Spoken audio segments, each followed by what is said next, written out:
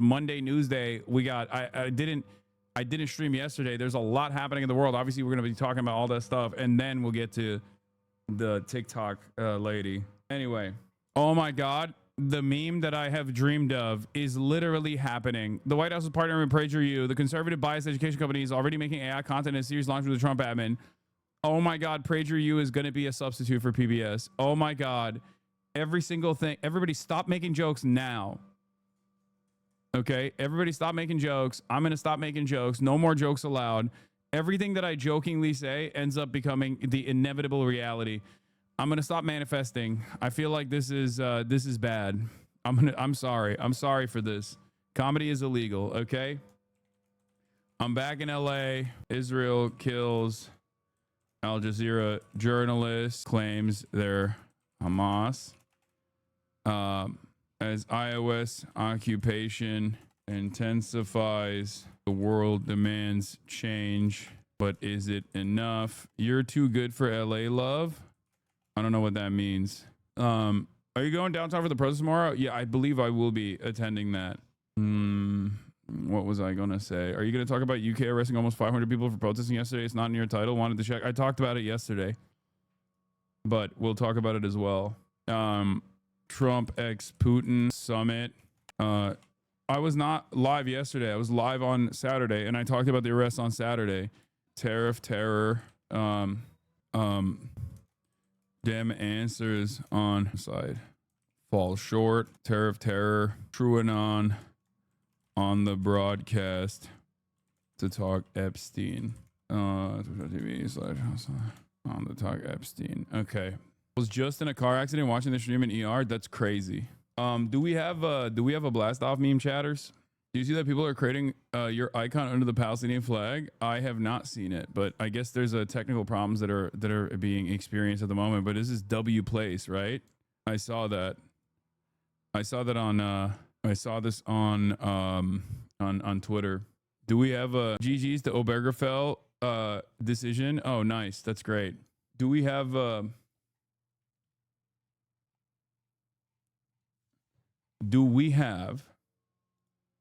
blast off meme?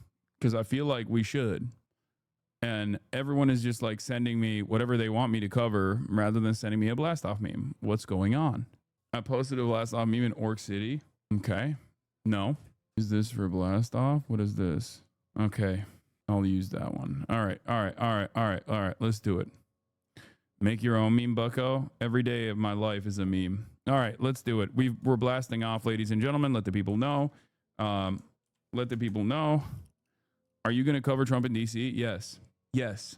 Trump trying to push for the federal, for the National Guard to federalize the police force of D.C. and Trump trying to use like the Department of Homeland Security agents to do like regular crime prevention in the streets of D.C. is something that I'm going to talk about. I have talked about it already. I briefly covered it, but I will continue talking about it. First reply being Aiden owns you is crazy. That's not that crazy. He has many botters that actively, I mean, this is the most they can do. Is Kaya a bear? Yes. Kaya is a bear. Kaya down. Thieves target Tennessee National Guard facility, stealing night vision goggles and more. Seems like an inside job per article. Oh, this morning I also did the Thomas Billio podcast, and he's like a big like entrepreneur guy. And I thought the conversation was going to be about like my, like how my business operates or whatever. And it turned into like just like a long 2-hour convo, 2-hour back and forth about like DSA, socialism in America, that kind of thing.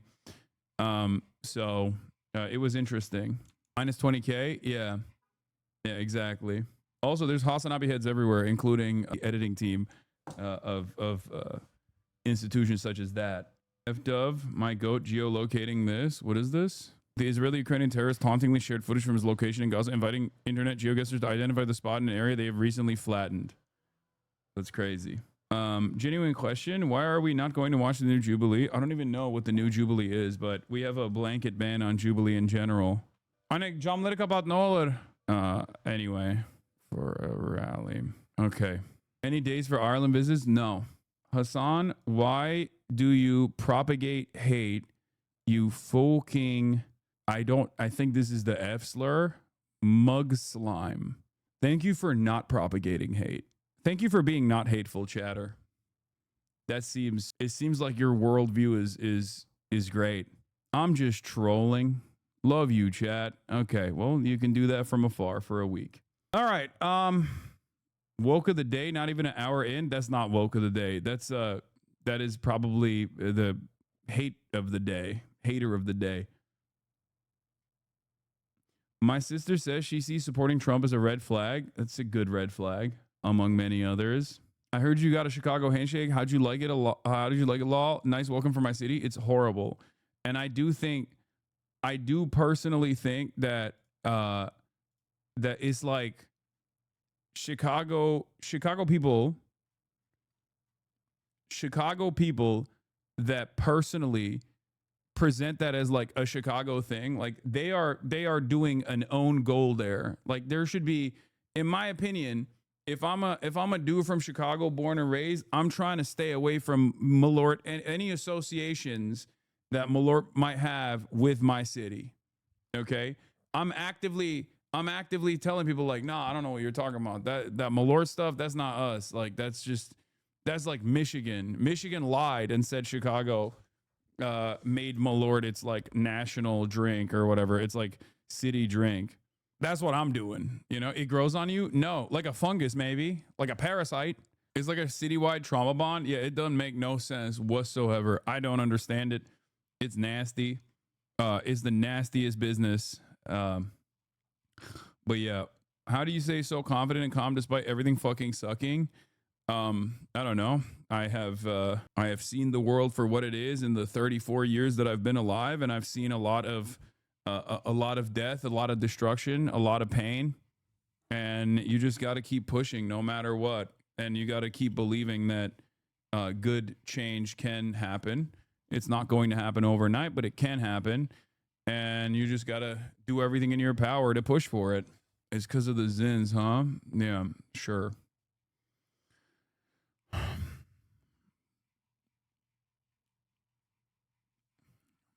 He says in the most monotone voice ever. I mean, it is what it is. That's just my voice. Anyway, let's continue. So Trump pauses the China tariffs again. It's so cool that he's just destroying China. He's destroying and then saving China over and over again. But it's very clearly a technique to dominate China in the marketplace of tariffs and the marketplace of ideas in general. You know, it's clear. Excellent 5D chess move, sir. Sir, it seems like it seems like you're really destroying China by basically tariffing everybody else but China.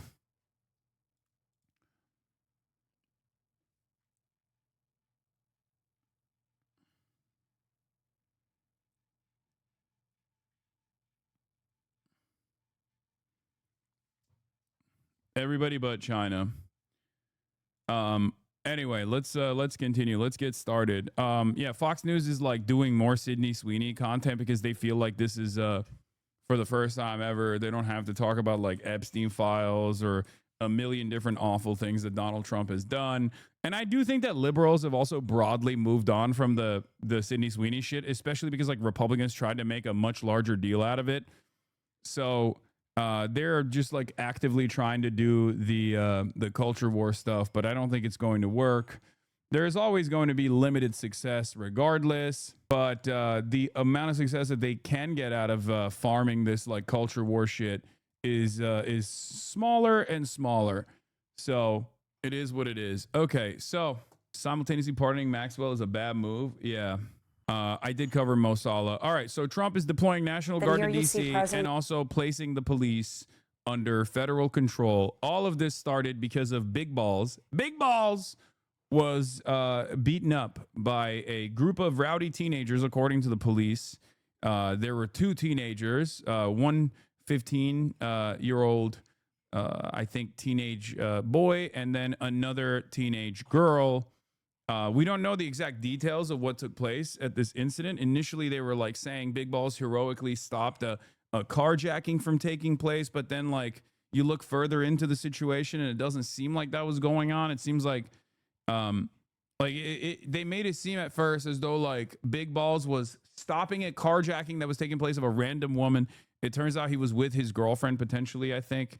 I just don't know the exact details of it, but it is Big Balls. We know that it is Big Balls. Big Balls was a victim of being attacked, a victim of an ass beating that he took from two teenagers, one boy and one girl. We know that those are the two suspects. It was the night of Big Balls. Many of you are laughing. Big Balls got his ass beat in DC by a teenage girl and a teenage boy, and you're laughing. And now Donald Trump is using, what are we doing, man? I can't believe these are the words that are coming out of my mouth when I'm describing like a potential federal takeover of law enforcement in the nation's capital. And like the fucking inflection point of this is Big Balls getting beat up by a 15-year-old girl and a 15-year-old boy. What the fuck is happening in this world, man? That's it. That's his name. His name is Big Balls. That is how we know him. That is how people have tweeted about the incident. None of this makes sense. Big Balls, for those of you who don't know, was one of the Doge employees, one of the barely adult Doge employees that was tasked with gutting the regulatory agencies. Oh, God damn. Anyway, here is Donald Trump taking the initiative. Trump walking up to the podium. Let's listen. I've been up here a lot. I've never seen a crowd like this. I think we need a ballroom, and that's happening. It's going to be a beautiful ballroom. This is really a lot of people, most I've ever seen in this room. And we're here for a very serious purpose. Very serious. Big Balls was beaten up. Very serious purpose. That's the very serious purpose we have here. We will never allow Big Balls to be beaten up ever again. He got beat up, but we won't let it happen again. This purpose, something's out of control, but we're going to put it in control very quickly like we did on the southern border. I'm announcing a historic action to rescue our nation's capital from crime, bloodshed, bedlam. Yeah, by the way, D.C. and many other American cities, of course, are experiencing the lowest level of crime. D.C. specifically, I think in like 3 decades, lowest level of crime. So like Donald Trump saying that this is like crime is out of control is just a relitigation of shit that is not happening. Once again, invent a problem that doesn't actually exist or a trend that is going in the positive direction, act as though it's actually in the negative direction, lie about it. No one is going to check you anyway. And then what do? You have to fix this problem that you keep claiming is going on. Okay? This is virtually everything that this administration has done. Literally, every time this administration identifies an issue that's taking place, it is basically a direct reversal of the reality. Okay, reality on the ground, immigrants are not actually contributing to crime in meaningful ways. As a matter of fact, undocumented migrants are responsible for much lower rates of crime per capita than natural-born U.S. citizens are. Donald Trump keeps claiming consistently that migrants are actually rapists, drug dealer, murderers, and they're doing tremendous amounts of crime. They're beheading people, hundreds of thousands of Americans a day or whatever the fuck. No one actually checks them. And then when he comes into power, he's like, well, we got to do some sort of immigration enforcement. Lo and behold, it turns out we're not actually apprehending these rapist, drug dealer beheaders. We're just apprehending regular ass people that have been fucking working at the goddamn fields to make a fucking penny to give back to their families. That's why they're doing these Home Depot raids, as a matter of fact. Is that where the MS-13 decapitators are at? That's what they're waiting at? They're waiting at the Home Depots?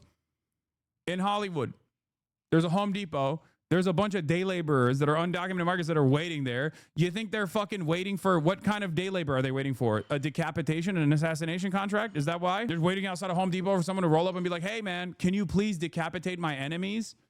Is that what's going on? No, of course not. It's fucking stupid because that's not a real problem. Donald Trump invented the problem. Well, Donald Trump didn't single-handedly invent the problem, but he just ran on this being a real issue.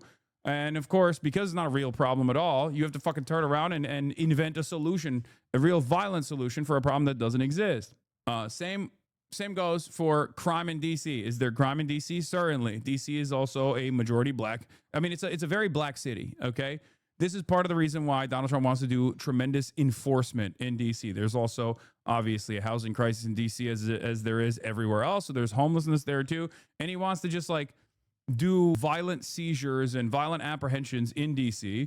And in an effort to make sure that this kind of attitude sticks, you got to just like point to one one instance of crime to say this is out of control. We got to fucking stop it.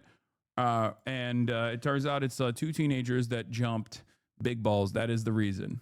Yeah, of course, violent crime is at a 30-year low in D.C., but don't let real information get in the way of creating a comfortable narrative, right? A violent, reactionary, right-wing narrative. Of course, too many newsrooms are just parroting the Trump admin's claims about crime and reporting on what's happening in D.C. as the National Guard is deployed into a crime crackdown. Violent crime in D.C. is 30-year low. Total violent crime for 2024 in the District of Columbia is down 35% from 2023 and is at its lowest as it's been in over 30 years, according to data collected by the Metropolitan Police Department and announced by the United States Attorney Matthew M. Graves. A breakdown of data is available here. In addition to overall violent crime reduction, homicides are down 32%, robberies are down 39%, armed carjackings are down 53%, assaults with a dangerous weapon are down 27% when compared to 2023 levels, with the district reporting the fewest assaults with dangerous weapons and burglaries in over 30 years. That's where we're at. It's like, crime is out of control. Look at how many black people are around. That's basically what it is. Do not let actual information, the truth, empirical evidence, and all the other gay woke shit like that get in the way of crafting a fucking right-wing narrative that justifies the military coming in and I guess like doing violent seizures and violent crime tackling. Okay, fake stats are woke, they're gay, it's made up. That's basically what it is. Okay, it's also, we're in a permanent state of like, what are you gonna fucking do about it with this administration? So they don't even care. They don't even care about this. And squalor and worse. This is Liberation Day in D.C. and we're going to take our capital back. We're taking it back. Under the authorities vested in me as the President of the United States, I'm officially invoking Section... What changed reduced crime so substantially? Crime rates increased dramatically due to COVID instability, and then it's normalizing once again. That's what's the major factor here. That's it. That's all it is. Crime has been on a consistent downtrend for decades at this point.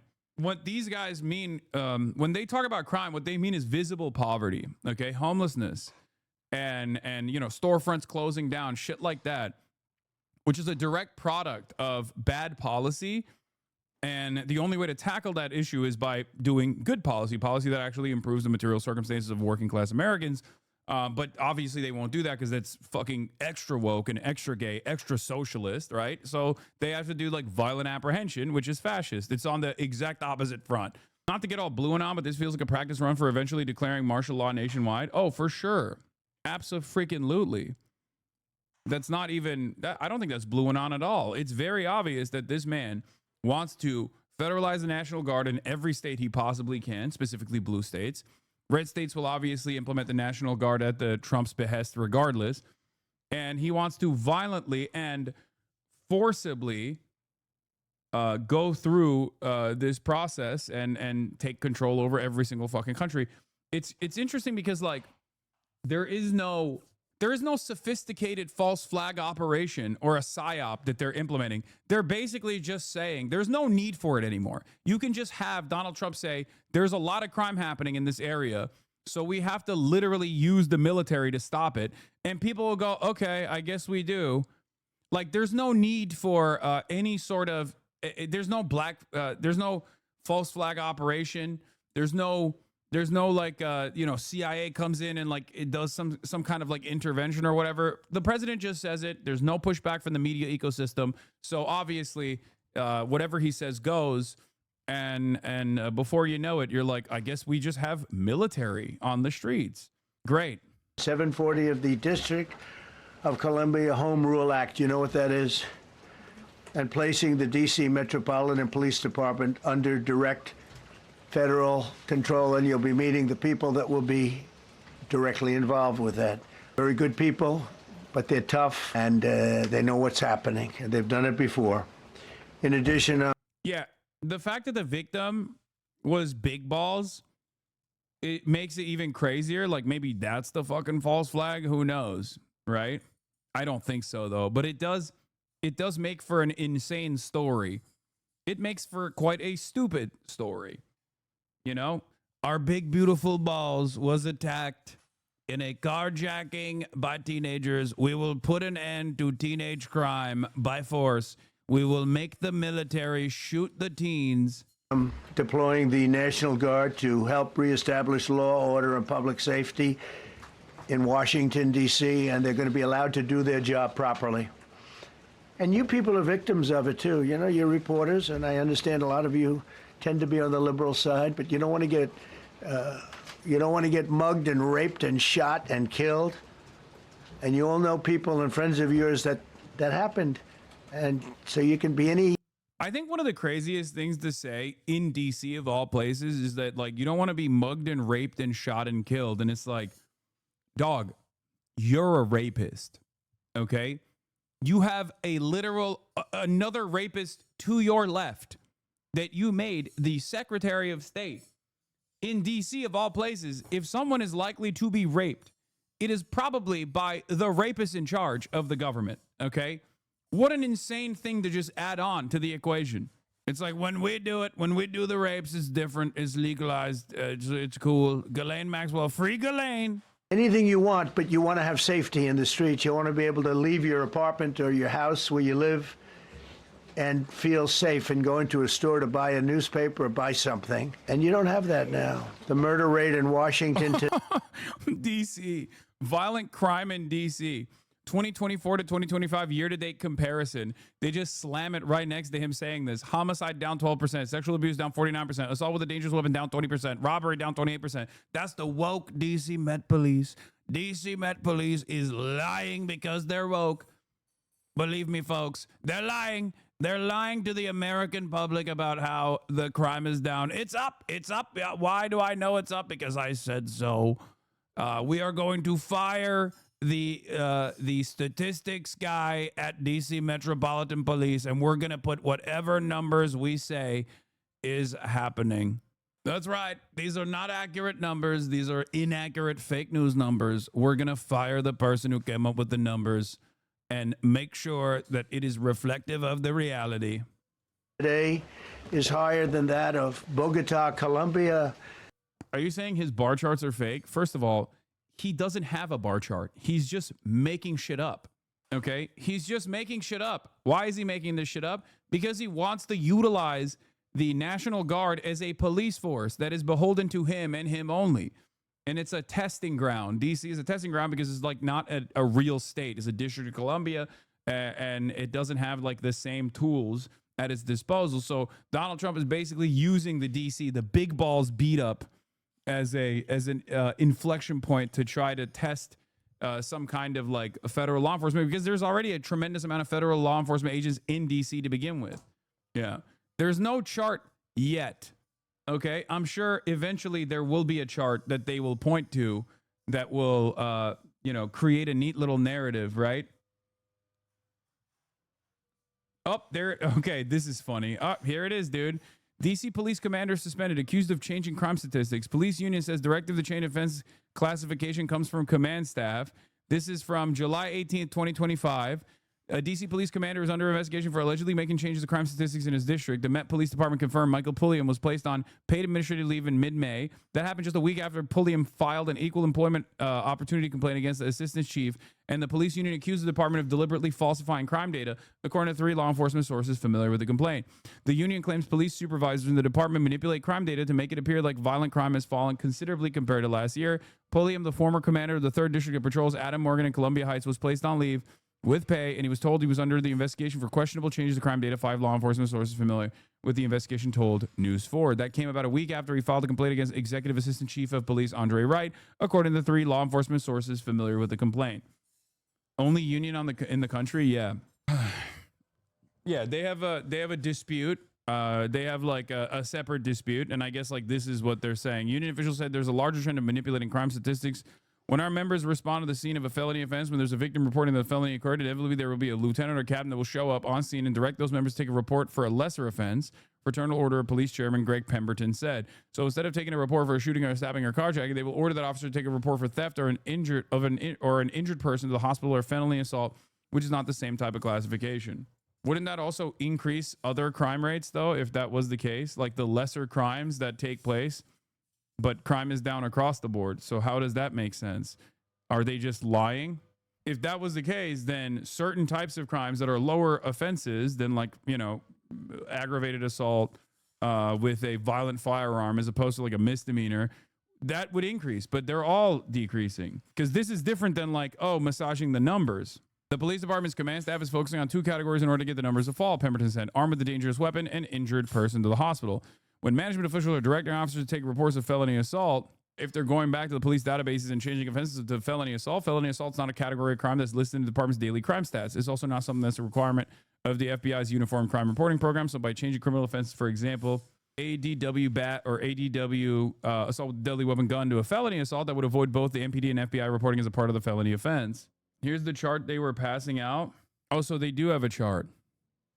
White House handouts passed out to reporters ahead of President Trump's news conference on DC crime.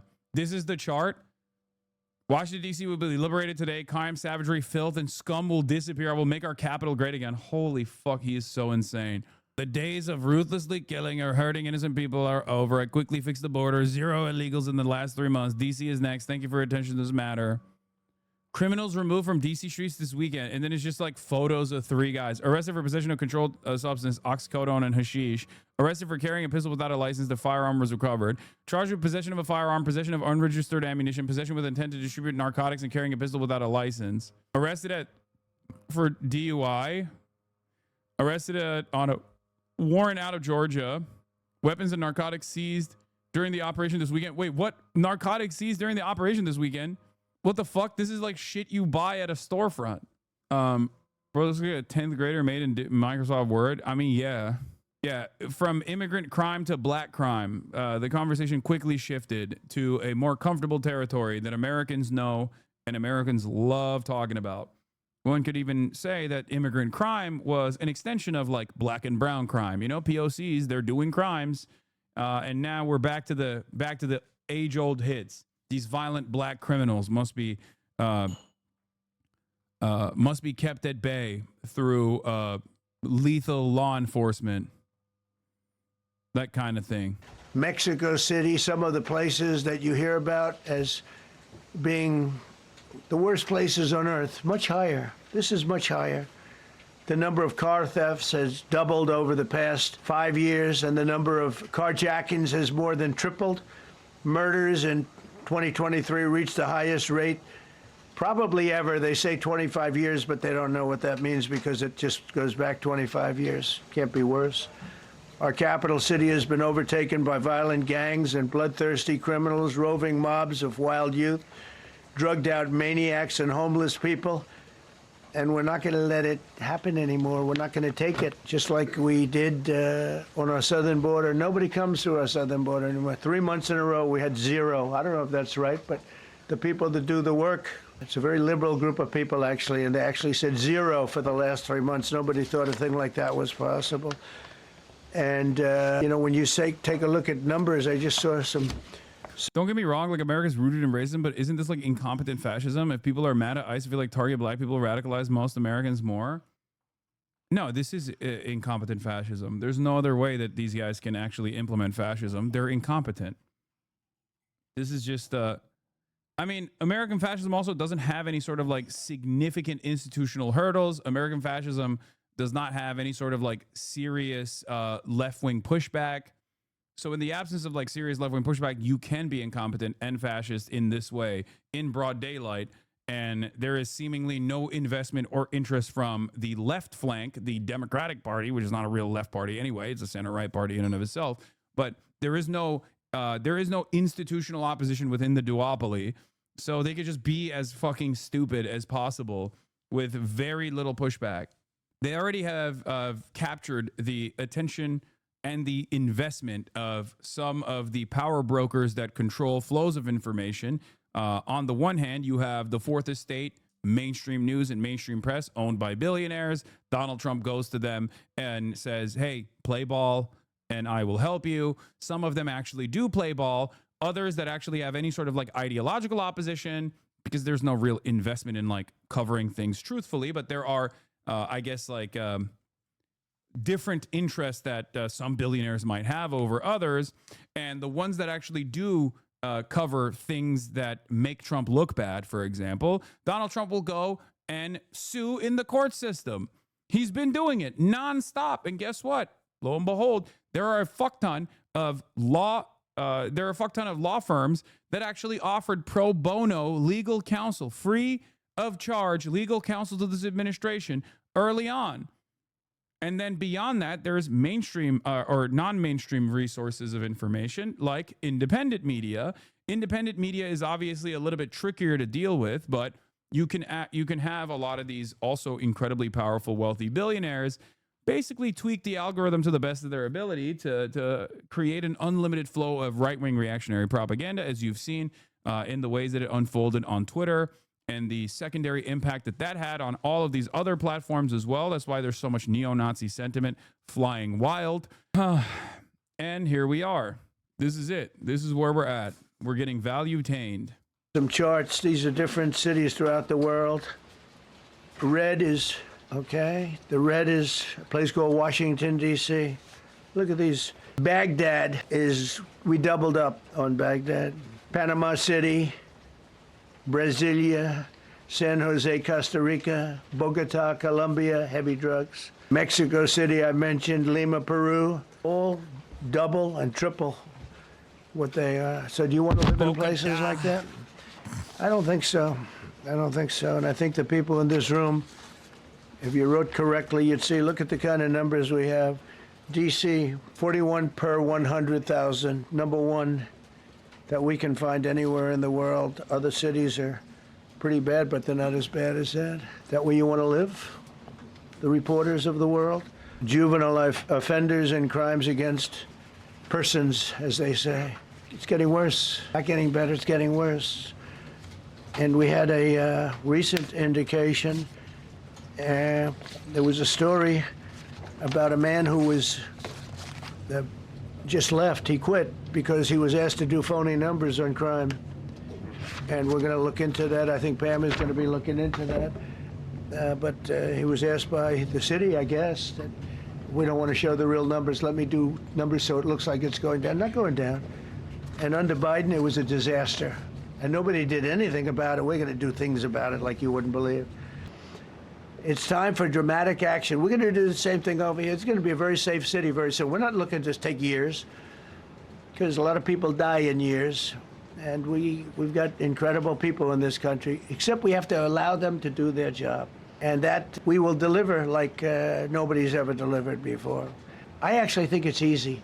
You know, if you're competent, it's easy. If you're incompetent, it's impossible. But I'm very competent.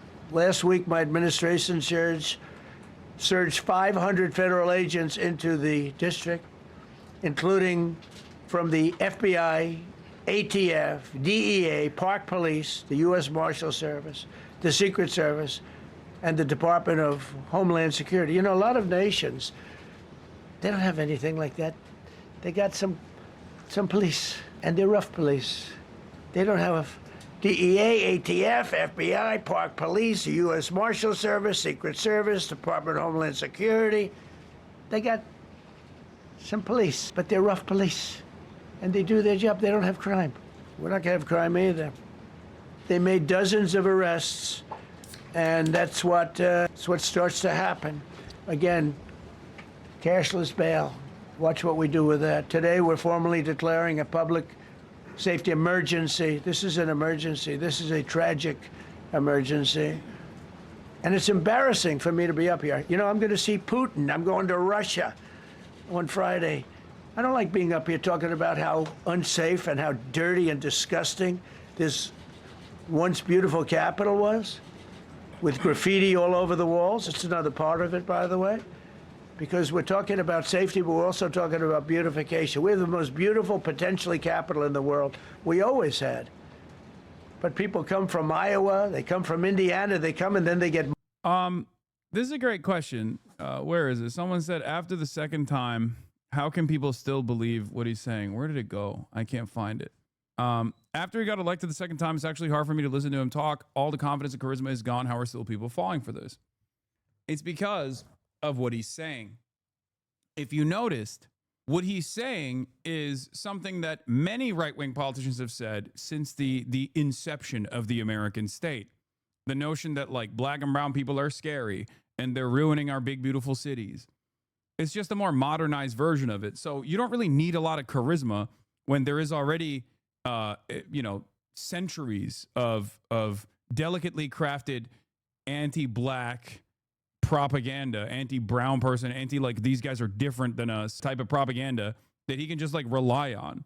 It's not just Fox News. This is far before Fox News. That's why I say like anti-blackness is fundamental. It's foundational to American societal development. So all he's basically doing is relitigating that same exact fear that many Americans have, and that's all they need to hear. They see it as him truth telling. Do you understand? And it's also like a bunch of other boomer problems as well. I mean, if you notice, he's like talking about the beautification of the city by like tackling graffiti. Like no one under the age of 35 is going to look at that and be like, wow, I'm glad that they're tackling it. Like that's not a significant problem facing any American, not even 35, under the age of 45. Who gives a fuck if there's graffiti everywhere? Are you kidding me? Make affordable housing happen, okay? People can't live in homes, and you're talking about like people vandalizing the beautiful city with graffiti. No one cares. I don't care. Graffiti is so not an issue that I would say that like in the millennial generation and onward, people literally commission graffiti artists to do like murals and shit. It's over. Like that's not a real point of contention at all for many people. The reason why he's doing that is because he's an old dipshit, and he is commanding the attention of other old dipshits who do care about that sort of thing and think like, oh my God, it's riddled with crime. Yeah, the pull up your pants caucus celebrating is right. That's exactly what's happening here. We're going to make it illegal to have your pants sag. That's right. It's no longer a thing. Because like, remember guys, a lot of racialized language in this country is insidious. It's like hidden. It's not, it's something that most people tune into, but refuse to acknowledge as like racialized. You can't just like straight up slam the N-word into your fucking propaganda because people will go, oh, that's a bridge too far for me. But if you hit it from different angles, like saying that they're thugs, saying that there's a lot of crime that they are doing, saying, at different times, there has been different versions of relitigating this same cycle, the same understanding that like black people are violent savages who are constantly doing crime and must be violently put down with a veneer of plausible deniability. Then you can get away with it. Mugged? Not going to happen. Keep coming, because by the time you get your trip set, it's going to be safe again, and it's going to be clean very quickly. We're going to replace the medians that are falling down all over the roads. We're going to replace the potholes. We're going to put a nice new coat of asphalt over the top. No, we don't have to rip the road out and spend 7 years building a new road because they cut everything. Because some designers said, well, we need a 1/4 of an inch more turn for safety reasons. We're going to do it right. We're going to get it done quickly. So today we're declaring public safety emergency in the District of Columbia, and Attorney General Pam Bondi, who's fantastic, is taking command of the Metropolitan Police Department as of this moment. And I'll be making the appropriate notifications to Congress and to the mayor, our new DEA administrator, who's one of the top in the country. He better be Terry. If you're not, I'm going to get rid of you so fast. Terry Cole. Terry, thanks. Very good. We just got him. Most highly recommended person. Bro, why can't he do something about a real issue instead of making everything worse? What do you mean? That's the whole principle behind reactionary politics, and it's looking at the reasons as to why crime persists, and instead of actually tackling the material inequities at the heart of why crime happens, okay, instead of tackling the root of why these crimes happen, which is, of course, woke, gay, and socialist, the solution to these issues. So you can't do that. You have to continue. You have to continue with more and more violent and apprehensive law enforcement policies. It's just law and order. That's what you got to do. More law and order. More law and order. Which, of course, exacerbates the inequalities anyway. It doesn't actually solve the problem at all. It maybe like sweeps it away from the public eye for a little bit. And you'll be designated as the interim federal commissioner of the Metropolitan Police Department. Okay? And you run them tough. They're good. You have a lot of good people. You have people that shouldn't be there. You also have people that shouldn't be there. They got in there because of woke. But you have a lot of great police, and those people are the ones that want to help you. Pamela, it was more than an hour. You got people in there because of woke. Incredible, man. Incredible. You got people in there because of woke that shouldn't be in there. I mean, what do you say to that? What do you say to that? That's the president, man.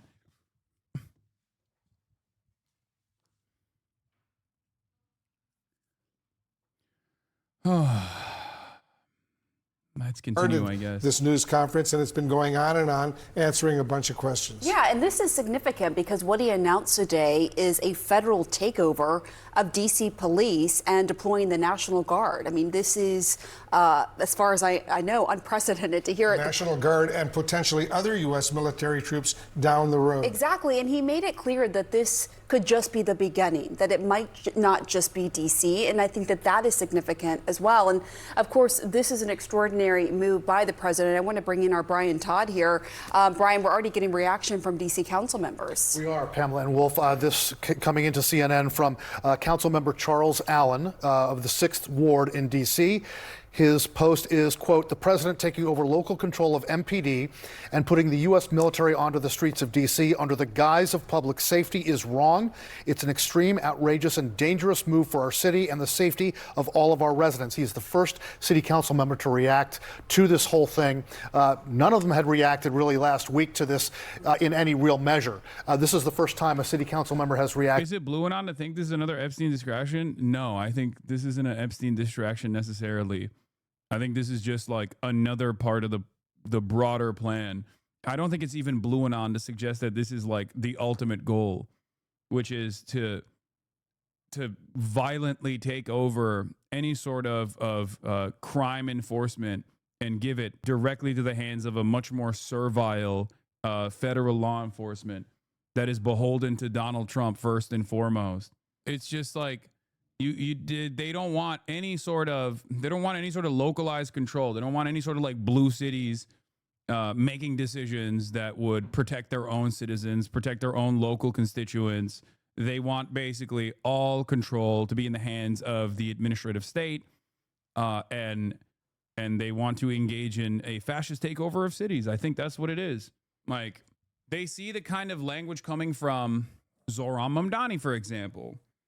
And it's like, oh, you do this to DC first, and you have a successful strategy that you've implemented in terms of like a brown shirt fascist takeover over the Capitol. Then you can do it in New York City too.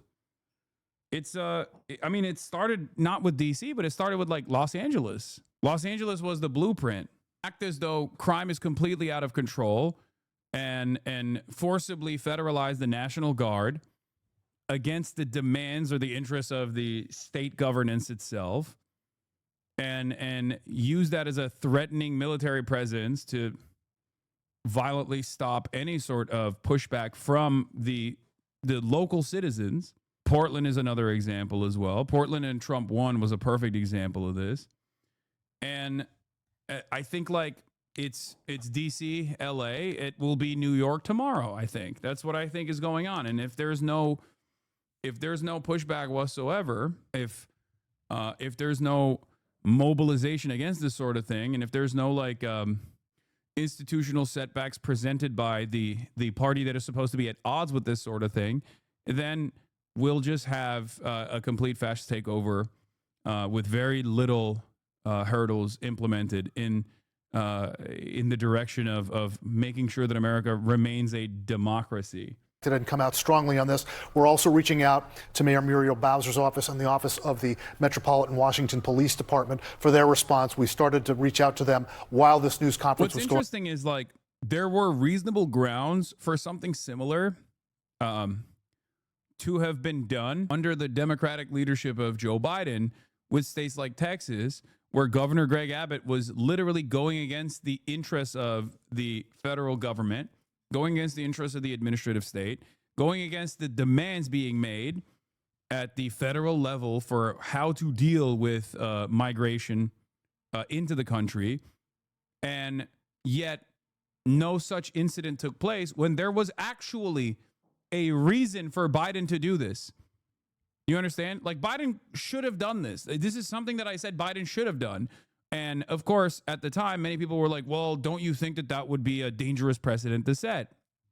No, because if a fucking, if a state is deciding that they're just going to violate the aspects of the federal government that have full control over, like, immigration, for example, and they're just going to seemingly decide on their own what to do, and then they're going to do human trafficking, which is what Greg Abbott and Ron DeSantis famously did when Biden was president, then you have to punish them. Otherwise, if you don't fucking punish them, they're just going to continue doing it.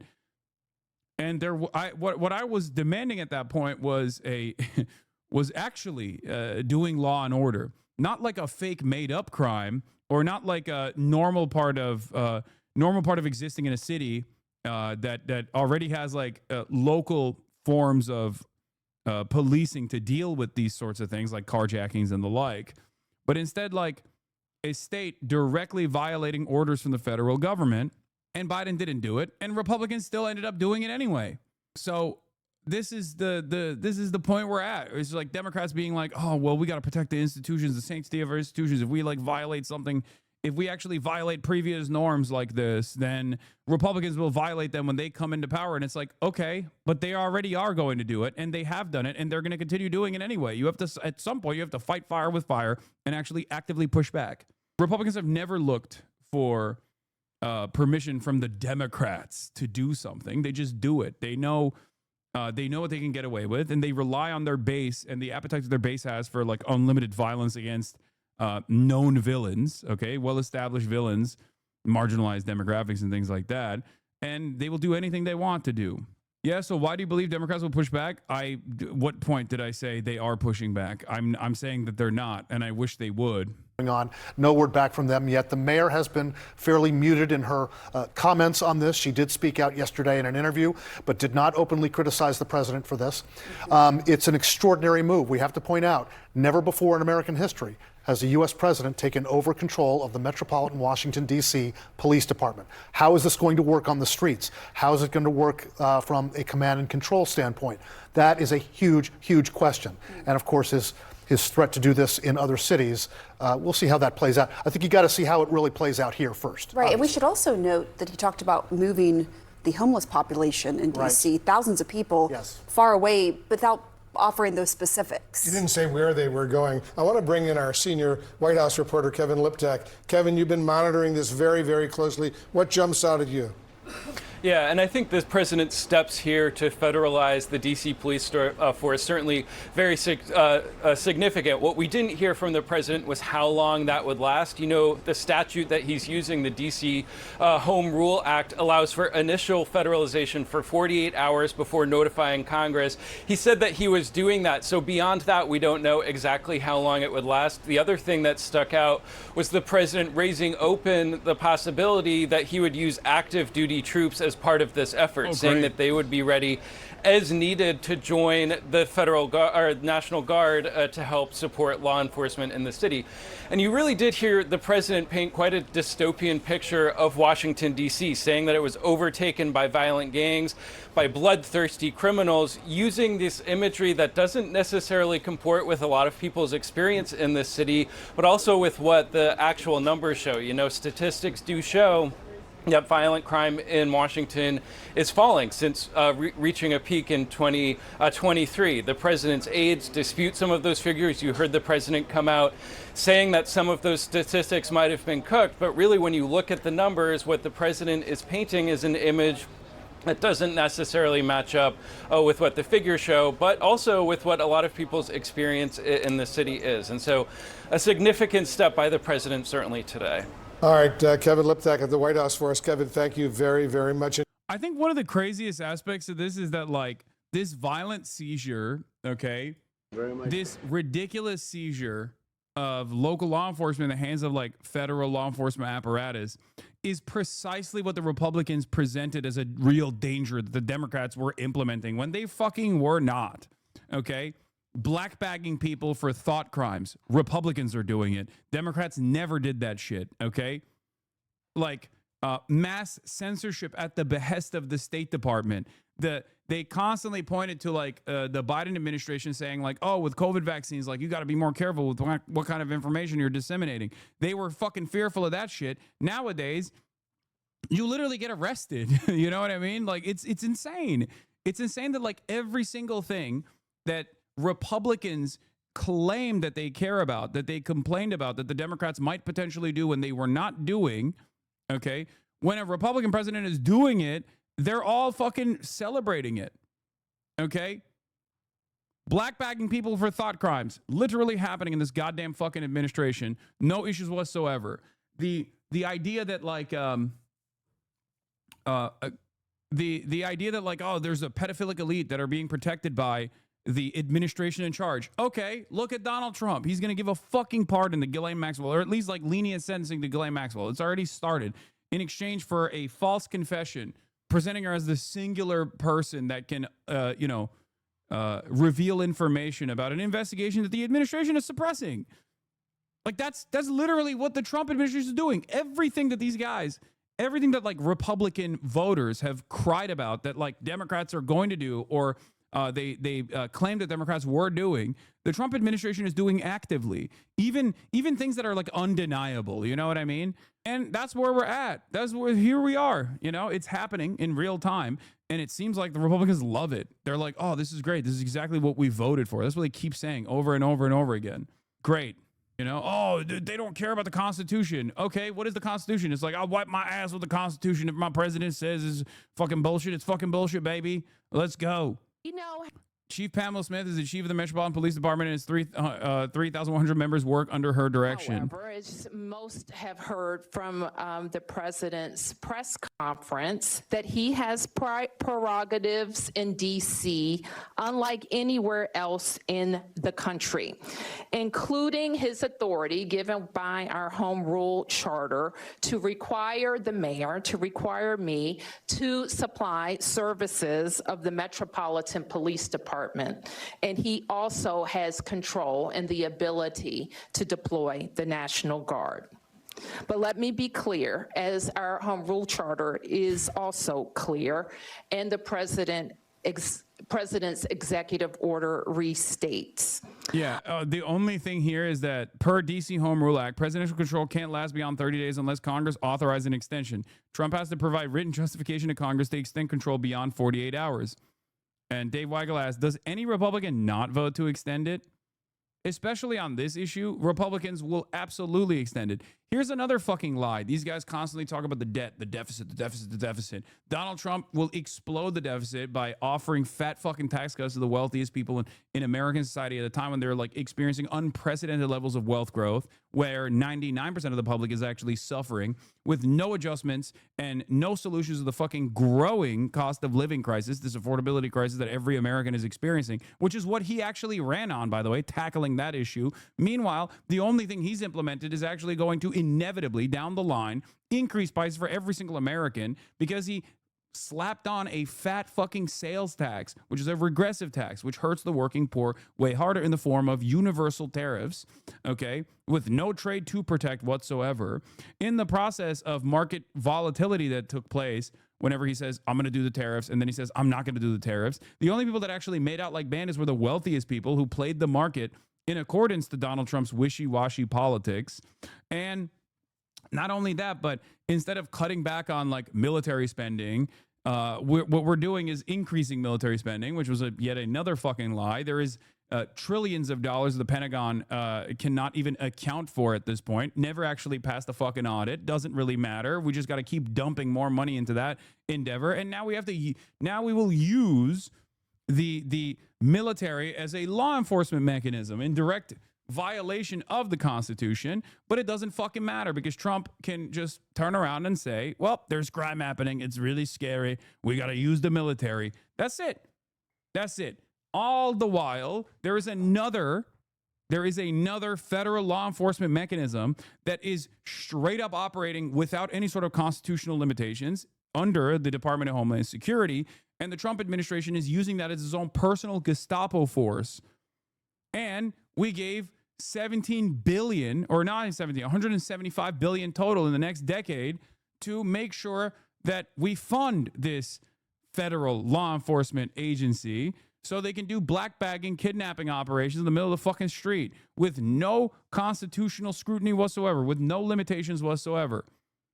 They operate outside of the bounds of the Constitution at the direct behest of the president. You make these decisions if you feel like you're never going to lose an election or if there's no election ever going to take place whatsoever. Make no mistake. That's why I keep saying, perhaps jokingly, that like, who knows if we'll have another fucking election, you know? These guys are moving. These guys are moving like they don't care if Democrats ever actually come back to power, because either they believe that the Democrats won't do anything with this newfound consolidation of power at the White House, or they'll never actually reach the White House ever again. Meanwhile, you still have, what's up with the new IDubbbz drama? I don't know, man. Why would I know anything about the new IDubbbz drama? Brother, there is a fucking fascist takeover taking place in broad daylight in the fucking federal government at the Capitol, and you're like, what about IDubbbz? That's amazing. Chief Pamela Smith is the chief of the Metropolitan Police Department, and its 3,100 members work under her direction. The Home Rule Charter requires the mayor to provide the services of MPD during special conditions of an emergency, and we will follow the law. Though there's a question about— It's your fault you cover YouTuber drama so much. Yeah, you're right. Here, I'll get people to forcibly lock in the subjectivity of that declaration. In fact, the chief has already provided a high-level liaison. Anyway, let's continue. Breaking. Hegseth announces mobilization of the National Guard in Trump-ordered crackdown on D.C. crime. Pete, could you say something about the military issue? Well, Mr. President, it's an honor to be here. And at your direction this morning, we've mobilized the D.C. National Guard. It'll be operationalized by the Secretary of the Army, Dan Driscoll, through the D.C. Guard. You will see them flowing into the streets of Washington in the coming week. At your direction as well, sir, there are other units we are prepared to bring in. Other National Guard units, other specialized units. They will be strong, they will be tough, and they will stand with their law enforcement partners. This is nothing new for DOD. As the president noted, at the border, we've got 10,000 troops down there who've been operating in defense cooperation areas, defense zones, where there's zero illegal crossings because of troops on strikers scanning the border. We've been protecting other people's borders for 20 years. It's about time we protect our own. And we're working with ICE and CBP. In Los Angeles, we did the same thing, working with the California National Guard, working with ICE officers. ICE officers deserve to do their job and not be attacked. We will work alongside all DC police and federal law enforcement to ensure this city is safe, this city is beautiful. And as I always say about President Trump to the troops, he has their back. And my message to the National Guard and federal law enforcement in Washington is, we have your back as well. Be tough, be strong, we're right behind you. I'm going to ask Pam, if we could keep the first questions perhaps to this subject, and then we'll go on to a few others. Please. Mr. President, thank you so much. Can you talk about— Remember when Hegseth was told to stay home during J6 because he has Nazi tattoos, and even his command knew they were a red flag? Certainly nothing of concern now that he's doing martial law in the same city we are in hell. Yeah, I mean, that was like a big part of the reason why he became the Secretary of Defense, because Donald Trump heard that story and was like, that's exactly the kind of guy that we need to have running the military. That's real, by the way. That's a real story. Pete Hegseth is a part of the National Guard, okay, at the time. And because he has like a Templar tattoos and like Crusader tattoos and shit, they're like, hey, you can't be a part of the security detail. You have Templar tattoos. That's insane. So he takes that personally, and he wrote an entire fucking book about it. And now, you know, now he's at the now he's at the tippy top. It's just tattoos, Hassan. Yeah, exactly. No, it's just us. Yeah, when people have like fucking swastikas and shit, it's just a tattoo, bro. It's not like the actual tattoo. It's what the tattoo is, the meaning behind it, you know? How personal of an issue this is. You talked about flying over the Washington Monument and seeing the pride of what DC is. And do you believe that the status of the city, the cleanliness, the way that crime is low, is a direct reflection on how the country is run? Yeah, I do. I think the Capitol. Look, everyone comes here. They're all coming. All the leaders, they're all wanting to come. And I say it. I've said it again, but I'm really just quoting. For years and years, I have warned about this. I said over and over again that if the opposition party that was in charge at the time does not create a counter messaging campaign that is dedicated to calling into question the right-wing hysteria and the right-wing panic surrounding the crime wave, then this is the only thing that people will remember, and they will be infinitely more susceptible to this kind of hysteria when the Republicans inevitably come back in charge and they actually do the violations, they actually do the crimes to stop a fucking crime wave that they have whipped up. And of course, they didn't do that. Instead, they fell mercy to the right-wing reactionary sentiments surrounding big crime in big blue cities. And they themselves were like, we got to do something about it. More apprehension is a necessity. More violent enforcement is a necessity. And here we are.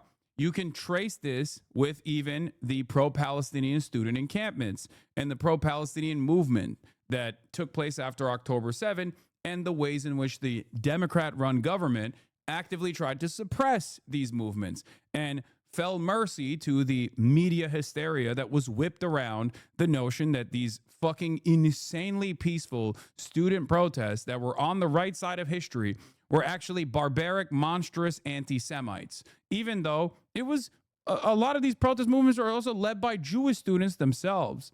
Okay. There were 3,500 arrests of student protesters under the Biden administration. What do you think happens when Trump comes into office? Of course, he's going to escalate the problem.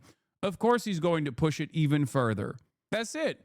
Part of that is because the Democrats also don't mind this kind of fascist takeover. That is the reality, okay? For a lot of these issues, especially when it comes to Israel, Democrats would rather have Americans shut the fuck up than to actually listen to the reasonable voices coming from their own constituencies, the reasonable voices demanding positive change in this direction, because it is a utterly immoral circumstance that they've created, a genocide that is unfolding with American weapons, with American protection, and with American legal cover. But this is simply one issue that is a glaringly obvious issue, okay, that I'm using to show that this is an emblematic problem within the Democratic Party's infrastructure as well.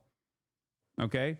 The idea that like they bear no responsibility for the shit that Trump administration is doing when they literally set up the grounds, they set up the environment that the Trump administration is taking advantage of, it's important to address. It is important to address. Other leaders from NATO, from the Middle East, King of Saudi Arabia, Qatar, UAE. I was over there. We brought back $5.1 trillion of investment into our country. But a month and a half ago, I was at NATO.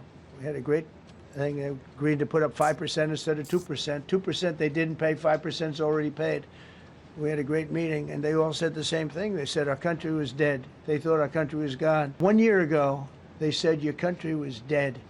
And now you have the hottest country anywhere in the world. We do. We're the hottest country in the world right now. Still the hottest. The tariffs have helped. It's given us not only the money, it's billions, trillions of dollars of money, but it gives us great power. It's also crazy because it's like so, like the promotion of this is so objectively stupid, like dumber than ever before. Even previous Republican administrations would probably try to massage the narrative a little bit. Like they wouldn't just be like, it's woke, it's gay, we are so hot, we're hot.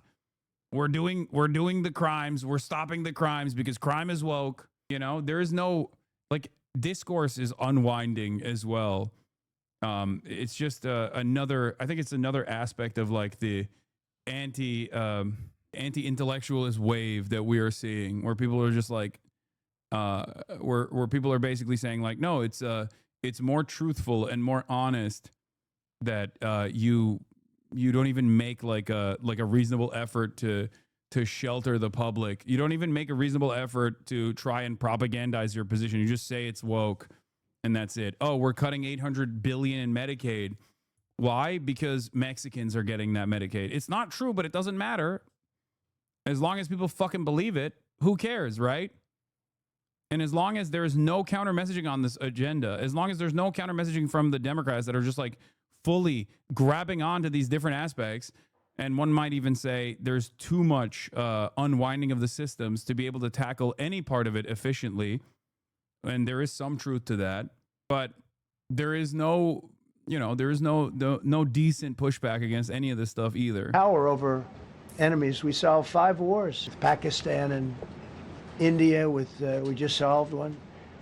Azerbaijan and, as you know, and Armenia.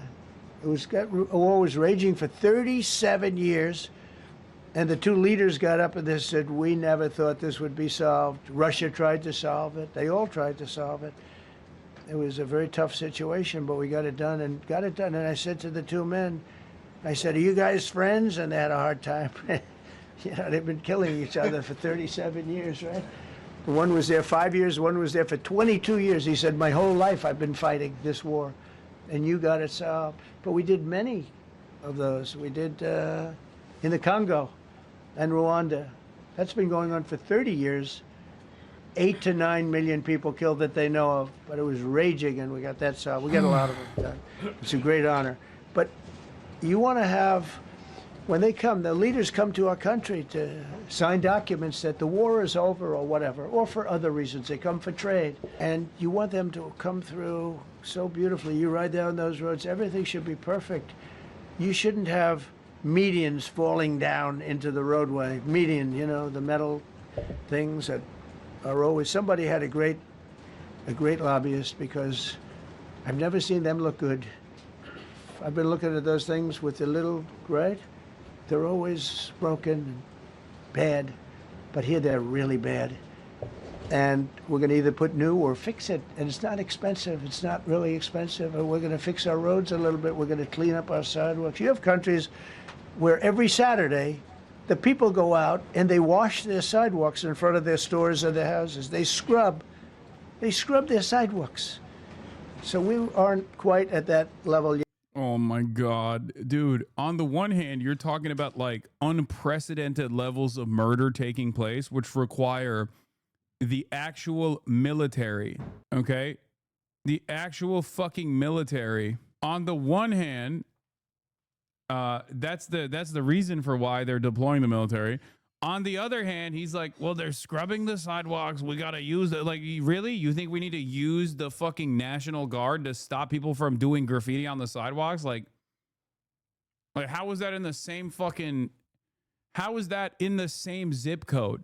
It's like talking about nuking DC. We got to nuke it. There's too much graffiti. There's violent crime, but then also too much graffiti. We got to nuke DC. Yet I don't think, Gaddy, we're not quite there yet, but maybe we will. They go out and they scrub. I think it's so beautiful to hear that and to see those stories. But yeah, what are we going to do? Are we going to get the National Guard to scrub the sidewalks? Because I'm in favor of that, for the record. I think that's a great idea. It's just, I don't think that that's the purpose of the military. I don't think he's going to use the military to do that. We're going to make it clean. But just to finish with your question, it's a very, very strong reflection of our country. And when they see a bad city, my father always used to tell me, I had a wonderful father, very smart, and he used to say, son, when you walk into a restaurant and you see a dirty front door, don't go in. Because if the front door is dirty, the kitchen's dirty also. Same thing with the Capitol. If our Capitol's dirty, our whole country is dirty, and they don't respect us. So it's a very good question, actually. Okay. This is yet another instance where the Republican administration is pointing to like a real issue, right? But their solution is fucking insane. City beautification is a good initiative. I am in support of that. Our cities are fucking dirty. But the solution to that is increasing public sanitation jobs, good paying unionized jobs. That's what you're supposed to do. That is what every single capital and every single big city has done throughout history. Okay? You look at Japan, you look at any country where there is a major city where there's issues with sanitation, you have, or no issues with sanitation, where the cities are actually cleaner. Look at China. China is a great example of this. Chinese cities are packed with motherfuckers that are constantly keeping the city clean. Okay? That's not what he wants to do. Like, it's a reasonable, it's a problem for sure, but his solution has nothing to do. His solution has nothing to do with the actual issue that he's presenting. It's so fucking dumb. Question for you on the specific issue. Do you expect more cities to follow DC's path if this goes through? So the idea is that Chicago, LA, San Francisco, would they expect similar action what we've seen in DC? And the other question, sir, there's reporting that the administration is going to reclassify marijuana. Would that send mixed messages that if marijuana is okay, some drugs are okay, but we're trying to clean up crime? How do they go hand in hand? We're only looking at that. That's early, but somebody. Yeah, conservative politics is simple. Either you create a fake crime or you create like a fake problem, okay, by directly distorting the stats or just straight up lying about the stats. Immigrant crime panic is one great example of this. Or you point to a real problem that exists, like, I don't know, not having like adequate funding for sanitation, and the consequences of that is just like there's trash everywhere, right? Like, and your solution to both of these, both imagined and real problems, is completely insane and has nothing to do with solving the problem whatsoever, because the solution always is more militant enforcement. There's just more people that we can put in jail. It's not enough that we already have a profoundly violent local law enforcement apparatus, but we need to use an even more violent organization that is not tasked with domestic law enforcement capabilities at all. We got to use them now to just terrify people. Supported it, which is fine. We're looking at it. Some people like it. Some people hate it. Some people hate the whole concept of marijuana because if it does bad for the children, it does bad for people that are older than children. But we're looking at reclassification, and we'll make a determination over the next few weeks. And that determination hopefully will be the right one. It's a very complicated subject, the subject of marijuana. I've heard great things having to do with medical, and I've had bad things having to do with just about everything else. But medical and, for pain and various things, I've heard some pretty good things. But for other things, I've heard some pretty bad things. The other part of your question, I mean, we're just going to see what happens with it all. We're going to have a tremendous success in what we're doing. Other cities are hopefully watching this. They're all watching, just like everyone's watching. This is it. This is the real shit. Okay, notice what he says here. This is the real purpose. Other cities, specifically blue cities, better take note of what we're doing here because we're coming for you as well. I live in Los Angeles. I've already experienced a version of this here in my fucking backyard. Okay? Federal government does something. Federal government leads by this insane hysteria of like rapist, criminal, drug dealer migrants. Okay? Then they implement the federal law enforcement apparatus that works outside of the confines of the Constitution to violently rip families apart. There is a lot of animosity against this decision. People actually mobilize to protest these decisions, to disrupt these operations because the politicians are not doing shit. Okay? And then he sends in the military to stop the mobilization. I will say this. There is a reason why he doesn't do this kind of stuff in red states to the same degree that he does in blue states, because obviously his base lives there for the most part. And they would get incredibly fucking resentful and incredibly angry at Trump if he were to do these exact same operations. That's why he's like focusing all of his efforts on California and New York. There are plenty of undocumented migrants that live in Texas. There are plenty of undocumented migrants in Florida. The reason why, are people in LA not protesting anymore? No, they are. They have never stopped protesting. And even though I'm an LA resident myself, I was oblivious. I was unfamiliar. There has been an ongoing protest happening outside of the ICE detainment centers, literally nonstop. It's just, it doesn't get any media attention. And not only does it not get any media attention, it doesn't even get social media attention. That's the reason why, like, on TikTok, there's a hashtag LA Music Festival where people constantly talk about, like, how there's a 24/7 music festival happening in Los Angeles. It turns out that is not a music festival at all. They're just talking about ICE protests that have never stopped going on. Here, they're all watching, and maybe they'll clean up, and maybe they'll do this and get rid of the cashless bail thing and all of the things that caused the problem. I mean, if you go back, this whole thing with cashless bail is a disaster. So many problems came that we never had before. So they're watching us today, and if they don't learn their lesson, if they haven't studied us properly, because we're going to be very successful. I have zero doubt about that. It's going to be. It's a question of will it be really fast, like the border.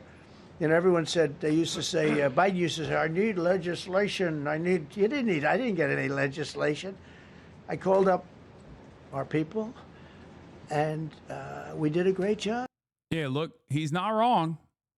Biden said, I need legislation. I didn't need legislation. He's right. He's right. It turns out you don't actually need it. You just need to just kind of do it. That's why I kept saying over and over again throughout the Brandon regime that he should behave in the way that, like, Republicans do, but for good rather than for evil, in the simplest terms. Democrats are too afraid of shaking things up. Tom Homan was great. As you know, our secretary did a great job. They did a great job. There's no games. They didn't play games. And we're going to have the same thing here.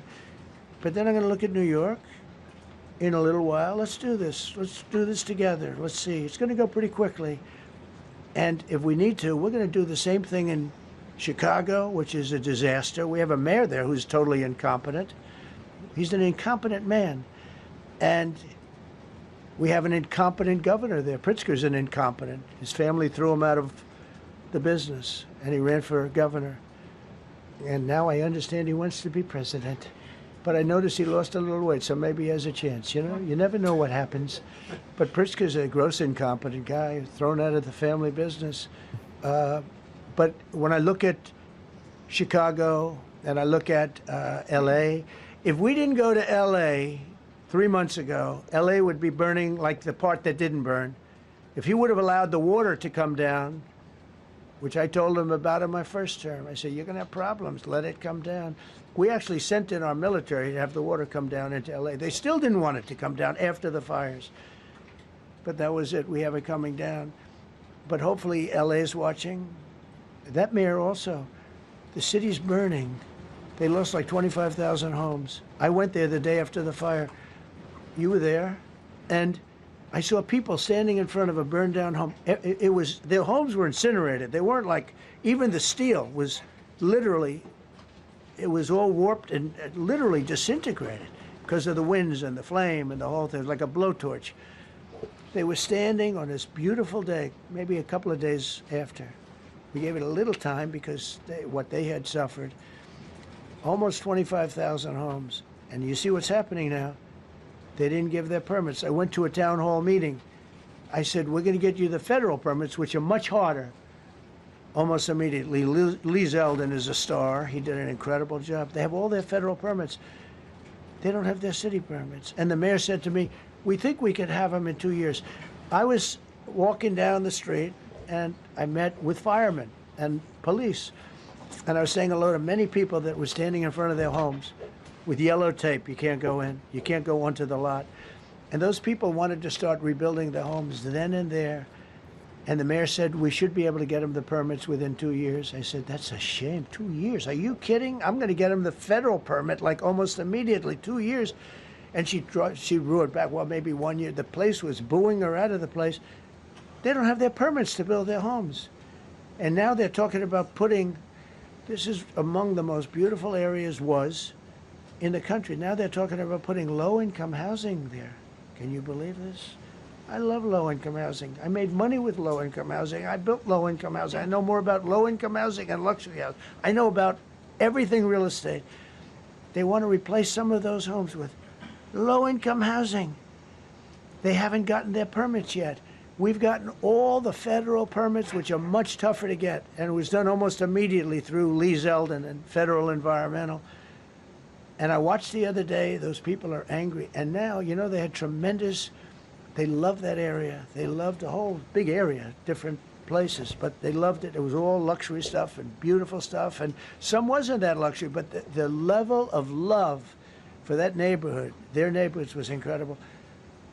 And you know what? I watched people on television, they want to go, they want to leave. They've lost their spirit, they've lost their heart, because the mayor's incompetent. And Gavin Newsom is incompetent. He's got a good line of bullshit, but that's about it. He's incompetent. And you have Los Angeles is, you know, it's amazing. You know, I called, the first thing I did, I got the Olympics to go there. I was the one that got it. And by a rare thing that happened, I'll be the president. I was very upset because I got the Olympics there, and I said I won't be president when it comes. But bad things happened, and illegal things happened, really illegal things happened. Do I remember the question? Fuck no. Neither does Trump. Neither does anyone in the room. I don't remember the question. When has Trump ever answered a question that was directed?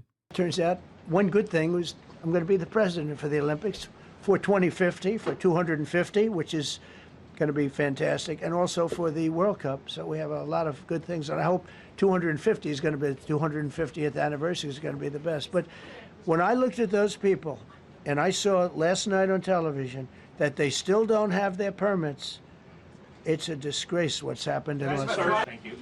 It's a sad state of affairs, but the only thing that we can rely on is the consistent ways in which this administration fucks up everything that they're trying to do, because they're so incompetent, because Trump has designed it on the virtues of loyalty rather than the virtues of competence. So they just keep inevitably failing on things that they try to implement. Like, one example is a more competent administration that is tasked with doing a reactionary takeover and violating the Constitution slowly but surely would not have gone after Mahmoud Khalil, right? They would have gone after someone who wasn't a green card recipient, with a American citizen wife, with a child on the way. They would have gone after a student visa holder who had said things that would at least like come across as violent. You know what I mean? They would have done that, but they're so incompetent. They went after someone who was perhaps the most defensible person, even in the eyes of the broader public. Okay? Not that it matters. The First Amendment is still the First Amendment. Even if someone who had a student visa and they were still saying, like, I love Hamas or whatever, that's still constitutionally protected speech. But at least they could have made a better, more compelling argument for broader subsects of American society.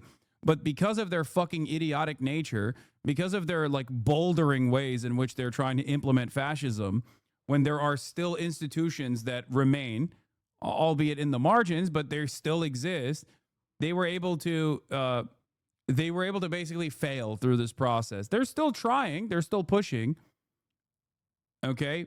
Having said that, it has been somewhat of a failure, not due to Democratic pushback, mind you, but due to their own inability to implement a broader strategy, a broader strategy of like unwinding constitutional protections in a way that like most Americans will not bat an eye at. Okay, having to lie about Khalil proves how flimsy and failure this has been. Exactly. People can obviously debate the deportation of foreign students, though Trump's policy isn't to deport foreign students, only those who criticize or oppose Israel. But lying about what Khalil said shows how weak the case is. Here's what Rubio claimed. Like that's what this is it. This is what I mean when I say the only thing that we can rely on is the consistent failures and the consistent incompetence of this administrative state that will inevitably set its own setbacks. Why is a guy like that allowed in the United States on a visa? Let's take a look at what Marco Rubio is lying about here.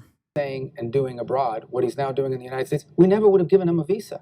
He was on TV, I think it was yesterday or the day before, arguing that October 7th had to happen, that it had to happen, that it was a necessary evil. Now, he didn't call it an evil. He said it's a necessary thing, it had to happen. This is just completely made up, you know? And while this might work in garnering some kind of support from your base, I don't think you can just like make this shit up in a legal setting. The hell's he talking about? No, he's just making shit up. That's it. He is just making shit up. That's not what he said. Not only is that not what he said, but even if that was what he said, it still would not be reasonable grounds for deportation, for the record. Make no mistake. Okay? But that's not what he said either. Why is a guy like that allowed into the United States on a visa? He's not entitled to a visa. So it has nothing to do with what they're saying. It has to do with what they're doing and its implications on the U.S. Student visas are a privilege. They are not a right. He's not on a student visa. He's a green card holder who was one step removed from full-blown citizenship, for the record. So even that part is wrong. But he has to make it seem like that's the case. It's so stupid. Trump has just announced Attorney General Pamela Bondi is now in charge of the D.C. Metropolitan Police Department. This is what the Nazis did. I mean, yeah, straight up. Trump ordering the National Guard of Washington, D.C. is a good reminder of what Democratic failure looks like. Democratic administrations had years to change the law, so D.C. as a city wasn't a prisoner of Congress and the feds.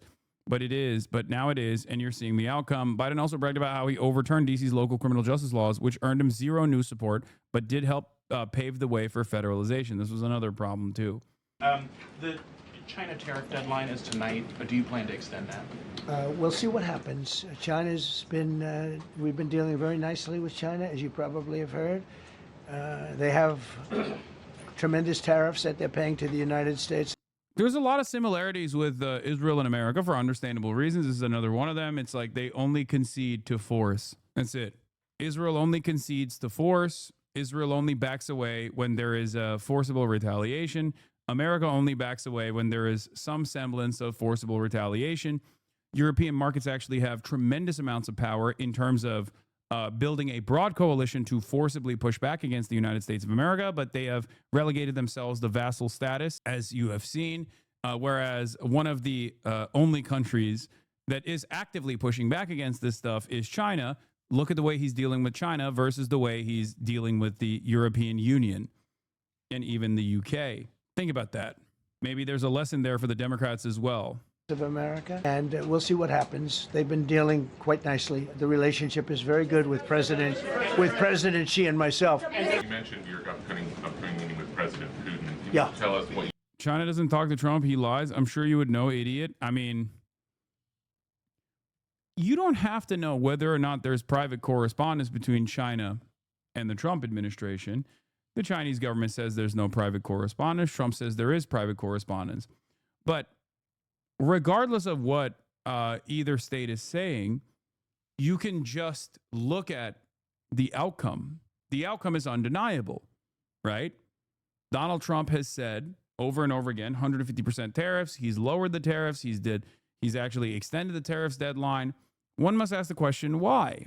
If China is at a servile state to American interests and their economy is at the point of collapse, if collapse is imminent, then don't you think that they would be basically running to Donald Trump in the same way that, like, you saw European leaders run to Donald Trump? That's it. That's all you need to look at to make up your own mind on whether or not Donald Trump's posturing is correct or if he's just making shit up. In the process of this conversation, Donald Trump also literally turned around and extended the China tariff truce for another 90 days as of 11:30 this morning. If Donald Trump was destroying China right now and bullying China and China was on the verge of collapse, don't you feel like they would have actually made a public show of conceding and I guess like giving into whatever insane demands Trump is making currently? To get out of that and whether you consider inviting President Zelensky to join? So you have to understand, this is a war that should have never happened. This is a war that wouldn't have happened if I were president. It would have never happened. It was the apple of his eye. I got along very well with President Putin. But if you look, under President Bush, they took a lot of territory. Under President Obama, they took a lot of territory. Under Biden, they essentially took the whole thing. You know, it's just a question of time. Under Trump, you know what they took? Nothing. I was the one that said, you can't build your pipeline. That was half built.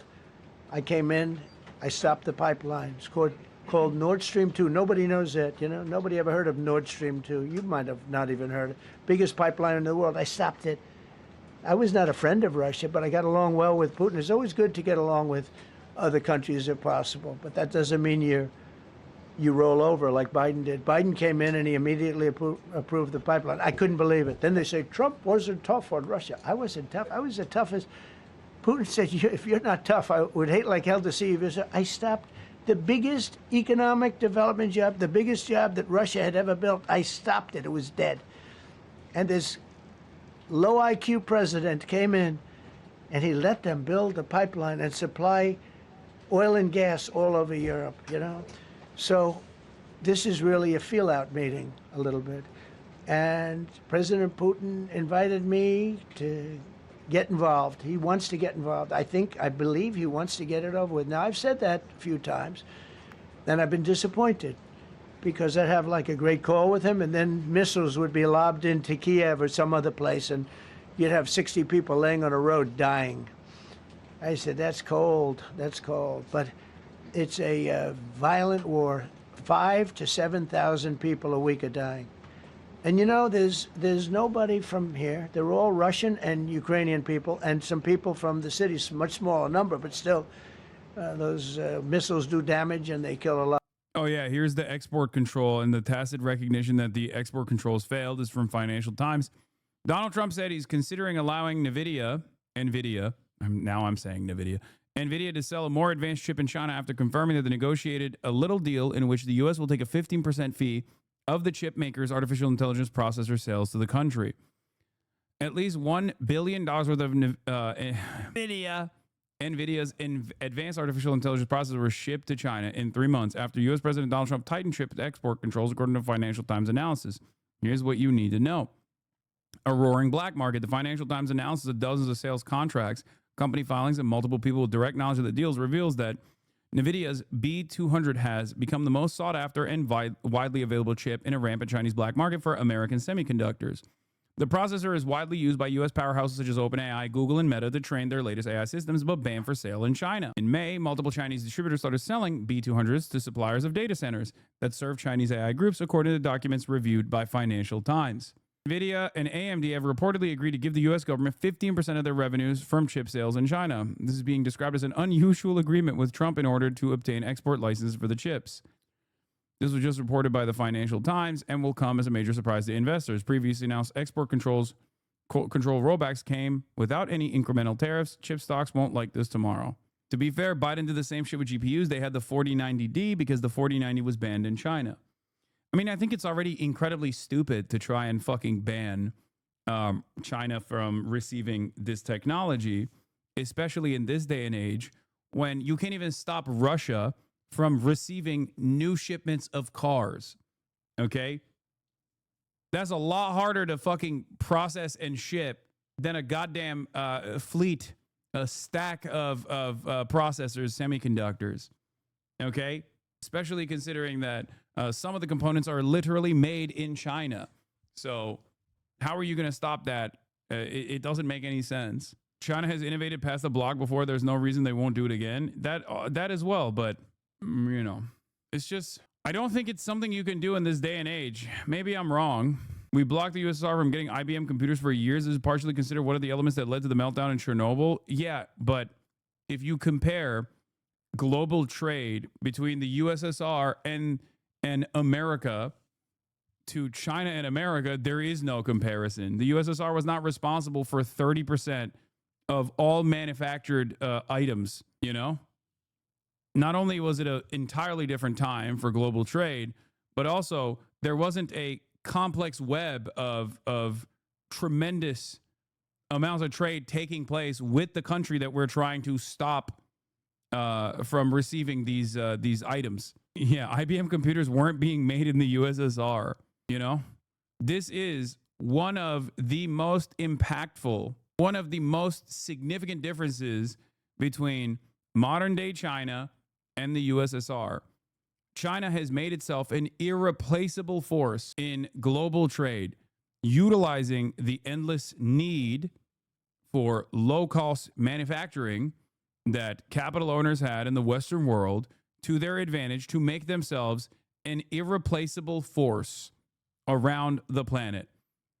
And what they did with all of the bounties that they got out of it, all the foreign capital that flew in to the country, They actually redistributed back evenly with rapid development, rapid urbanization, building the necessary infrastructure to continue uplifting millions, if not almost a billion people out of fucking extreme poverty. And they were able to do so successfully.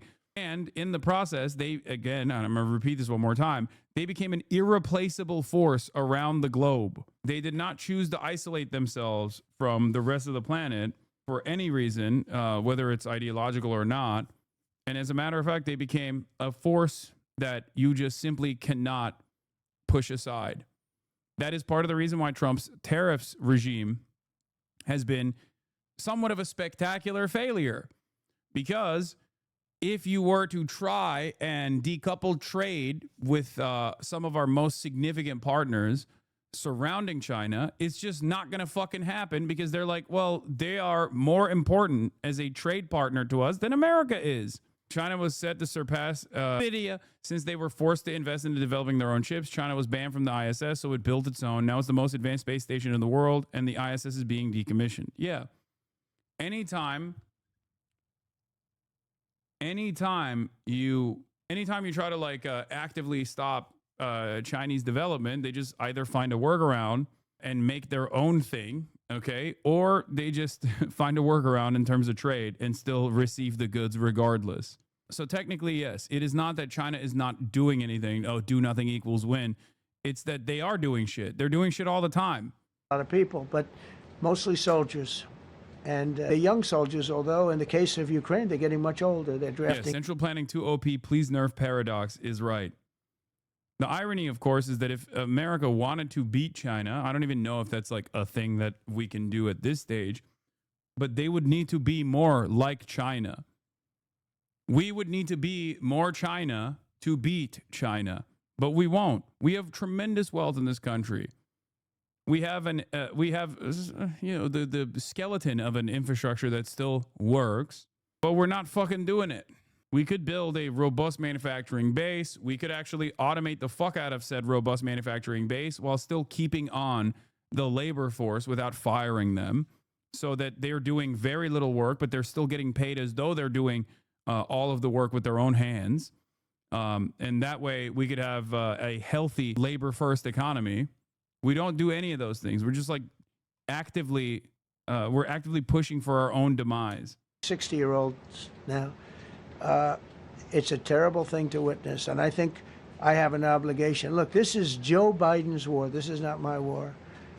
I made a deal with NATO a month ago. You covered it very accurately, actually. We don't pay anything anymore. You know, we're not paying anything. They are buying things from us, and NATO is paying us. I got it raised from 2% of GDP to 5%. And they're paying us for everything that we send. We're not paying. But Biden approved $350 billion. Europe has spent $100 billion. The money that's been spent and the death is incredible. It's the worst thing that's happened, by far the worst that's happened since World War II. So I'm going in to speak to Vladimir Putin. And I'm going to be telling him, you got to end this war. You got to end it. And he wasn't going to mess with me. This war would have never happened. You know, we had a discussion about it one time, and we never had that discussion again. Would have never happened. And when the election was rigged, and then Biden took office, which was barely took office, the auto pen took office, bad things started happening. Bad things, stupid things were said. And it ended up in a war. And you know, and I don't believe this will happen anymore because I have that pretty well covered.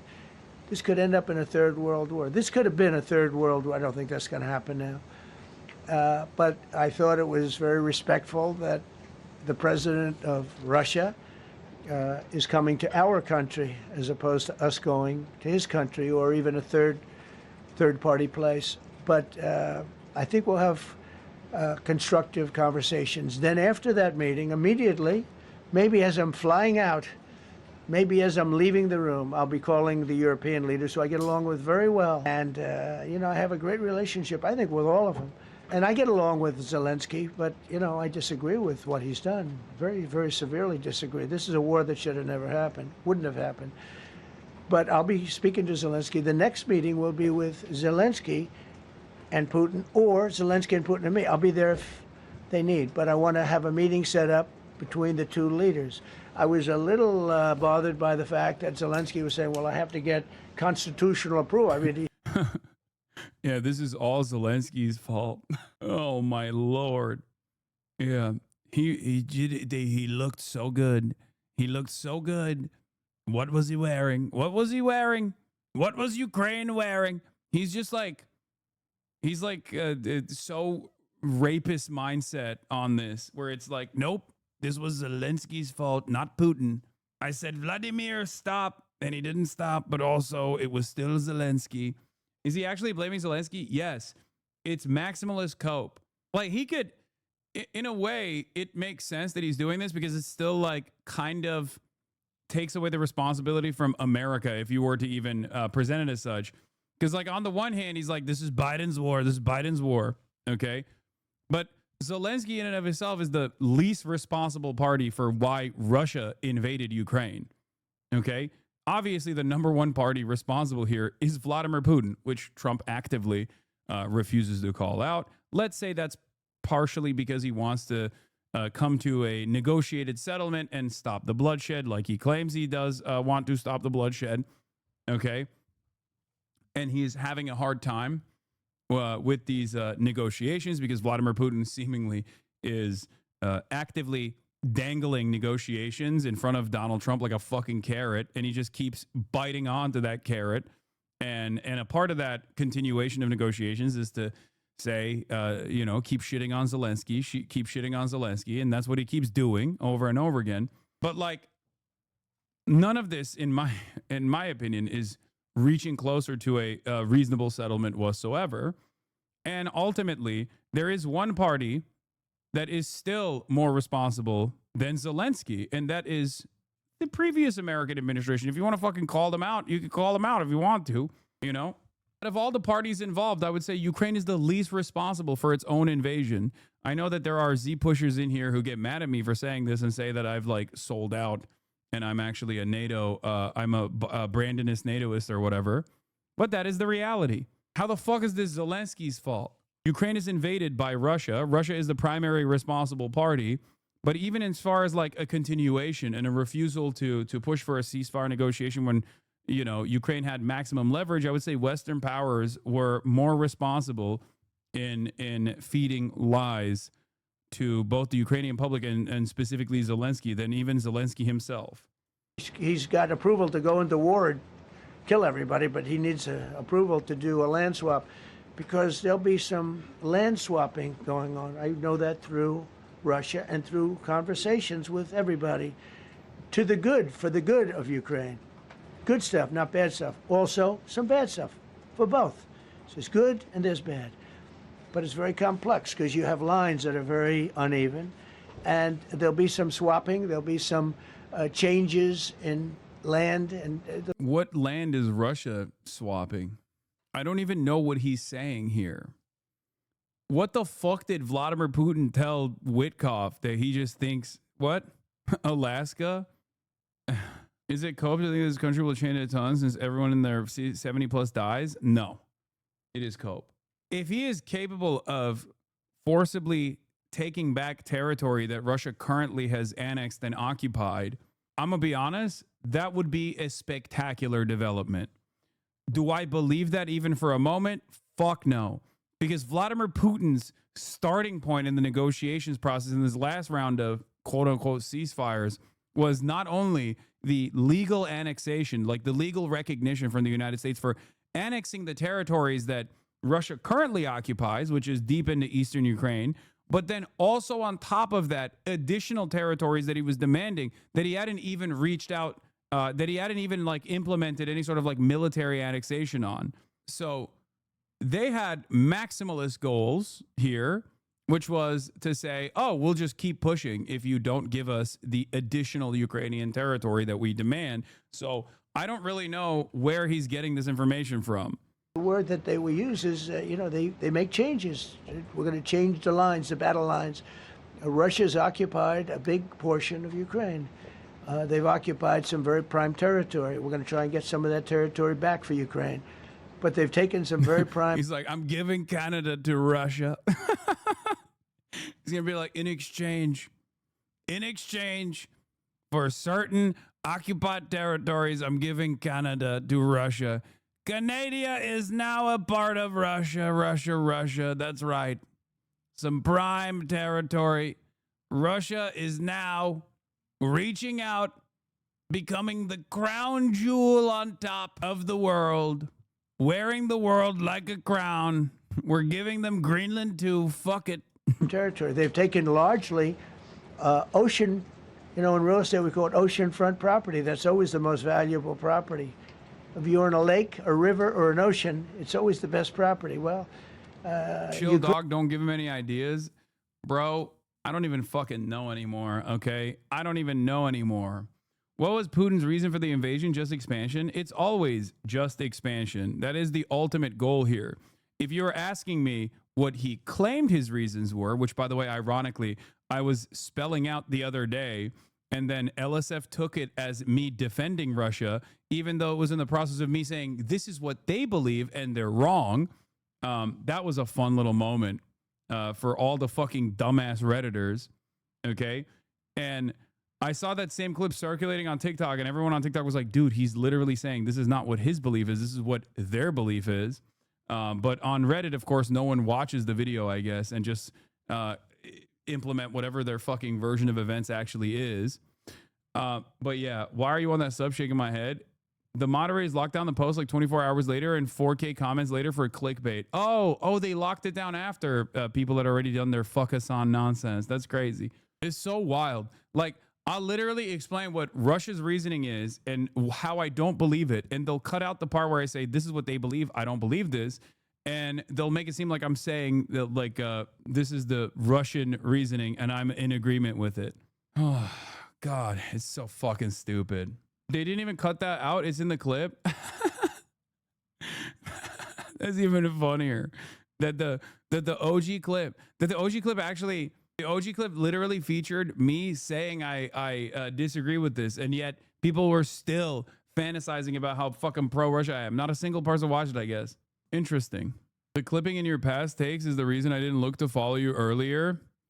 Yeah, no, that definitely is a thing that many people do, because many people are busy, so they're like, why the fuck would I go and like check out what this guy is actually saying? You just kind of go along with the whims. People have said you were pro-Russia. Are you kidding me? There's an entire like pro-Ukraine network of content creators who literally just keep going along with this narrative over and over and over again. It's kind of crazy. They've never corrected the record whatsoever. They just still push it. And it's hilarious because the Russian fucking state has literally directly made fun of me and called me gay. There was straight up an ad by the Russian state. There was like an ad that they made about like, which side do you want to be on? Like the masculine side or the gay side? And then they literally put a version of me with like painted nails and like jewelry and shit standing in front of like a luxury car and saying like, oh, don't be like a gay anti-Russia streamer like this guy. Yeah, they give me a Ferrari, I think. Can you explain the NAFO thing? No, I don't want to even get into that. It's just brain rot. I hate to say it, but that wasn't supposed to be you, dog. Okay. Yeah. Make me looking like Bam Margera, Temu. That's crazy. I wonder who the fuck they were presenting like this. Hasanov. Anyway, yeah, with the painted nails and everything. Okay. How the did I make the goddamn Russian government my op? That's in. Anyway. A lot of people don't know that Ukraine was largely 1,000 miles of ocean. That's gone. Other than one small area, Odessa. It's a small area. There's just a little bit of water left. So I'm going to go and see the parameters. Now, I may leave and say, good luck, and that'll be the end. I may say this is not going to be settled. I mean, there are those that believe that Putin wanted all of Ukraine. I happen to be one of them, by the way. I think if it weren't for me, he would not be even talking to anybody else right now. But I'm going to meet with him. We're going to see what the parameters are. I'm then going to call up President Zelensky and the European leaders. Right after the meeting, yeah. And I'm going to tell him what kind of a deal. I'm not going to make a deal. It's not up to me to make a deal. I think a deal should be made for both. I think Russia has to get back into building their country. It's a massive country. I think they have 11 time zones, if you can believe it. It's a massive, it's by far, from the standpoint of land, it's by far the largest. From the They have standpoint of land. tremendous potential in Russia to do well. They're not doing well. Their economy is not doing well right now because it's been very well disturbed by this. It doesn't help when the President of the United States tells their largest or second largest oil buyer that we're putting a 50% tariff on you if you buy oil from Russia. That was a big blow. And then they say, gee, he wasn't so tough. Nobody else would have done that. And I haven't stopped there. I mean, look, I was all set to do things far bigger than that, but I got a call that they'd like to meet, and I'm going to see what they want to meet about. I'd like to see a ceasefire. I'd like to see the best deal that could be made for both parties. You know, it takes two to tango, right? So ultimately, I'll have a meeting next week. I had a great relationship with him, considering the fact that I was not nice to him because of the pipeline. I ended the pipeline. I also gave the javelins. Do you ever hear of a javelin? Javelin is called a tank buster. They say that Obama gave them sheets and I gave them javelins. If it weren't for me, all those tanks that were destroyed at the... Remember when he floated pre-approved? Remember when he floated pre-approved weapon shipments, stopping unless the Ukrainian government comes up with blackmail against his possible opposition in the upcoming election, and then got impeached for it? And then he turned around and said it was a perfect phone call. I remember that was a literal thing that he did. It seems like a lifetime ago. That was one of his impeachments, where he just straight up was like, I'll keep giving you these weapons. Okay, I'll keep giving you these weapons. You just got to find some blackmail. If you don't fucking find some blackmail against the Biden administration, I will literally stop giving you these weapons that Congress had approved. And that's the one thing you can't do as president. You can't stop the flow of weapons to any country whatsoever. And of course, that was part of the reason why he got fucking impeached. I completely forgot he's been impeached twice. Perfect phone call. It's great. It's great. There is no floating of an impeachment nowadays. It's fucking meaningless because he bouldered his way through it. He fucking bouldered his way through it. Teflon Don, no shame whatsoever. I mean, he did fucking January 6th, and he's the president now. You know, your YouTube is down. Wait, what? Really? Doesn't seem like it. Seems to me like it's right there. First days of the war, because the tanks got stuck in the mud. Some commander made a better they would have been in Kiev in 4 hours going down the highway. But a Russian general made a brilliant decision to go through the farmland instead. And they just had torrential rains, and the rains were so bad, and it was mud, and those tanks got stuck in the mud. I don't know who that general is, but knowing Vladimir, he's probably not around any longer because all those tanks... Dude, he still speaks so fondly of Vladimir Putin as opposed to Zelensky, which is, again, it's weird. It's just weird, you know? It's just weird. Tanks were stuck in the mud, and they went along with the javelins. I gave them the javelins. You know that, right? I gave them javelins. They gave them sheets. But I'm going to meet with President Putin, and we're going to see what he has in mind. And if it's a fair deal, I'll reveal it to the European Union leaders and to the NATO. It's not weird. Love finds a way. It's just you that doesn't know true love like Donnie and Vlad. Fair. Putin had Ukraine as the apple of his eye, and Vladimir Putin is the apple of my eye. Leaders, and also to President Zelensky. I think out of respect, I'll call him first, and then I'll call them after. And I may say, lots of luck, keep fighting, or I may say we can make a deal. If not, I will tell you this, I've seen a poll coming out of Ukraine. 88% of the people would like to see a deal made. And if I don't understand why this motherfucker won't just like say the correct number. Okay. Even when he's right, he's still wrong, which I don't understand. I don't think it's 88%. I think it's like 79%. Why is it that like that's already a fucking unimaginably high number?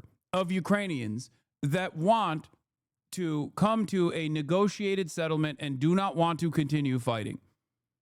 But it's like, even when he says the correct thing, he has to still lie. I don't know why. It's so weird. It's like 79%, isn't it? No, he said 88%, 98% say they want to stop the war. They want to negotiate with Russia. If you go back 3 years, everybody was gung-ho for war. You know, everybody's gung-ho for war until you have it. It's an amazing thing. I had it with a couple of countries where I couldn't get a deal done with one particular country. And I just couldn't. The guy's great. He's a friend of mine. Yeah, this is what he's talking about. Good leader, tough as hell. 73%. I couldn't get the deal done. Sorry. And then he went into war for a short period of time. You know where I'm talking about. Where is it? What is the number? Oh, it's 69%. Anyway. Sorry, that's a sexy number. He could have just said 70%. Only 24% of Ukrainians inside Ukraine want to keep fighting until the war until victory, whereas nearly 100% of Ukrainians given major platforms of Western media and politics, i.e. useful Ukrainians, favor continuing the war until victory. Listen to Ukrainian voices except when they don't want you to keep dying en masse. For Brussels and Washington, says Mark Ames exiled. It's 69%. 69% of Ukrainians don't want the continuation of the war, even though they think it will still continue. They do not believe that Vladimir Putin is going to come to a negotiated settlement to the end of this war.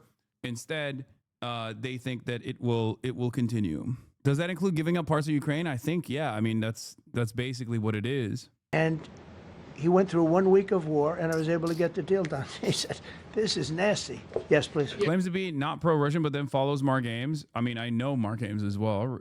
And not only that, but also, one, I don't have to agree with every single thing that every single person that I follow or every single person that I agree with on other issues. Okay? It's important to have a balanced media diet regardless. And as far as analysis goes, I think Mark Ames is on the ball. Yeah, I follow Charlie Kirk too. Just to follow up on what you were saying there. First of all, Volodymyr Zelensky is not invited on Friday? He wasn't a part of it. I would say he could go, but he's gone to a lot of meetings. You know, he's been there for I'm literally watching Donald Trump currently. It's 3.5 years, nothing happened. And what is the definition? I mean, do you want somebody that's been doing this for 3.5 years? What's the definition of a good deal? I'll tell you after I hear what the deal is. Because there could be many definitions. You know, you're talking about a very large and complex situation. Now, I tell you, the war that I just settled with Azerbaijan and with, as you know, and Armenia was almost as complex as this one, having to do with routes, trade. Meeting on Friday with Vladimir Putin. Well, we're going to have a meeting with Vladimir Putin, and at the end of that meeting, probably in the first 2 minutes, I'll know exactly whether or not a deal can be. Dude, I'm gonna be honest. Look, this is like, I'm getting a little Blueanon here, but everything that I have seen thus far from Donald Trump, specifically on this issue, okay, leads me to believe that he absolutely is incapable of figuring out what Vladimir Putin wants. As a matter of fact, his instincts are so bad that if he were to fire off the hip and then immediately turn around and do the exact opposite of what he thinks Vladimir Putin wants to do, that'd probably be more successful in terms of like setting setting hard lines or whatever. I mean, he has all but admitted that. He admitted it himself. He just kept saying, like, we have wonderful calls. We have wonderful phone calls where we're talking about this and that. But then Melania comes in and says, did you see Vladimir hit Kiev again? I say, why? Why, Vladimir, why? And he's done this 4 times, 5 times, not any longer. And it's like, dude, after the second time, you got to realize that this motherfucker you got to try something different, you know?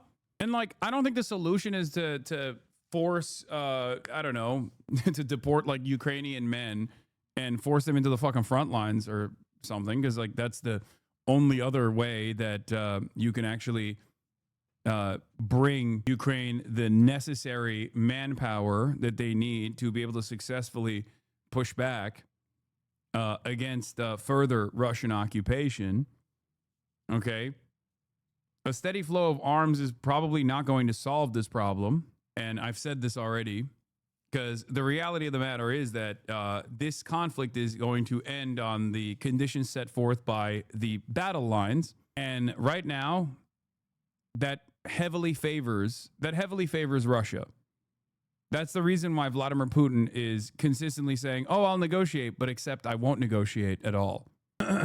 Why is Estonian blacklisted? What do you mean? You liberals couldn't do it, but then criticize the opposition for not being able to. Wait, what? First of all, assuming that we're liberals in this community is very funny. That's number one. Number two, I criticize Biden so much for this, specifically this. So no, I think it's warranted for me to criticize Donald Trump as well. Not only that, but also somehow Donald Trump has taken the situation and overpromised and is famously under-delivering as he always does. And in a way that is like also optically speaking, ridiculous.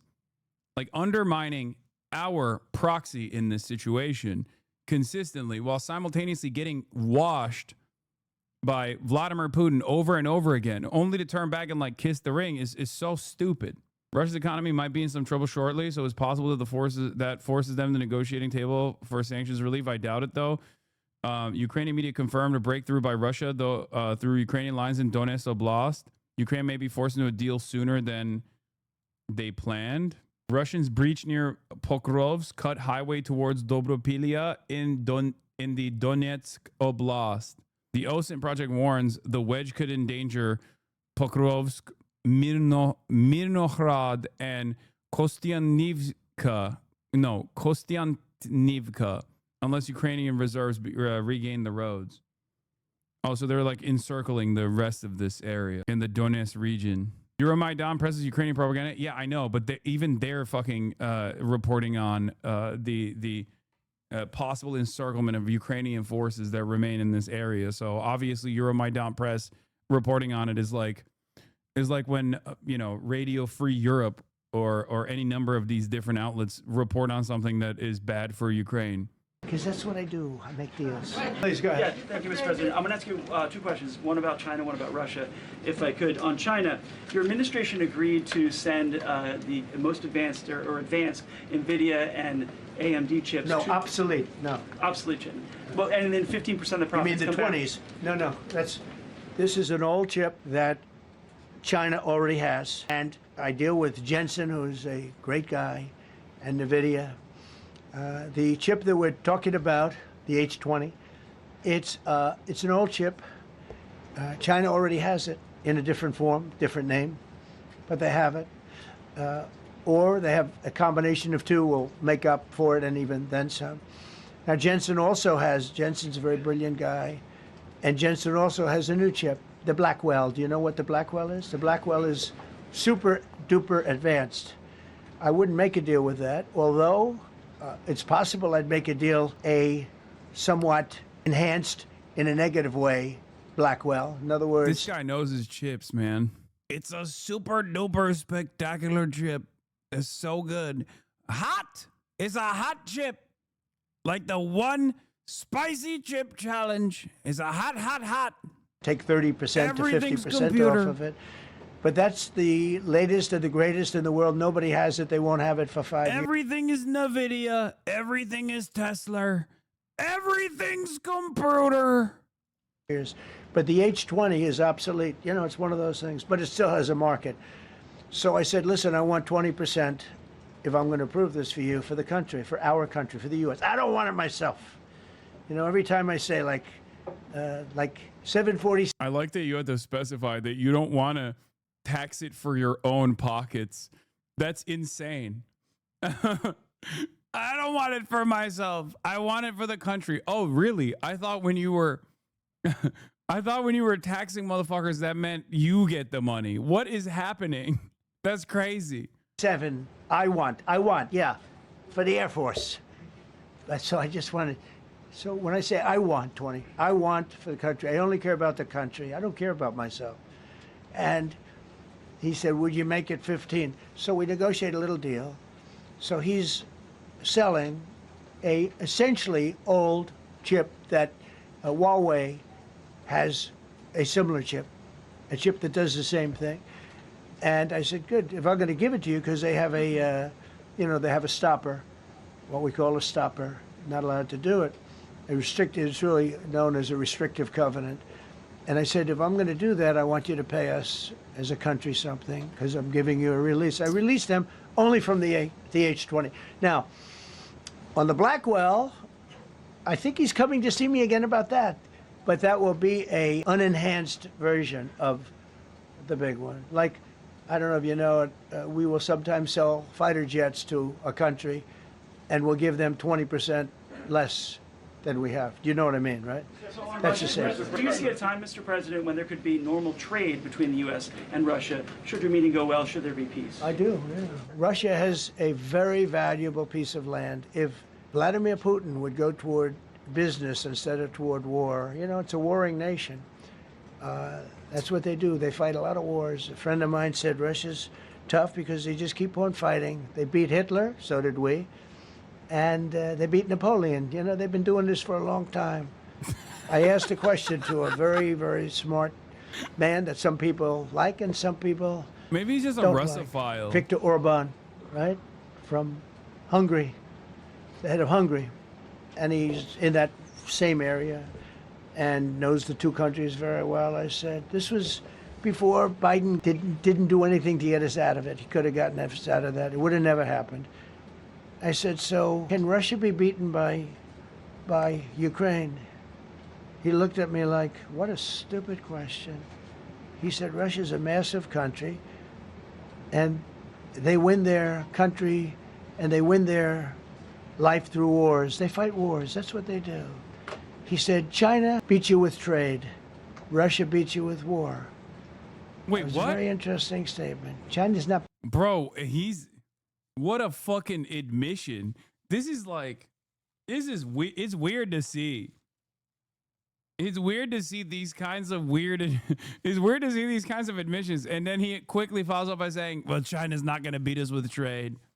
Also, I've put another truce, another pause on the tariffs to China. Beating us with trade. Not when I'm in charge, but they were beating Biden with trade, but they never beat us with trade. Don't forget, China had to pay $400 billion worth of tariffs when I was last time.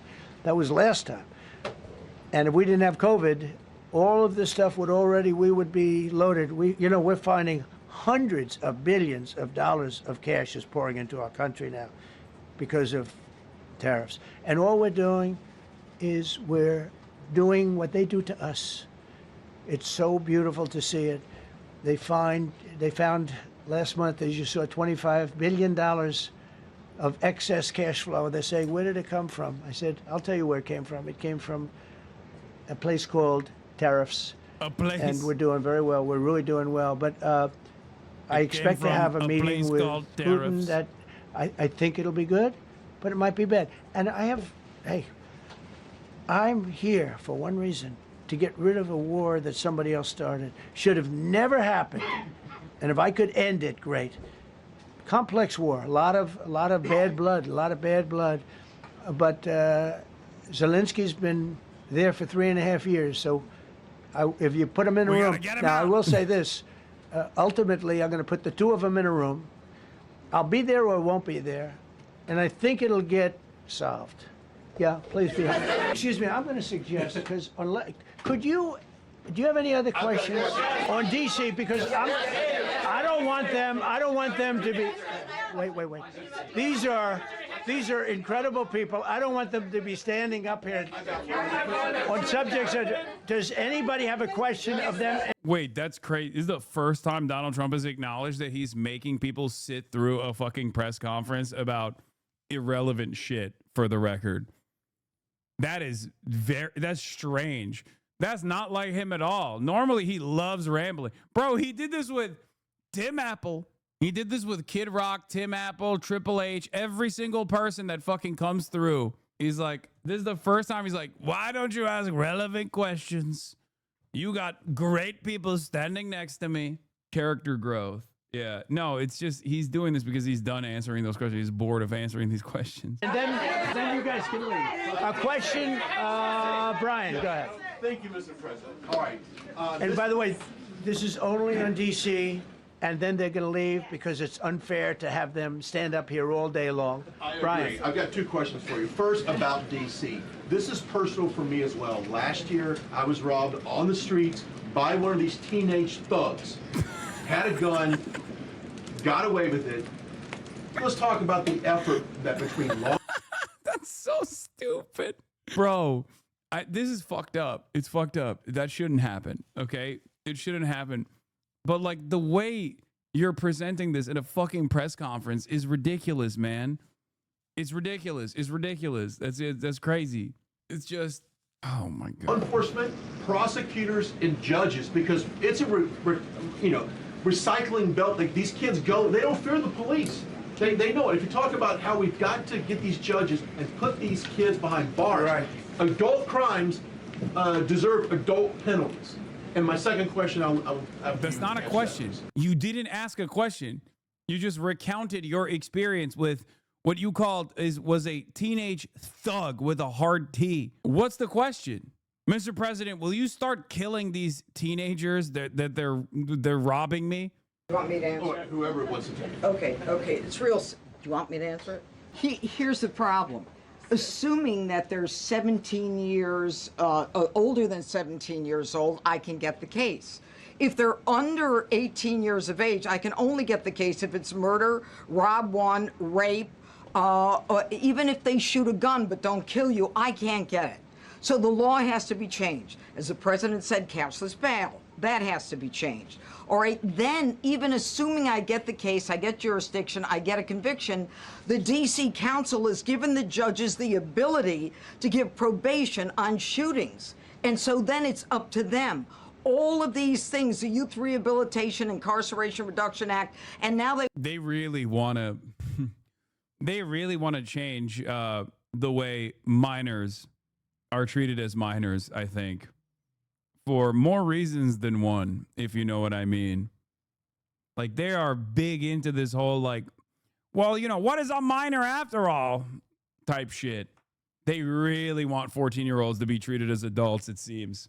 They want to seal records. So if we work hard, we get a conviction, they want to wipe it out.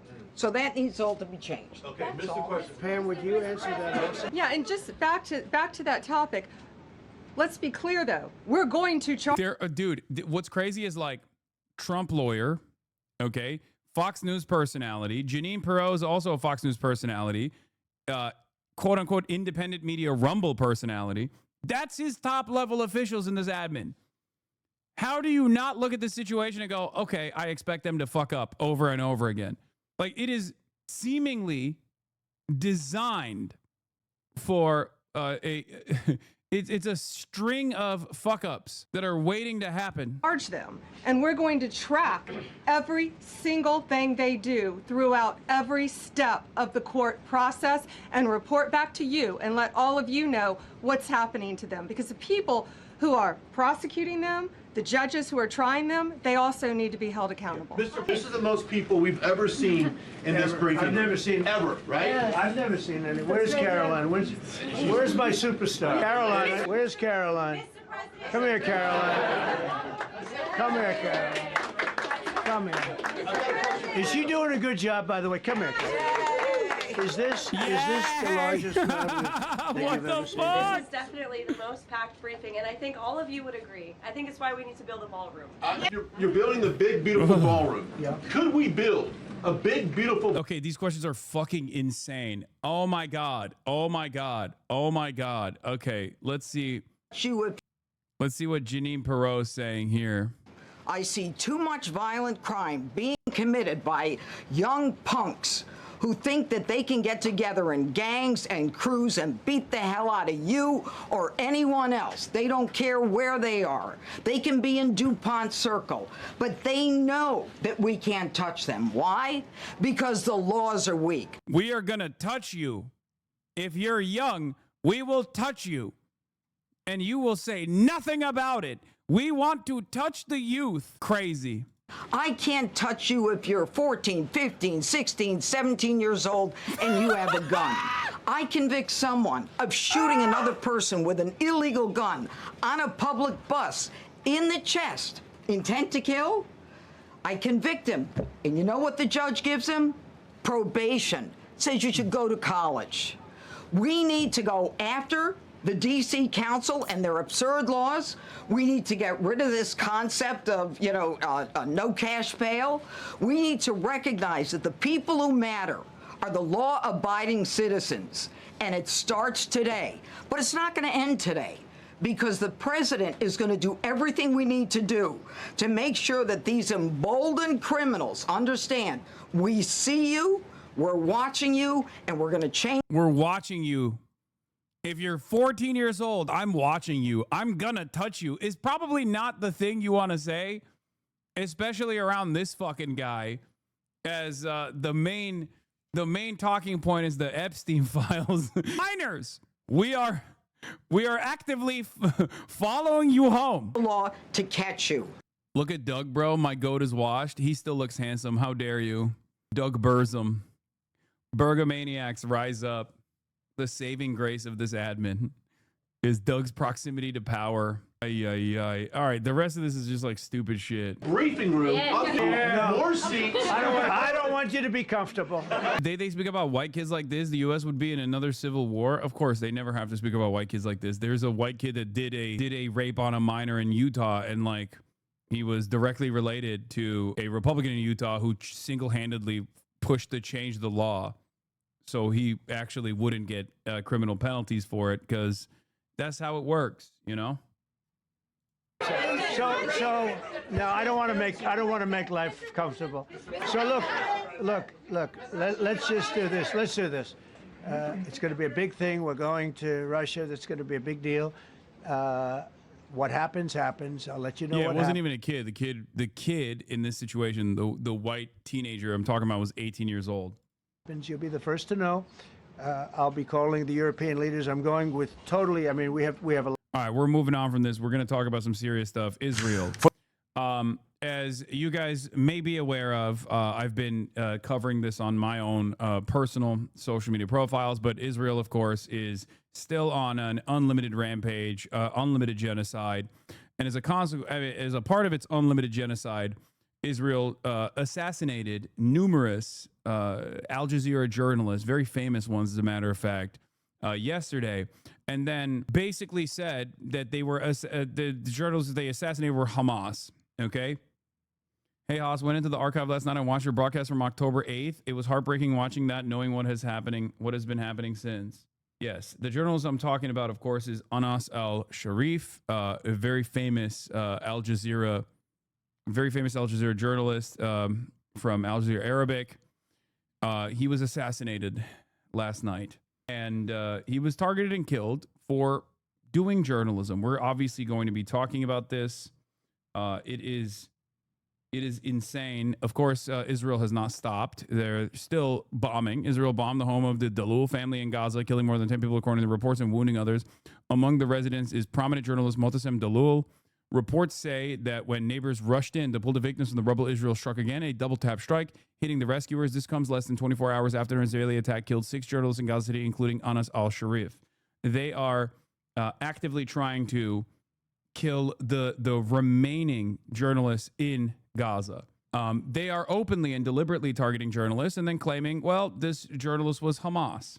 Okay.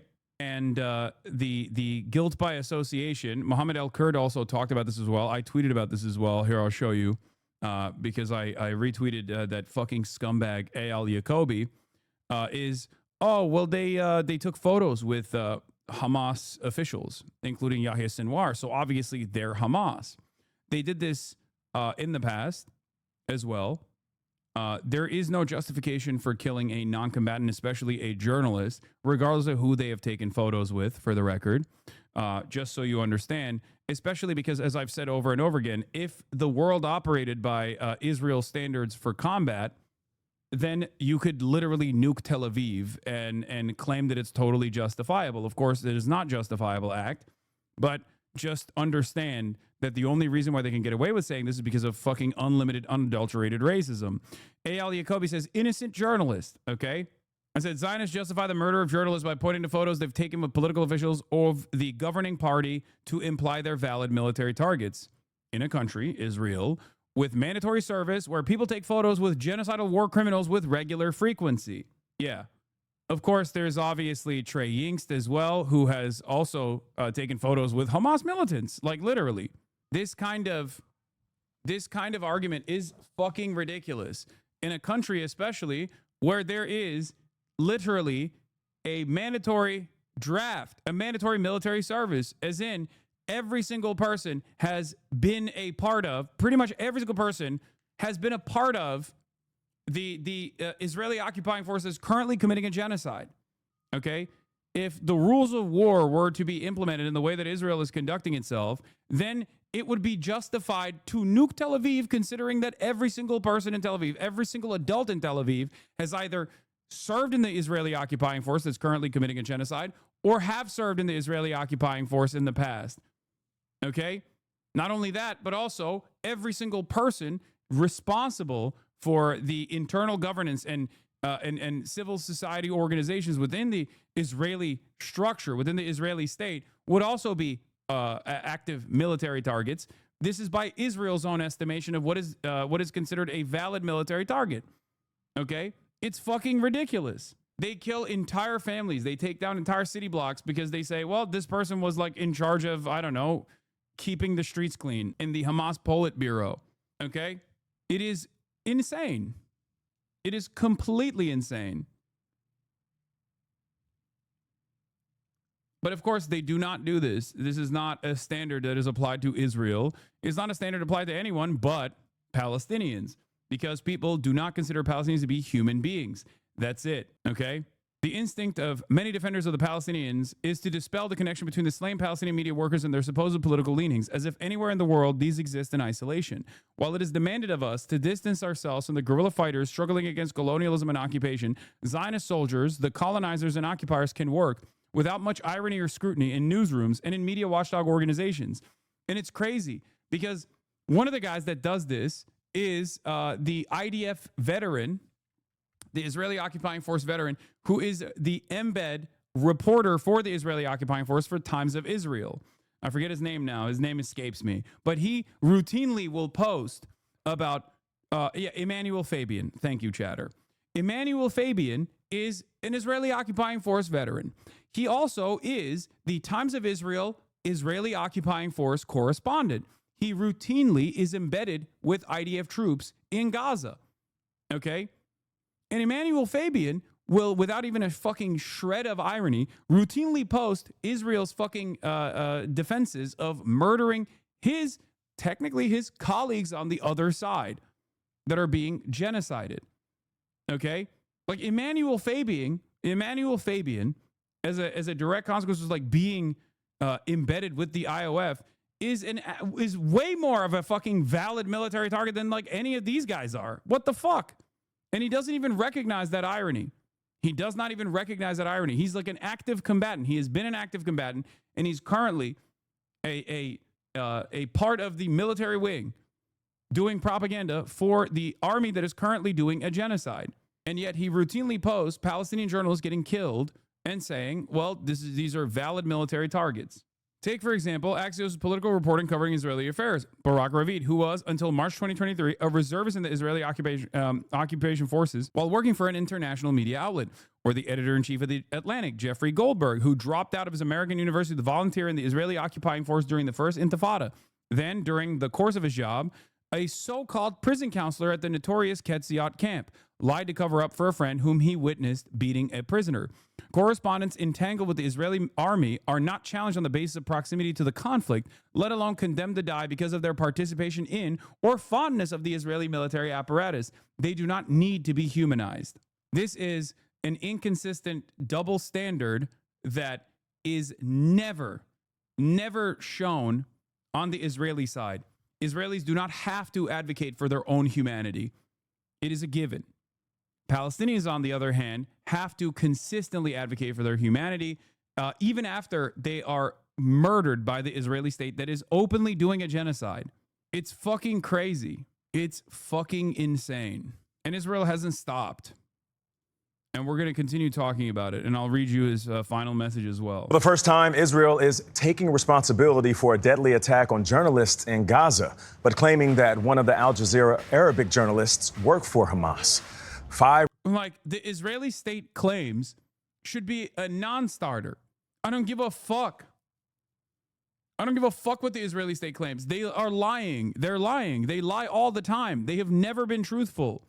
Why do you still, after 22 months of genocide, when the Israeli state is openly saying they are going to permanently occupy the Gaza Strip militarily, why are you still going, well, the genocider army has claimed that the another victim of their genocide is actually not a journalist, but instead a Hamas militant. Okay, if the Israeli state says it, then it's, then I guess it's fine. I guess then it's a legal kill.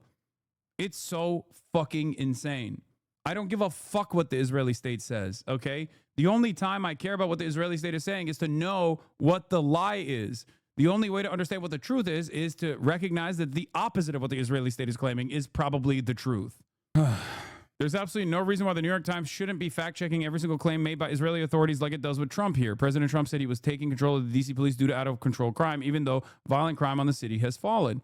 Mainstream journalists and editors insist on platforming Israeli claims for objectivity's sake, but if they truly wanted to be objective reporters, they'd preface every Israel statement by noting Israel's record of disinformation and the absence of independently verifiable evidence, especially when Israel is not only directly at war against all journalists, okay, journalists who are literally correspondents for these international media organizations, for Western press in general. Israel keeps killing the Western press's own correspondents in the fucking Strip, okay?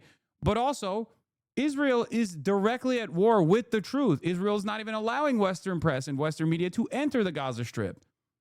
That in and of itself is enough for any Western media company worth its salt to immediately apply scrutiny. Why won't they let us in? Why won't they want us to cover the truth? Why won't they let us report truthfully about what's going on the ground? The very fact that the New York Times is still playing this fucking song and dance is insane, okay? It's not unexpected, to be fair. They have done so since the beginning. Were killed by an airstrike outside of a hospital in Gaza City yesterday. Meanwhile, Israeli Prime Minister Benjamin Netanyahu is talking about plans to take over Gaza. Deborah Petta is in East Jerusalem. Deborah, good morning. A very good morning. Well, amid growing condemnation at home and abroad, Prime Minister Netanyahu has defended his new plan to expand the wall. The Israeli leader held a rare media conference with the foreign press over the weekend. Prime Minister Netanyahu lashed out at what he called a global campaign. Dude, this shit is so crazy too. Like, one of the most insane lines of argumentation from the Israeli state now is it's like almost childlike. I mean, this is disgusting, right? This is like blatant Nazi propaganda. It's Holocaust denial. And of course, Benjamin Netanyahu is doing it. That is expected. But one of the most insane things that he's now claiming, which we saw throw out, like the Israeli state throw out in that Fox News, interview that he had, is that, oh, we're going to let journalists into the Strip, right? They're going to inevitably let journalists into the Strip. It's going to be fucking favorable coverage, obviously. But even in the process, if they accidentally reveal that like the entirety of the Gaza Strip has been destroyed, what is Netanyahu's fucking comments on that? Oh, Hamas booby-trapped it. That's what they're saying. Their argument for why the entire Gaza Strip has been flattened by multiple nuclear arms worth of munitions by the Israeli state is because Hamas booby-trapped every building. That is unironically what they're claiming. That's what they're saying. They're saying Hamas had 8 atomic bombs worth of explosive ordnance that they put into every single building, and they actually blew up the civilian buildings themselves. I'm sorry. If you believe that, you can't fucking breathe without supervision. You know what I mean? You need like someone to consistently tell you to manually breathe. You have to be the dumbest person on the planet. And I don't think you're that dumb. I don't think any human being is that dumb. I think you just are looking for any reason to continue defending Israel's genocide because you like it, but at least you like read the room and you recognize that maybe people are not on board with it any longer. So you're just like actively trying to grab onto any defensible position in an otherwise completely indefensible sequence of horrifying war crimes and an ethnic cleansing campaign and a genocide, a live-streamed Holocaust. Of lies. And the international press has bought hook, line, and sinker Hamas statistics, Hamas claims, Hamas forgeries. But Israel has refused foreign media entry into Gaza. We put this to him. Firstly, open your eyes to Hamas's lies. Why is Israel not allowing foreign journalists into Gaza to report independently? I've ordered, directed the military to bring in foreign journalists, more foreign journalists, a lot. It is unclear if this. You sure that is what booby trap means? Don't they mean that they had to destroy the building so their soldiers wouldn't die in a trap? Yeah, no, that's what they're saying. They're saying Hamas booby trapped every building. That's why they had to level every building so that they could blow up the booby traps. That's what they're saying. Or at least like the booby traps themselves actually exploded the buildings. It doesn't matter. It is just a fucking lie.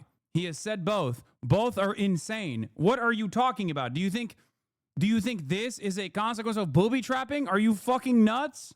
Means the media will still only be allowed in under Israeli military control. For 22 months, the burden of documenting the war has fallen on Palestinian journalists inside Gaza. Over 200 have been killed. Just hours after the media briefing, an Al Jazeera crew, including correspondent Anas al-Sharif, was targeted in an Israeli strike in Gaza City. The IDF claims Sharif was the head of a Hamas cell, but just over 2 weeks ago, the New York-based Committee to Protect Journalists said it was gravely worried for his safety. Who cares what Israel says, man? Just say that they lie all the time. You have to fucking explain that they're lying. What do you mean? This is not journalism. Israel said he was a leader of the Hamas military wing or whatever. Oh, okay. If Israel said so, it's fucking nuts that we still have to play this song and dance. It's been 22 months. They are very open about their genocidal ambition. What is going on? Everyone can fucking see it. It is now officially, I mean, it's been this way for a while, but it's certainly like in broad daylight. It is now more problematic to consistently defend Israel in the eyes of the broader public than it is to run cover for it. Okay? That's it. You are destroying what remains of the limited credibility that you had. You've already actively eroded that confidence that people had in mainstream publications by doing this over and over again. But now you're going to lose the remaining fucking boomers. Okay? You're at that stage where like the fucking 75-year-olds are going to look at this and be like, what the fuck do you mean? They believed Sharif was the target of an Israeli military smear campaign based on unsubstantiated allegations. Sharif had told the CPJ he feared he was being set up for assassination. He left a will in which his final words are, "Do not forget Gaza and do not forget me in your prayers." Nate? Deborah, thank you. Before he was assassinated by Israeli forces along with 4 Al Jazeera colleagues, trying with the most basic tools to get a Palestinian man urged him to continue when he broke down in tears during he hadn't seen his father in 60 days when he was killed in an airstrike.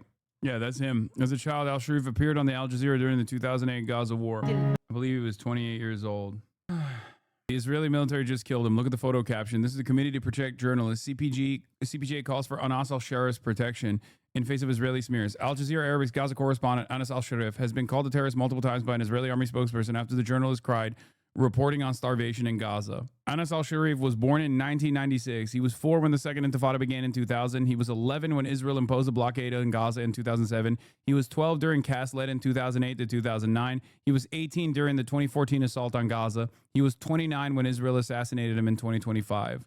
Was he targeted? Yes. He was deliberately targeted in a tent with other Al Jazeera journalists and assassinated by the Israeli state. And Israel has openly stated that they need to keep in mind they are killing journalists specifically for covering Israel's war crimes. Do you understand? Stoker has a breakdown on why they did this. Many of you know Israel assassinated Anas al-Sharif before the invasion of Gaza City so that it will happen in darkness. Here are some brief notes on Israeli targeting and decision making. That a group of journalists was just intentionally targeted with a kinetic strike by the Israeli military. In the Al Jazeera journalist tent in Gaza City, because they do their targeting operations based off cell phone signals. So somewhere, someone in the targeting cell was like, all these journalists are here, drop it. And it's hard to do a battle damage assessment based off of this video, but it's clearly, there's no crater, it was not a bomb. It was most likely a precision munition like a Hellfire missile shot from a Q-9 Reaper drone. As you can see, there's no blasted terrain. Okay, so basically, I've been tracking this for a long time. When they go to kill journalists or aid workers, they use precision munitions like this because they want to be able to see the bodies, see on thermal imaging the heat go away out of the bodies so they can confirm that they're dead. You can't do that if you're trying to kill a high-value target with a bomb because it just destroys everything. There's a drone somewhere circling above, making sure all of these guys are dead. This strike was not about leveling Gaza. This one was to kill the prominent journalists reporting the genocide. So, rest in power, y'all. And are there any quote-unquote Western journalists that would like to say anything? Yeah. Here's the Israeli occupation forces bragging about this assassination. Struck Hamas terrorist Anas al-Sharif, who posted as an Al Jazeera journalist. Al-Sharif was the head of a Hamas terrorist cell and advanced rocket attacks on Israeli civilians and IDF troops. Intelligence and documents from Gaza, including rosters, terrorist training lists, and salary records, prove he was a Hamas operative integrated into Al Jazeera. A press badge isn't a shield for terrorism. Even your own fabricated document about Anas incriminates you 100%. It claims he was wounded in a training explosion in early 2023 and was left incapacitated and unfit for military service with extremely weak hearing in the left ear, weak eyesight, constant migraines, and headaches. In other words, Anas, per your own document, had zero military role during the entire period of the genocide, yet he was murdered so openly for the crime of being a journalist. As you guys know, this isn't the first journalist that Israel has assassinated. Hossam Shabbat comes to mind, someone who I spoke with frequently in North Gaza, who chose to remain in North Gaza and cover the atrocities that were unfolding when Israel was trying to implement a blackout in North Gaza in some of the worst periods of the ethnic cleansing campaign. And Israel claimed that he was a Palestinian Islamic Jihad sniper, and then they assassinated him. When they did so, a couple weeks prior to his assassination, we knew that he was under the crosshairs. Yeah. Of course, Ahmed Fouad al-Khatib, Ethan Klein's favorite Palestinian collaborator with the Israeli state and the American government, had actively put a target on the backs of numerous journalists, including Anas al-Sharif. It's not, drama adjacent. This is just something that other Palestinian contributors are talking about as well. This is terrible news. Israel pulled the trigger, but I squarely blame Ahmed Fouad al-Khatib for their deaths. He planted false stories about Anas and is directly responsible for his murder. I also blame the Atlantic and Atlantic Council for giving this rat a platform for his lethal smears. Here's what he said on February 10th. Al Jazeera journalist Anas al-Sharif and cameraman attempted to provoke a security incident at the Netzarim corridor at the behest of Hamas. They tried to put up a drone above the Egyptian and American forces after the withdrawal of Israeli troops to capture footage, but were likely gathering intel and scouting the area for Hamas. He recognizes that these guys are journalists and they're covering the Netzarim corridor, but then says it's for Hamas purpose, which was rumored to want to use the Netzarim corridor as a site for future hostage release to prove it is in full control of Gaza. The American PMCs worked with the Egyptian security personnel to get the drone operator not to fly it overhead, with tensions escalating. The Al Jazeera journalist team sent it up anyway, and the video of the incident has been distributed on social media with laughter, commentary to boast about defying U.S. security contractors and proving that the Netzarim, like most of Gaza, is back under the full control of the resistance. Extremely reckless behavior that's going to endanger the ceasefire and create unnecessary risk for the civilians and the fragile calm that is desperately needed. Once again, Israel had never actually wanted to have fragile calm in that area and no area in Gaza. Israel violated that ceasefire openly. Chad Hassan, did Hassan cover the National Guard being deployed in DC already? Yes, for the first 2.5 hours of this broadcast. As a matter of fact, I just only switched to Israel news like in the last 40 minutes. Wait, you knew a journalist who was assassinated? Yes, months ago. Almost half a year ago at this point. Hossam Shabbat. Reminder that this is what he posted when Israel murdered beloved journalist Hossam Shabbat. Al Jazeera's fake journalists and mercenaries are working overtime trying to serve their Islamist overlords and save Hamas from collapse. Never forget that Al Jazeera is the media arm of Hamas. Al Jazeera equals Hamas, but the people of Gaza finally see through both. There's no going back. This is what Ahmed Fouad al-Khatib said when Israel assassinated Hossam Shabbat. 21 years old, by the way. That's who this fucking demon is. Nazi collaborator, piece of shit. Anyway, here is Mohammed Shahada talking to Al Jazeera about all of the lies that Israel has been engaging One thing in. that you need to keep in mind is Israel has been lying incessantly since the beginning of the genocide. It's been the cornerstone of Israel's genocidal campaign to lie every single day about everything possible and to come up with the most lunatic lies imaginable. Israel lied about massacring the ambulance workers in Rafah. They lied about the GHF massacres. They lied about the Shifa hospital, the Flower massacre, the beheaded babies, Hamad hospital, Hind Rajab, the terror list at the Rantisi hospital that turned out to be a calendar, deliberately starving Gazans, Sinwar surrounding himself with 20 hostages in a tunnel, gassing hostages, the Ahli hospital, killing women and children with white flags, mass raping Palestinians, non-existent tunnels under graveyards, Nasser hospital, Hussam Abu Safiya, mass graves, snipers targeting kids in the heads, providing protection to criminal gangs that are looting aid systematically. Israel also lied about wiping out Gaza. They lied about refusing and collapsing the ceasefire, blowing up Gazans fleeing the south, blowing up and destroying Kamal Udwan hospital, claiming that dead Gazan children are fake plastic dolls, creating alleged safe zones that they push the people into and they bomb them once they get there. They lied about the general's plan. They lied about how many Hamas militants they killed, about the Red Crescent taking part in October 7th. That was another lie. They lied about how many journalists they've killed, and they lied about designating journalists as Hamas militants. They lied about Muhammad Abu Silmiya, the head of the Shifa hospital. They lied about the Indonesian hospital, about UNRWA, Al-Auda hospital, killing women sheltering at a church, bombing the church again, bombing another church, destroying every single university in Gaza, destroying the overwhelming majority of schools in Gaza, blowing up Gaza's Turkish cancer hospital, the sole cancer hospital in Gaza. After using it as a military base, the Israeli government was the one who used it. It emptied it out and then used it as a military base to launch operations out of. And then after they pulled out, they blew it up. They lied about Hamas hiding giant stockpiles of fuel in Rafah and Hamas looting aid. They lied about finding active smuggling tunnels in Rafah. They lied about hostages that would return pregnant. And they lied about who killed Yussi Sharabi, Itai Sevrisky, and other hostages as well that the IDF themselves killed. And after all these lies, Israel comes up and says, but trust us, our next lie will be 100% true. Trust us. You should attach as much value to Israel's allegations about Anas al-Sharif as you attach to the dust on the floor. Because without lies at this stage, without lies, Israel's narrative dies completely. It's the only way they can sustain the genocide. This time is true. Believe me. Here's the press club in D.C., the National Press Club in D.C., and their fucking ridiculous statement on this. Throughout this entire statement, you would never know that Israel killed Anas al-Sharif, and the IDF took credit for the assassination immediately. The National Press Club is saddened and troubled by reports at Al Jazeera that his correspondent Anas al-Sharif was killed today in Gaza. The network says al-Sharif, 28, died in a tent for journalists outside the main gate of the Al-Shifa hospital. Al-Sharif, a respected Arabic language correspondent, have reported extensively from northern Gaza throughout the current conflict. His death is among more than 200 journalists reported killed since the war began. The killing of a journalist while working to inform the public is a loss felt far beyond one newsroom, said National Press Club President Mike Balsamo. Journalists must be able to work without being targeted or killed. All parties in conflict zones must honor their obligations. The National Press Club calls for a thorough and transparent examination of the circumstances surrounding al-Sharif's death and reaffirms its commitment to defending the safety and independence of journalists worldwide. Fucking bullshit. Dropsite Middle East editor Sharif Abdul Quddus reflected on Western media's response to Israel's killing of Anas al-Sharif and 5 other journalists. He told Breaking Points there's been a progression of brazenness in how Israel kills journalists in Palestine as Western media continues to enable Israel. To Anas's killing, I'm still somehow shocked by it, even though I shouldn't be after so long, by Western media institutions. The National Press Club called for a thorough and transparent examination of the circumstances surrounding Anas's death. What on earth does that mean? They're putting out a boilerplate statement calling for an investigation. Israel openly, publicly... Yeah, what investigation? Israel said they killed him and said he was Hamas.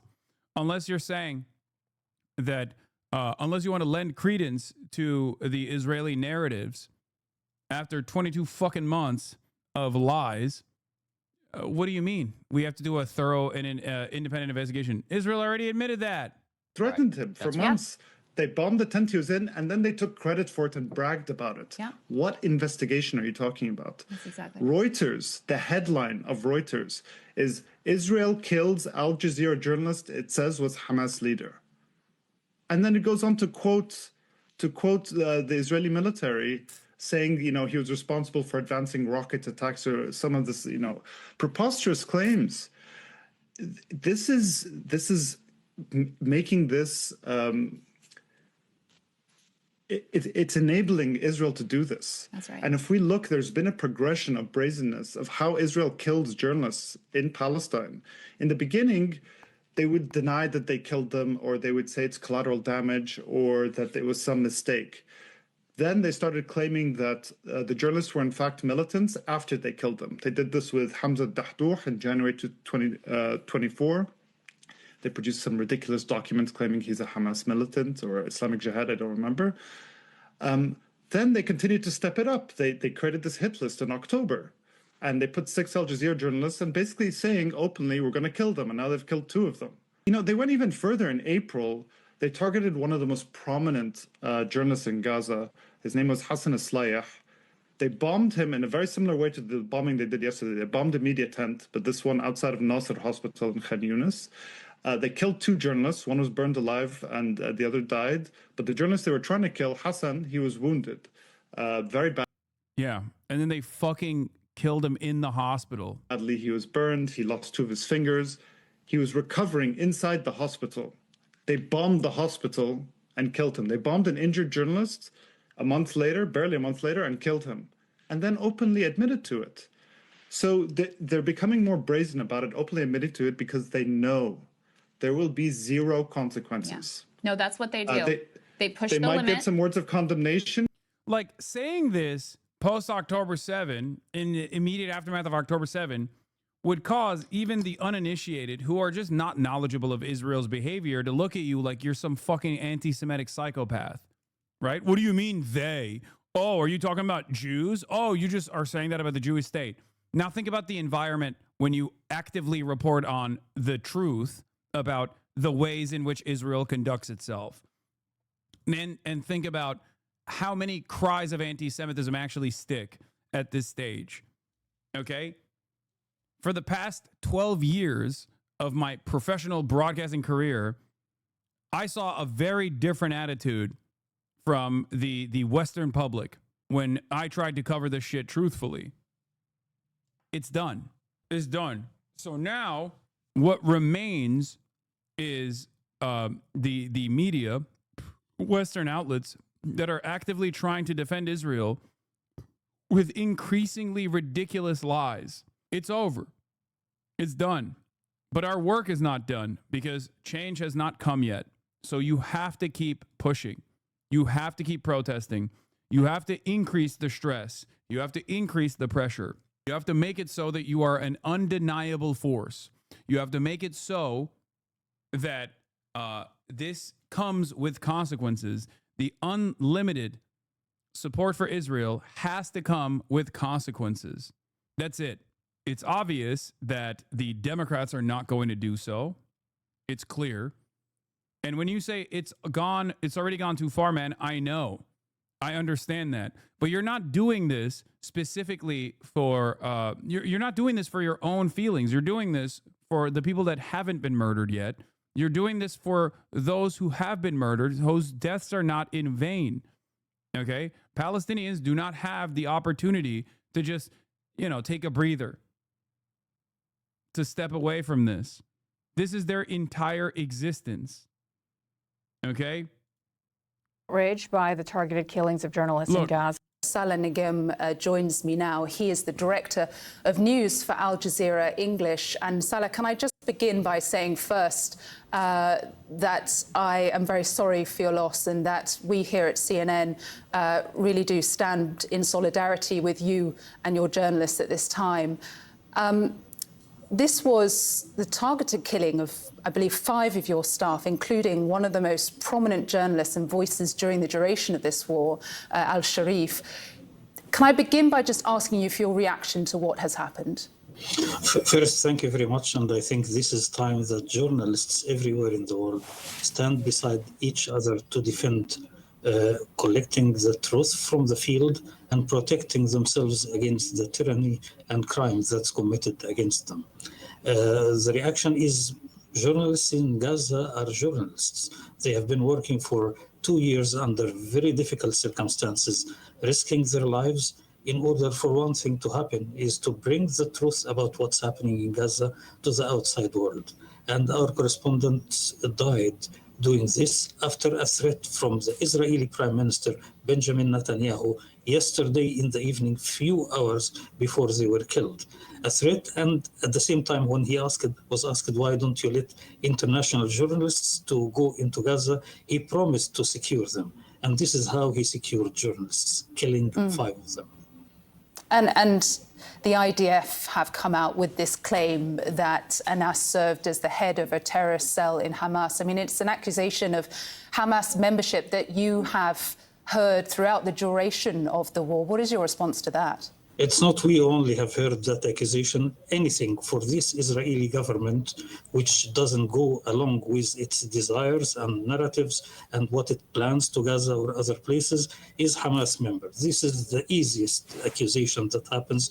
This is a government that is lying and lying and lying, and its lies are proved by so many organizations, eyewitnesses, countries throughout this war. Anas and your other Al Jazeera journalists had moved, we know, to write their own obituaries before they were killed, which suggests they knew what was coming. Can you tell us what you know of the events of the past week and where the crew were at the time of the strike? The crew was in the vicinity of Al-Shifa Hospital in Gaza. This is a location that a lot of journalists go and start giving live interviews with their channels or collect information from. It's very well known, and they were not hiding. They're known to be there. Yes, every journalist in Gaza is writing his own obituary, because if you are in Gaza, you are not safe anywhere, whether you are a journalist or a normal citizen. 60,000 people died.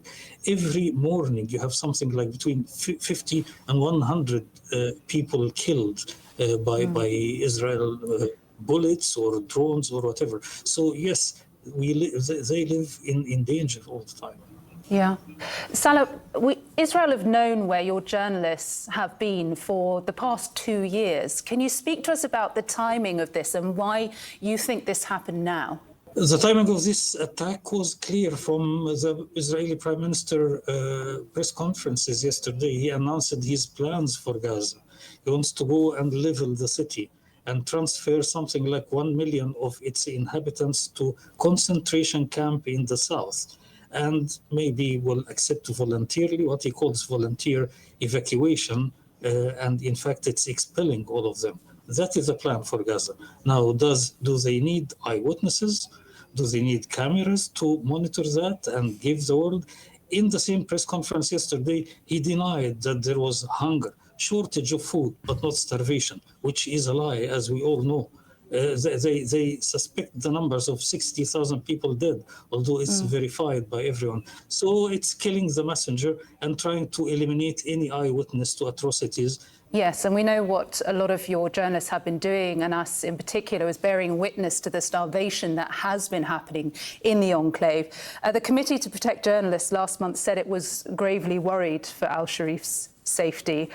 How concerned are you for your remaining staff there now? And are you taking any precautions? Is it even possible? There are protocols to secure journalists internationally, like protective gears, trackers, knowing their whereabouts, the way they use the communications, and all of that. But at the same time, if they are reporting from a besieged place with very little movement they can do, and they are confronted by a complete modern army that's bombing that place every day, there is no place safe. So we pray for God every day for their safety, as well as the other people in Gaza, children, women, and men who are under fire for 2 years now.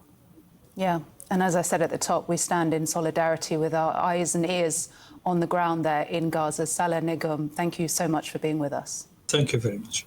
The Foreign Press Association says it's outraged by the targeted killings of journalists in Gaza. Let's bring in Ian Williams, the president of the association. Ian, welcome to the program. As we've noted, we've seen repeated calls for Western journalists to be allowed into Gaza as the war approaches its 2-year mark. Just talk about, tell our viewers why that is so important to have Western journalists there to observe what is going on the ground throughout the war, and what the reaction has been and the justification when you reach out to the Israeli government demanding as much. Well, one of the points is we should trust Palestinian journalists as well, but there's, profound sort of racism, and the Israeli government has basically said if you're Palestinian, you're not to be trusted. Whereas I think the foreign press, the press in general, are now beginning to learn that whatever the Israeli government says has to be taken with a 100 weight of 22 months. I'm sorry. After like the 5th month, you were just, if you still did not actually take what Israel was saying with a grain of salt, like you were just entertaining it on purpose. And I think that is the case. I think that the media is complicit in this, for the record.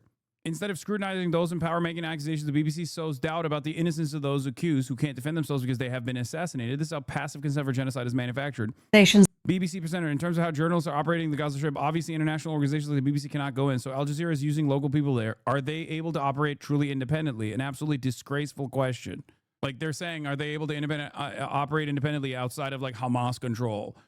Maybe what Israel is saying is truthful. Maybe he is actually a part of Hamas. Maybe he's an armed militant, an armed combatant. Look, he's taking photos with members of Hamas and the Politburo and even Yahya Sinwar. It's like they did this with Hassan Eslahi as well. Oh, he took photos. He took photos of the Hamas members. It's like, yeah, dude, they are literally the people who are responsible for governing the fucking Gaza Strip. The fuck do you mean? What kind of fucking idiotic assessment is this? You can't just kill someone because they've taken a photo with a person, okay? You can't, that's insane. That's an insane standard. If that standard was evenly applied to Israel, once again, I'm going to repeat this, if Israel's standards for what constitutes a valid military target was applied, then you can't say anything that happened on October 7th is a fucking war crime. Like literally, what do you mean? You could literally justify nuking Tel Aviv by that same standard, and it would be a perfectly fucking legal act of military intervention because there's mandatory conscription in Israel. And on top of that, you have a bunch of fucking politicians and members of the government that are tasked with civil governance, civil affairs inside of Israel. They live with their families. Israel has assassinated, the head of fucking sanitation, who was a part of Hamas's Politburo, who was a part of the civil governance division there. Israel has assassinated that person and their families and openly said that they're doing this because they are a part of sanitation. They're a part of like the ministry of fucking governance, the internal affairs. It's ridiculous. It is a ridiculous standard. Here, I'll give you one step further. It's like saying you can just nuke every part of America, okay? You could just like literally send America nukes. Just destroy the United States of America in its entirety. Leave it as a fucking crater in the dustbin of history because there are a fuck ton of veterans that live all around the country. There are a fuck ton of people who are former politicians, current politicians. That standard does not work. There's a reason. That's crazy. Everyone that has ever taken a photo with Donald Trump is now what? A fucking legal, valid military target? Or anyone that's ever taken a photo with like a Republican or a member of the Republican Party, a member of the Democratic Party, a member of any American party, anyone who has ever been responsible for like public sanitation, anyone who's a former or current police officer, anyone who's done anything, like the fucking head of the local library. Everyone is now a perfectly valid military target in that regard. It's fucking ridiculous. The only reason why you don't consider that as a real threat is because no one is capable of doing so. Okay? No one is obviously capable of doing to Israel or America what Israel and America have done to Palestine. And that's the reason why people can entertain these fucking ridiculous assessments of whether someone is a fucking valid military target or not. It's fucking bullshit. More journalists have been killed by Israel since October 2023 than the number of journalists killed in both World War I and World War II combined. The Israeli military has even publicly confirmed by its spokeswoman that they do not differentiate between civilian employees of Hamas and Hamas militants. Even more bluntly, according to the Cost of War Project, the Gaza genocide is the most deadly war for journalists in recorded history, full stop. Israel is also, I'll take it one step further, actively said that journalists who are accurately covering what Israel is doing in the Gaza Strip are actually working at the behest of Hamas. They've literally killed journalists and said the reason why we killed this journalist is because he's doing journalism and therefore benefiting Hamas. It's not like they're hiding it. They're openly saying why they're doing these violent things. So the very fact that there are still people trying to entertain this fucking idiotic notion, especially in Western press, is so fucking morally bankrupt. Because there's, what they say bears no relation to reality. And they use keywords like, the Hamas Ministry of Defense. Hamas controls the place. And I mean, the Ministry of Health. Hamas controls the place. Journalists there, frankly, I don't care whether Asharif was in Hamas or not. We don't kill journalists for being Republicans or Democrats or in Britain, Labour Party. Thank you. Fucking thank you. Oh my God. Finally, I can't believe I'm hearing this on CNN. Holy fuck. Thank you. He's not, but even if he was, it doesn't fucking matter. Like, that's crazy. Your political affiliations mean that you can be assassinated is crazy. That's not how this works. It took 22 months for CNN, and this is the international part of CNN, to finally fucking say the truth. Oh my God. Hamas is a political organization as well as a terrorist organization, perhaps, but it's not permissible to go killing people. And this was the distinct change now, is the IDF actually boasted that this was a targeted killing. And the reason they're doing that is they're not letting foreign journalists in. So Palestinian journalists are the only ones who are there, the only ones who can tell what's happening there. And what they're saying completely contradicts what's coming from Israeli spokesmen in Israel and across the world. It's quite clear they've documented the ongoing massacres, and the Israelis don't like it. What do you mean by not caring whether Anas al-Sharif was part of Hamas? Because the Israelis have produced what they say is evidence and have longstanding statements where they say he was not only part of Hamas, but he was leading a Hamas cell. In your view, that doesn't make him fair game. Is the lady deaf? Yes. That's why she's there. Okay? Her job is to literally just turn around and be like, hey, I know you just described exactly why this is a completely unacceptable war crime that Israel has done 200 times over, okay? More than 200 times. But also, Israel, the fucking party that is committing a genocide by the admission of virtually everyone on the fucking planet with the exception of people who are paid to avoid that reality, those at fucking CNN, have claimed that this person was a Hamas brigade commander with legal kills, actually, with so many kills. He was scalping people. What do you have to say to Israel's fantasies? Aim for Israeli targets? Well, first of all, I don't believe it. He's been working 24 hours on journalism. He doesn't have time to work in a cell on the side. The second point is I basically don't believe anything the Israeli government says about this. They've lied and lied and lied. They buried a whole medical team after denying it. They went and destroyed the evidence. They bombed hospitals, claiming there were Hamas facilities underneath, which weren't there. And the only way to conclusively disprove them was to let foreign journalists in. And they won't do that. So now they're basically saying, if foreign journalists are allowed in now, I would make sure they compose their wills before they go. These are two separate. The IDF has no compunction. These are two separate what? No, it's not. It's not a two separate statement. It is directly. It is the same. It is the same fucking government. It's the same government that is doing a genocide, that has consistently lied every single time it's taken a fucking breath to say anything. Why the fuck would you ever believe a single word coming out of fucking Israel? Unless you are paid to believe the words coming out of Israel, even if you don't personally believe the words coming out of Israel. These are two separate issues you raise. I think the majority of journalists around the world, and I would imagine a lot of our viewers. It's not a separate issue at all. The reason why Israel does not want Western journalists to enter the fucking Gaza Strip is because when they kill the only journalists that are in the Gaza Strip who are fucking brown Palestinians, you can turn around and say, well, wait, maybe he was Hamas. That's the only reason. Do you not understand?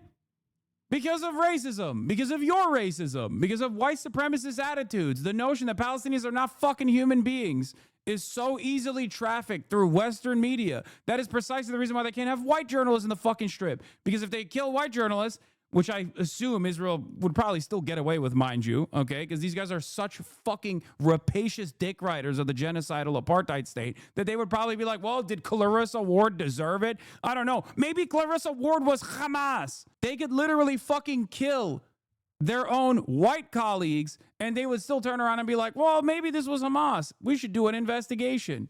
Would support allowing Western journalists into Gaza to see for themselves and report for themselves what is happening in this war. But when you say you don't believe a word Israel is saying, you know, there's been a lot of accusation thrown at Israel for not producing evidence to confirm some of the claims they've made. If they then produce evidence and you say, I don't believe it, where does that leave things? What do you mean? They've never produced evidence.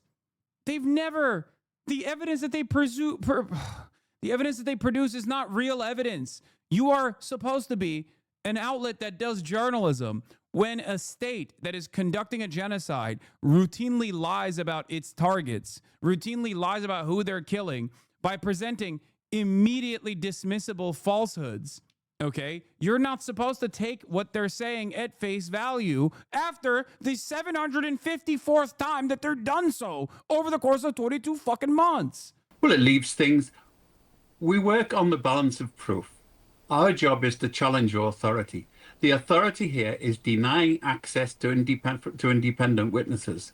Nobody else is allowed to go into Gaza. International organizations aren't allowed into Gaza. Journalists aren't allowed into Gaza. Reuters, AP, CNN, BBC are not allowed into Gaza. Now, what does that give us? Sort of more than a little hint that things are going on there that the Israeli government doesn't want you to know about or doesn't want you to witness. What other conclusion are you going to give? You know, there's a presumption in favor of Israel in a lot of this, which is totally unjustified after recent experience. I think, and they've targeted journalists before, in the West Bank as well, by the way. We're looking at Gaza, but journalists have been assaulted and killed in the West Bank as well for witnessing what the settlers are doing, let alone what the IDF is doing. So I think we're really, you know, it doesn't do Israel any great favors for basically making everything they say totally questionable. All right, Ian Williams, we'll have to leave it there. Thank you so much for the time, President of the Foreign. Yeah, this is the president of the fucking Foreign Press Association that she's having on, by the way. Of course he's going to have this attitude because it's undeniable. It's unconscionable. Israel is doing a mass slaughter of all journalists. Fuck this anchor. Suck my dick.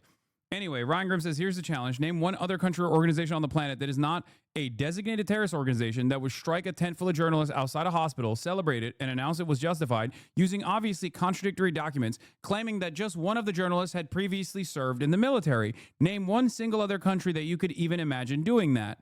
Okay? Even America doesn't get to do that. It's fucking crazy how much Israel gets to do. It is unimaginable. Okay? At least America tries to fucking hide when they assassinate journalists, you know what I mean? Which is, of course, still unjustifiable. But even Barack Obama had to apologize for fucking striking the Kunduz hospital and killing fucking Doctors Without Borders medical personnel. Israel just goes, nah, they're Hamas, and move on. That's it. And we have to sit there and be like, I guess they said so. It's crazy. The idea that someone would pose as a journalist by doing live reporting all day, every day for 2 straight years, but is actually secretly a terrorist is so stupid it demonstrates how much power Israel believes it has. Their excuse for assassinating a world-renowned journalist and his entire crew doesn't even have to make any sense for them to put it forward. It doesn't matter what they say. They can kill without impunity, and they fucking know it. This is precisely what it is. The very fact that they are not even trying to present like reasonable evidence for this, which, you know, we're not giving Israel tactics here, but like the very fact that they don't even choose to present reasonable evidence here in the unjustifiable assassination of yet another fucking journalist, a very famous one specifically, is an implication that they understand they can do this with impunity. It does not matter. No one will fucking call into question anything that they are doing. No one will put a stop to it. It doesn't matter what Israel says. Sometimes they fabricate evidence to smear those they've killed. Sometimes they won't bother. Either way, they know they'll get away with it. No one will stop them. It's become less about convincing the world and more about convincing themselves. Here is Clarissa Ward on the assassination of Anas al-Sharif. Even she had some fucking choice words here, and she is the main foreign correspondent. Clarissa Ward, remember, does some fuck shit every now and then, like she did in Syria. But she also, to this day, is one of the only fucking Western reporters that have been able to actually sneak into the Gaza Strip to get coverage early on of all of the atrocities that were unfolding in Gaza. I've said this to you before, okay? I woke up this morning to the horrific news that Anas al-Sharif, the Al Jazeera journalist, and 3 of his colleagues were killed in a targeted Israeli strike inside Gaza. This brings the total number of journalists killed in Gaza since October 7th to 176, which is, frankly, a mind-boggling statistic. And I just wanted to say, and I realize that it helps nobody, but I think I speak for a lot of Western journalists when I say that so many of us feel angry and outraged and powerless and ashamed. We are confronted with a stream of accusations from the IDF that seek to dehumanize our Palestinian colleagues, that seek to justify their killings, and the nature of the carefully calibrated language that we are using in our stories, I understand to many just feels so detached and so not proportional to the agony and outrage of the moment. And behind the scenes, many of us continue to push and press and sign letters and write petitions and do meetings, and none of it seems to make a damn bit of difference. So just a reminder that journalism is not a crime, and that the targeting of journalists is a war crime. The previous anchor reposted on Twitter, she's 100% bought by Israel. Wait, that's the previous... No. What? Gal Gadot has always stood for clarity and reason when read story, which makes us grateful and honor she backed the Don't Feed the Lion from the start. Brianna. Oh, that's the fucking... Oh! That's the lady. Oh, she reposted this. She's in it. She's tagged in it. CNN anchor. A brave and beautiful story that helps kids understand anti-Semitism and stand up to it with strength, pride, and compassion. This book is so needed right now. Gal Gadot, actress and anti-Semitism advocate. August 8th, 2025. Hashtag Don't Feed the Lion. Well, now we know why she was fucking pushing back on the Foreign Press Association president, saying Israel is lying with every breath it takes. What is this? Hassan the Hun vindicated again, I see. Also proof, since apparently a lot of people need it, at this all could indeed end and could have ended any moment with one phone call from the POTUS. Netanyahu said, you are misleading the public that we can stop fighting and then return to it because Trump will let us. Yeah. You didn't even make the nominations, little bro? Oh, damn. I'm not even at the top of the bracket this time. 2025 Anti-Semite of the Year award. It's a close one this year. I guess good. Piers Morgan being on there is so funny. I think they just gave up on trying to deplatform me, which is good. Yeah. They disrespect my work. I know. It's really fucked up. I'm always telling motherfuckers, like, if you think you hate Israel enough, let me tell you, okay? You don't. You do not.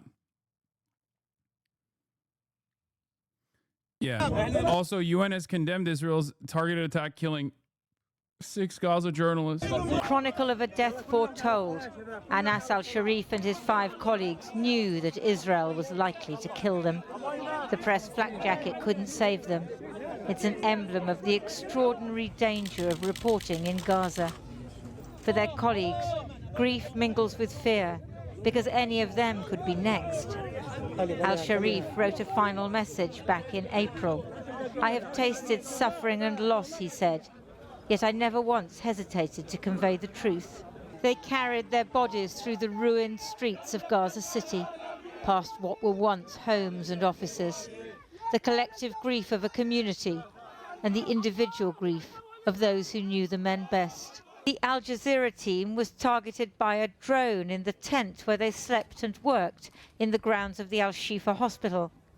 The Israelis had already destroyed all their offices in Gaza City.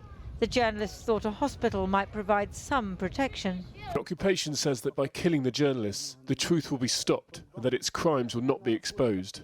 But I tell the occupation that your bombardment on us increases our determination and resolve in conveying the voice of the suffering of our people in Gaza. Yeah, they bombed tents. Israel has not only admitted the strike, but trumpeted it. Anas al-Sharif was a Hamas cell leader, they say, responsible for orchestrating rocket attacks. But to millions of viewers across the Arab world, he was the face of Gaza, reporting the endless airstrikes that have killed tens of thousands of people. After this segment is over, I'm going to have Brace and Liz on to talk about Epstein, and we'll also talk a little bit about Israel as well. Hold on one second. We have Truanon in the building. Hold on. Yes, Brace and Liz both. Full stack. Full team. Him cast off his flak jacket when a temporary ceasefire was declared and everyone celebrated, and break down while reporting on a woman who was starving. Crocodile tears, said the Israeli Defense Force Arabic spokesman, part of a false Hamas campaign on starvation. The IDF put out several videos saying he was a member of Hamas, which he and his employers denied on numerous occasions. He continued his coverage despite all of allegations and accusations and all of difficulties, and even targeting his house and targeting his family. And Anas managed to stay in Gaza, and he refused to leave Gaza. Reporter Mohammed Kreke, cameraman Ibrahim Zahir, Mohammed Nufal and Muammer Aliwa, and freelancer Mohammed Al-Khaldi were also killed. Anas al-Sharif, who was 28, had 2 children. In a final message he wrote to be read in the event of his death, he said that his daughter Sham was the light of his eyes. Hold on one second. I never got to watch. What's up, guys? Brace and Liz are in the building. I have we're currently covering the Israel assassination. Before we move on to wait, hold on. Why did I lose? I think video? This is probably Liz's second time ever using Discord. So okay, well, yeah, she's I don't know what happened. She's gone. She passed. Okay, well, here we'll continue on this for now. Wait, why can't I? Oh, there it is. Okay, put you on the main stage. Welcome back to the broadcast, Brace Belden. Am I on? Yeah, you're on. Yeah, you and Liz are both on. Well, Liz was gone for a second, but she's back now. She's back. I don't see her. Can you hear me? Yeah, but I think you got to change your mic, Liz. No, it works. I know, but it's coming through. I know what's happening here. It's coming through the computer. And what you just got to do, Hassan, walk her through this. Be a gentleman. Yeah, you got to go click on the cogwheel user settings in the bottom left corner and wait, go hit it. And then go wait, hold on. Liz, hit the mic. No. Hello? Okay. Liz, can you speak? I can. Okay, yeah, no, the mic is Can you correct. hear me? Yeah, no, it's the right mic. That's what I thought. No, now it's are you wearing AirPods? No, I'm not wearing AirPods. Do you see the string? Okay. Listen. Okay. Wait, how do I fix the? You know what? I'm just gonna stop this so that you can. I'm just saying she tapped the mic and I didn't hear. I'm trying to figure out how to. I'm having a hard time with this as well. Hold on, with my Discord as well. I want to show. Oops. I want to show everybody, but it's not letting me for some reason. 1 second, I have to fix that. How do I fix that? More options. Oh, grid view. There it is. Boom. I did it. Well, no, only kind of. Now we've got some of Liz's head. No. Don't worry. I'm going to fix that in a second. That's not a problem. Here it is. Boom. People can just look at some of my head. That's fine. No. No way. I'm fixing all of it. Don't worry. Okay. All right, perfect. Truanon in the building, not in the flesh, but in the building regardless, ladies and gentlemen. We got Liz Franzak and Brace Belden. Thank you for coming on, guys. I've been meaning to have you on. I think this was like the last time I had I've had the full squad on before, but I think this was like the first time I ever had Brace on the broadcast. I believe Liz, you might have been on as well, was to talk about the Epstein stuff many, many years ago. When Truanon was first starting. And since then, there has been new developments, and some that is basically same old, same old. And I wanted you guys to update everybody, since you are some of the few brave journalists that have been on the ground that have directly covered this issue. Court reporters that we are none of those things. We are none of those things. We are comedians that demand non-actionable. We are not reporters. We are not from anybody. We are not even people who platform others. We simply speak sometimes, but our opinions are entirely the opinions of other people. But I got advice that might be the wrong thing to say the exact wrong thing to say. And I looked into that, and I think it might be. I think we have to say that we believe everything that we say 100%. I think we should double check that before you start saying that. Regardless, everything that we'll be saying on this program today, and in fact, I want to take that one step further, and everything that I've ever said in my life, especially pertaining to, you know what I'm talking about, has come to me texted by Hassan. Oh, great. It is not, it is all We're just reading scripts. It's all a script. It's the puppet master. And so any sort of things like that, legal things, all that kind of stuff, he's much easier. He has management, he has representation. And if somebody sues me, I might, well, I can't say it's Twitch. You will not like it. You will not be happy. No, you will be happy. Some of you will be happy, but then you'll feel sorry. Well, in any case, I'm glad it's a real honor to have you guys back on, esteemed podcasters and comedians that are not journalists, that cannot be sued for libel and defamation, slander, all of those things, non-actionable. Just doing entertainment like Tucker Carlson, and also have the same politics as Tucker Carlson. That's right. That's a fact. I feel like you should get on his show. I feel like you could be on his show. He had a former colleague of mine, Anna Kasparian, on recently, but I don't know. I have not seen any initiative from the Tucker Carlson folks to have such a massive platform offered to a person like myself. But it's I gotta get on Candace, man, and her show. You couldn't handle it there. Yeah, I knew you were gonna. I think I could do it. I think I would be sweating so much. Liz, how do you deal with this man? Barely. I barely do. What do you want to talk about, Hassan? Well, first, it gives me no pleasure to report this, but I have not made it into the final top 10 anti-Semites of the year. This year. Very sad state of affairs. I feel like I tried really hard. Who are the top 10? Where is it? Someone had it ready to go. Chatters, can you send me that link again so I can show you? But yeah, it's newcomers into the top 10 are Pierce Morgan, apparently. Really? Yeah. What? Owen Jones, which I thought was really funny that he's like, wow, the little guy. Owen Jones, is he little? I don't know if he's little. Well, he comes across as not tall. That's just British. That's just British. Yeah. Here, I'm sharing the screen with you guys. I don't know how to like put this down though, and have only you show up and not my screen. But who's bottom right? Oh, Thomas Massey, who always looks wet. He looks skinnier than that now.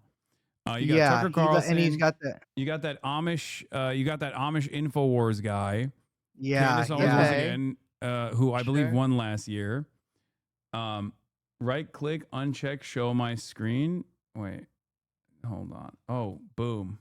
Okay, there it is. I feel like I don't know if these are top 10. Yeah, I don't know. You think there's better anti-Semites out there? Well, there's like real ones. I mean, come on. He does it just for the show. That's what I think. Yeah, there's a lot of performative anti-Semites that these guys are presenting as real ones. I mean the Hodge twins. Come on, man. Top 10 Hodge twins. Yeah. First of all, how are you gonna have Hodge twins but not have Nick Fuentes? That's crazy. Yeah, why is They're Nick not hip Fuentes to not on that. this They don't list? know. They don't know. Who's to the right of the MMA guy? Wait, why am I following this fucking douchebag? I don't even know how the fuck that happened. NBA analyst. Yeah, musical artist. I am a musical artist from Israel, and this is my art. We got Owen Jones, you got Dan Bilzerian, you got Piers Morgan, of That's course, kinda weird. since he recognizes that like what Israel is doing is unconscionable, but also at the same time keeps going, but Hamas over and over again. Andrew Tate, this guy, it's not Nick Mullen, it's a different guy. It's Nick. Yeah, but he's like not in the algorithm anymore. No one gives a fuck about him. Yeah. He was doing a lot with Candace Owens, actually. I forget what his name is. Glenn, obviously. The classic. And he's already suffered repercussions for his anti-Israel coverage, in my opinion. I feel like, you know, I feel like still putting him on this list is fucked up. You got the guy who gets his head caved in professionally. Jake Shields, I think.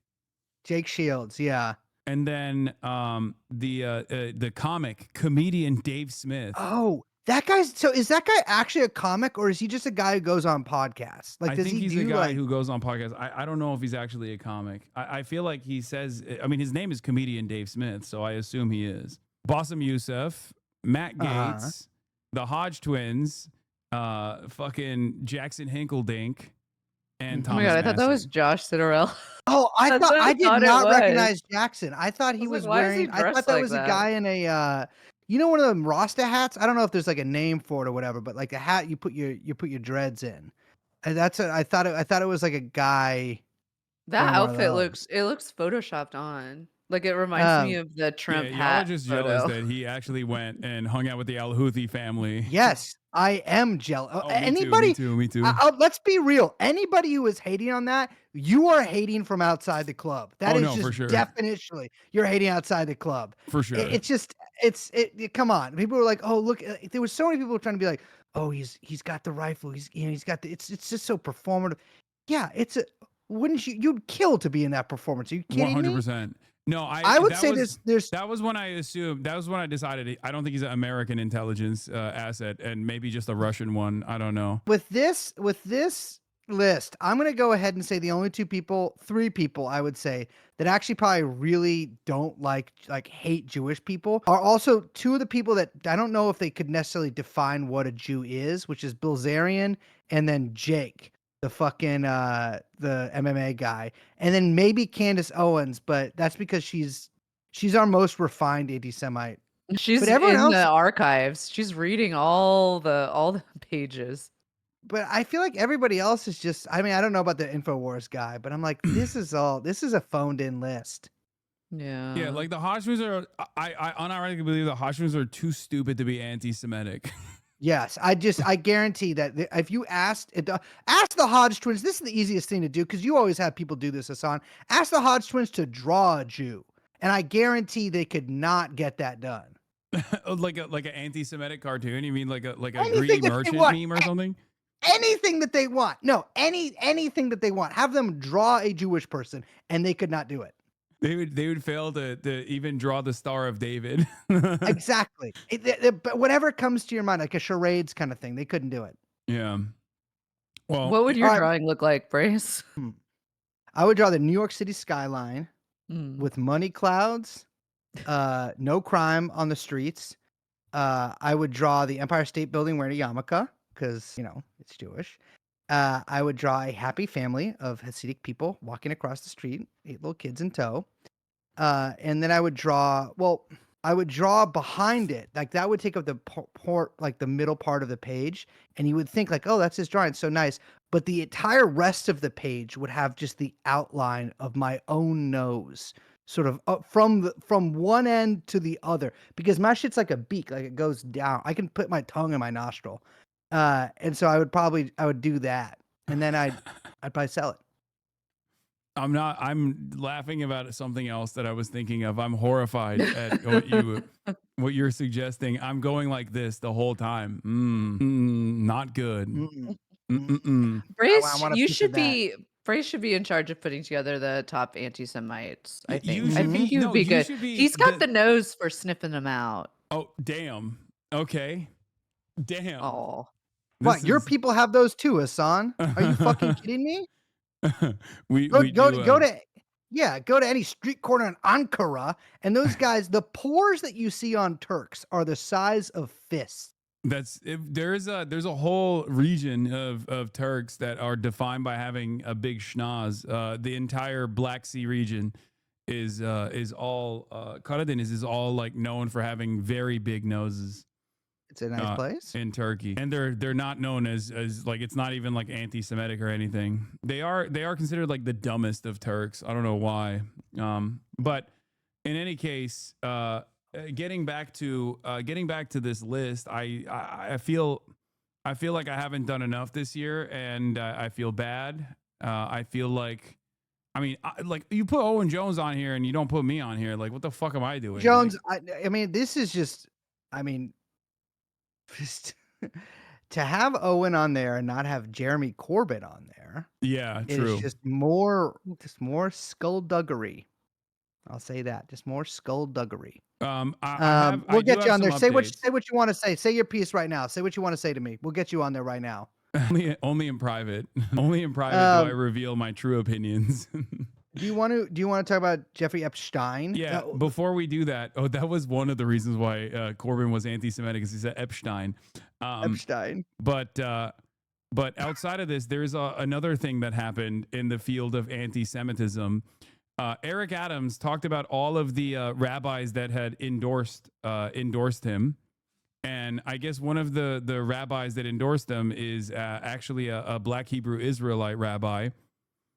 Sturgeon's Law says, it's not that odd when you recall that not all Black Israelis are the crazies and viral viz. This 70-year-old Torah observant group that gets along with the white Jews in Brooklyn. They don't claim to be the only real Jews and dislike the crazy street Israelites. But apparently he's also, this is a guy who has gotten charges. Like he's gotten, due to the serious nature of the allegations against Rabbi Yehuda and his final refusal to face his accuser in a trial setting, the Israelite Beth Din makes the following determinations. Rabbi Baruch Yehuda, also referred to in this document as the respondent, is hereby banned from all activities, spiritual, social, or otherwise, in the Israelite community for not less than 10 years due to his refusal to face charges within a trial setting. So they kicked him out of the Black Hebrew Israelite community. First of all, you're welcome in ours, Rabbi. Second of all, Eric Adams is just building a broad coalition that makes up the soul of New York City, right? And it's, if you're gonna start kicking people out, that's Zoran shit to kick people out of the coalition. Yeah, we're doing. Eric Adams brings us together. Well, Zoran is making the tent bigger with Elizabeth Warren. He's getting endorsements from even the indigenous communities. Like, he's all over the place. I one time when we were doing the union campaign in San Francisco, Bernie came and he took a picture with us and we posted it, and then Elizabeth Warren did the same thing, but we never posted the picture. It's crazy. But there's a picture. There's a picture of me with Elizabeth Elizabeth women Warren. of color. It's obvious. I mean, talk about a tent, big tent. That's what I mean. Good Lord. Okay. Sorry. That feels. Okay. She's like 80. Anyway, but yeah, the reasons for the determinations were as follows, but not limited to: one of the crimes alleged against the respondent is a capital crime in accordance with Torah, homosexual molestation of a minor. Pause. Yeah. Not pause. No pause. Jesus Christ, Brace. I mean, they listen, I'm gonna have to look further into this. Who is the final determination from, though? I don't know. The Is this rest just of the from Black Hebrew other Israelite community. Black No, Hebrew it's like- Israelites? Yeah, and their official I don't know. Israelite Beth Din is what made Yeah, this but isn't final that just like determination. isn't that just a religious court? I don't. Do they have that? Yeah, it's a I rabbinical don't really, court. but they have. I don't know if the Black Israelites have like full religious institutions like this. I don't know. I always figured it was just like Is a guys that Beth hung Din out. is a Jewish rabbinical court of law. Yeah. Yeah. Wait, are Well, Black shit. Israelites actually under the rabbinical court services? Like, is that, or do they have a separate one? I mean, I don't know. I don't. These I guys feel seem like a this little is more way like in your observant. wheelhouse, Brace. I'm actually shocked that you're not tapped into this. No, because I don't recognize it. Wait, you don't recognize the Black Hebrew No, Israelite? I'm sovereign. I'm sovereign citizen with Jewish law.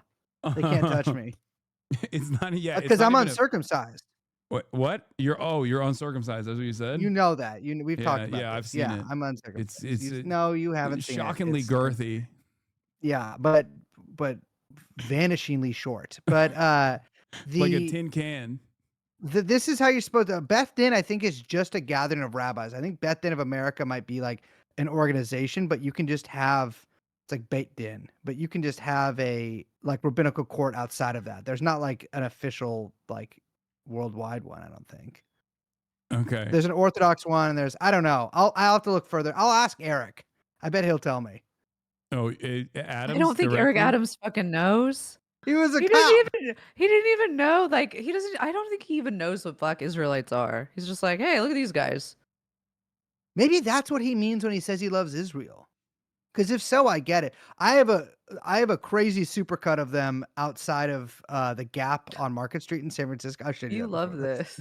It's one of my favorite videos ever. 'Cause I cannot show it on this program, but I will send it to you, Hassan. Okay. It will get you banned. Wait, is it one of in the? Is it 0.5 one of those where they're like yelling at people who are Jewish and being like, "Which tribe are you from?" No, it's a supercut. Actually, Sturgeon's Law, a Twitter user, sent me this years ago. It's a supercut of them using every slur, but not just for the regular races you see walking around. They're like going in the Atlas and like finding like Uzbeks and slurs about them and shit. It's incredible, but the editing on it is really something else. Yeah, it's pretty good. All right. Well, speaking of I don't know how to fucking do this. Never mind. I'm not even going to segue off of this into Jeffrey Epstein. Let's just talk about Jeffrey Epstein, the most maligned person, falsely maligned person in American history, it seems. Now, obviously, it's picking up attention recently in the past month or so because the Trump administration has basically done everything they possibly could to make it seem like Trump was actually a lot more involved with Jeffrey Epstein than we previously thought. I was of the mindset that like up until 2003, they were homies and then they parted ways and that, Trump was no longer as involved with Epstein in the way that like the Clintons were, for example, like with direct and indirect involvement, with the exception of like weird appointments to his cabinet like Alexander Acosta.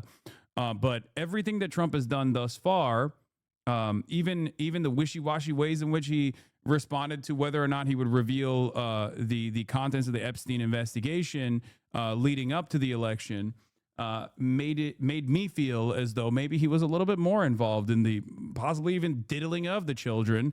At least that's the way he keeps presenting himself. So I wanted to hear what your guys' updates are on the situation so far.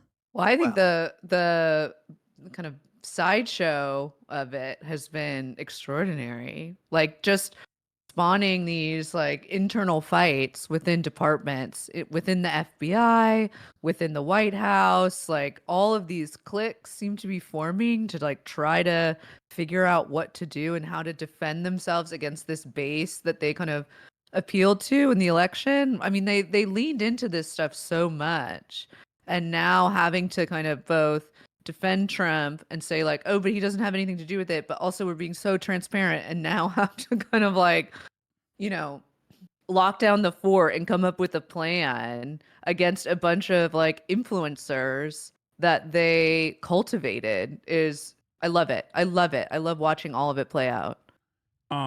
Do you feel like it's just like pure? I mean, the incompetence is pretty crazy.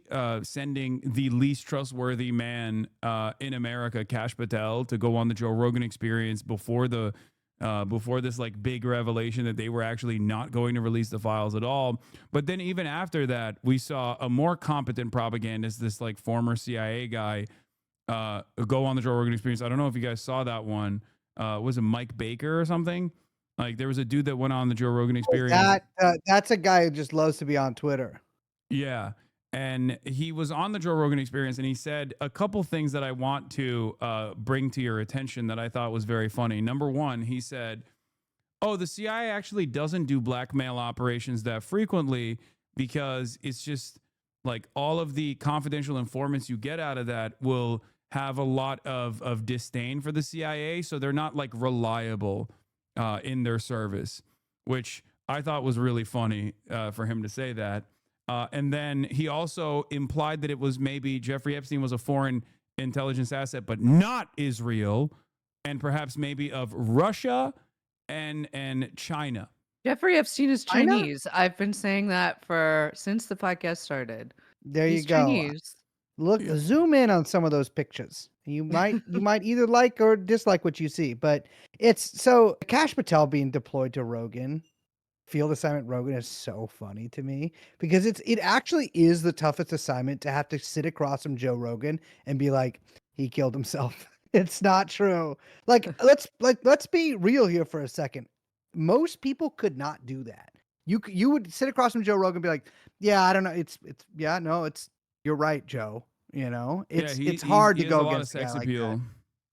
But there was that funny dust up in the FBI when Dan Bongino and Kash Patel sort of had that split with Bondi, and Bongino or Bongino in particular got like really pissed off at Pam Bondi because he of all of them is like the most media like podcasty one. Yes. And so he's just like clearly pissed that Pam Bondi just put out this fucking memo and just destroyed basically his fan base. His fan base's like affection for him. It looks like he's back in the FBI. I mean, there was like he no called, no showed, but then he's back at duty.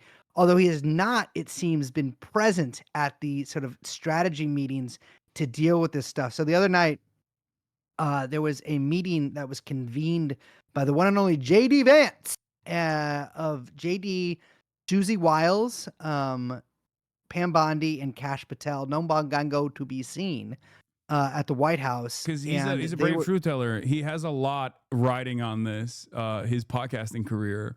He has the physical appearance of a wife slaughterer due to CTE, but I've just said am I wrong? No, I'm not. I think he'd probably agree with that. He famously blocked me many years ago because I said, what's your steroid regimen? After saying that and he wouldn't tell you? No, I wanted to know. I was actually giving him props because he looks so hot. You're just Tren, right? And I'm an Anna warrior. But so they're having this like strategy meeting because as I'm sure your viewers know, Todd Blanche, Trump's former personal attorney and now deputy attorney general, was dispatched down to Tallahassee to interview the one and only Ghislaine Maxwell, and for like I think 9 hours of questioning across 2 days. And remember, Ghislaine actually has an appeal that's in front of the Supreme Court right now, and so there's a lot of she has some leverage actually here. Leverage which like otherwise she would just not be able to really have. We don't know what they talked about in those 9 hours. I mean, there's been some mentions that like she said that Trump never did anything untoward in front of her, which, you know, listen, I'm Ghislaine. I'm saying that no matter what I've seen. Well, I mean, she has perjured herself in defense of both herself in the active court case, but also she has routinely lied about even Prince Andrew's involvement when she was in prison. So she's not exactly the most reliable narrator here. No, I mean, the thing with the Prince Andrew thing is she says the photograph is fake of Prince Andrew and Virginia Giuffre, and that it was done by an I think it's actually still on our website. There's like a FAQ about it, but they had this high level strategy meeting the other night over what to do with the Ghislaine tapes, whether they're going to release them, which I was hoping they would this weekend, but they did not, or they're going to release like a transcript of the tapes. Or whether I don't know what they're gonna do. I mean, but they had this sort of talk about it, and I feel like they're kind of in a bind because they sort of need to release the full tapes, or at least what appears to be the full tapes, because otherwise people are gonna be like, well, what the fuck isn't on the tapes? But on the other hand, Trump is like, since Ghislaine got arrested, Trump has been like, well, there's a lot of people that knew a lot of people, and just because people hung out in certain places doesn't mean they were guilty, you know. And Trump is repeating that once more. He's returned to that refrain. But except for Larry Summers and Bill Clinton, who are implicated, and they should be, you know. But I feel like that's the cast of the dispersion that he's doing here to get the stink off of him. He tried the failed Russiagate reversal on Obama, and it seemed to they'll fall on deaf ears, regardless of the fact that Obama definitely did do a coup against Donald Trump in 2016. I agree, and should be imprisoned for it, and also for lying about his birth certificate. But it seems like it seems like even his base is not eating that up. So now he has to just like bring out high profile names that are known affiliates of Jeffrey Epstein.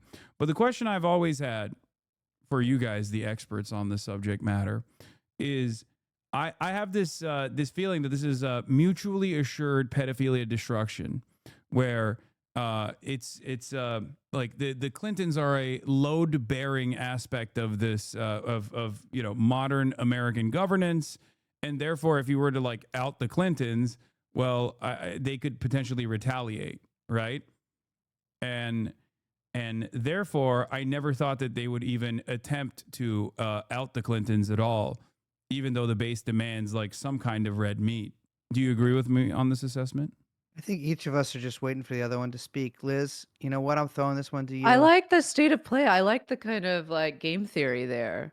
I like this, that everyone is sort of like Spider-Man memeing at each other, right? Everyone's just pointing the finger at one another, but they're all guilty. I like that. I think you know, it's like Trump sent his little like attack dogs in Congress to get you know, try to compel a bunch of testimony. I actually think, I mean, I'm like, yeah, let's do it. Let's have some kind of like crazy congressional hearing. Let's put it on C-SPAN and let's get some people up there. Me, I would have a different list probably, but I think it's a good start. Although I don't know what some of those guys are on there. But yes, we've got a list. Let's start there, and you know, we can kind of move forward. I feel like Bill Clinton like won't do it because ex-presidents don't do that kind of thing. But Lady Hillary has been known to speak in front of Congress before, and perhaps we can get another one from her, although I doubt it. But I would like to see it, so I support it. Yeah, I mean, I think I'm pretty much in agreement with there, except that I think that the further this goes, the more investigations Trump is going to start. I think he's going to start a bunch anyways, but I'm like, if this goes worse for Trump and he somehow jails Obama, well, Trump's probably going to jail at some point himself. And then we have like basically, and Biden will be dead by then. We have like the last two living presidents in prison, which I think would be good for the country. I think after that, there can be like a draw, right? Like everyone could be like, you know what? We got ours in there. You got yours in there. We're good. But yeah, I don't know. I mean, I feel like they are just really trying to like do, and I sound like fucking Mueller she wrote here, but like I really do feel like they are just trying to start as many investigations as possible to like appease, to just throw red meat to people. Yeah. But Epstein, I think, has such staying power because I'm sorry, Dan Bongino, every fucking podcast is talking about it.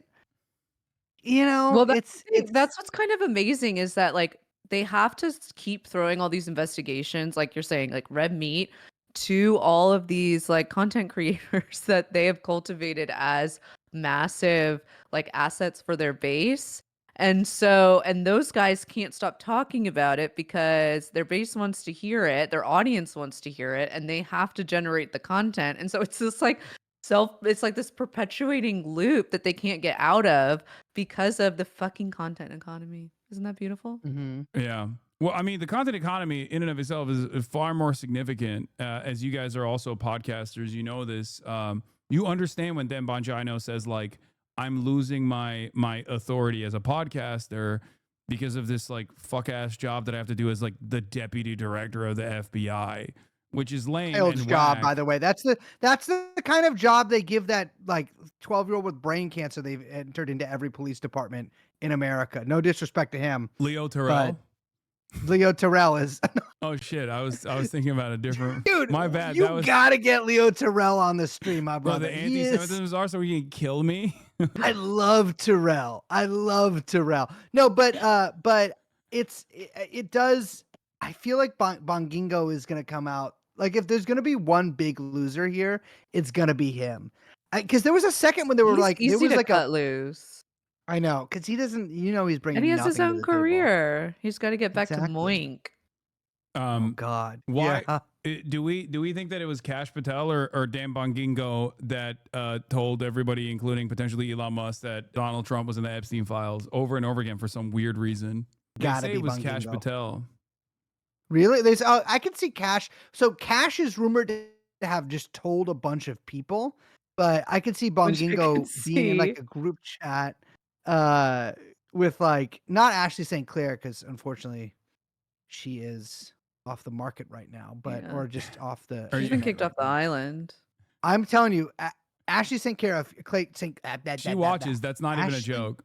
She's a Ashley. yes. First of all, if you're watching this, please come on our show. We will break every Wait, rule. really? We will break every rule. Well, please come on Liz, our do show. you want and this to happen? tell Because I can actually all. make it happen. She's like actively trying to come on my stream because Oh my god. because of Elon Musk's like personal animosity towards me. So if you guys I'm a want, team player. Yeah, I think it would be a good show. I think it'd be a good show. I think we have some mutual interests here, Ashley.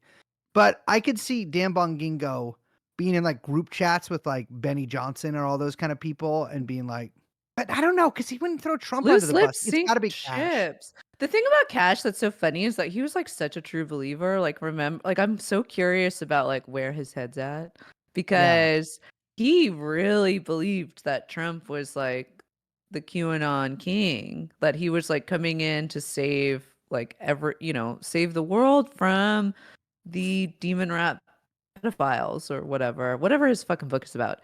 And I'm like, oh my gosh, do you think that he got there and was like looking through all this shit, saw Trump's name and was like like had like a kind of personal crisis? Like I that's what I want to know. Like where is he at?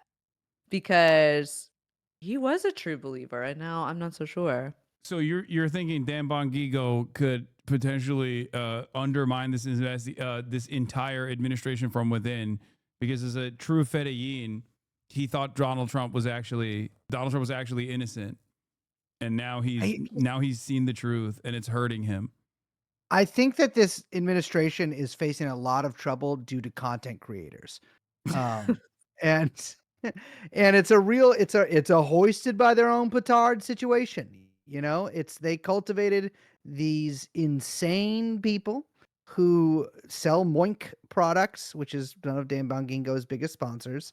And now they have to appease them. And it's just, this is the world they've created. And we just have to live in it, I guess. Like everything is so media reactive. Like, interestingly, Trump is, I think, still just watching Fox and Friends, but all the people sort of in the Trump sphere are like watching, like that's like who's on Rumble.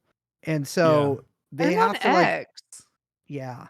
And I think the scary thing, I mean, to like jokes aside, it is a little scary when you start thinking like they're not there yet, but you could see them or the next iteration of whatever, the next administrations are, whatever party. But as everyone becomes more online and everything is more online, even more than it is now, like when policy starts getting set to the beat of Twitter, or it becomes as reactive or trying to keep up with media cycles like that, it gets insane. You see that a little bit with like the way he handles tariffs and all of these things.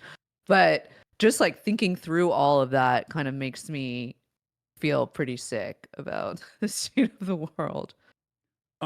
So do you guys think that my assessment, my speculation is that from the start has been that they are just not going to reveal any of the investigations that took place already.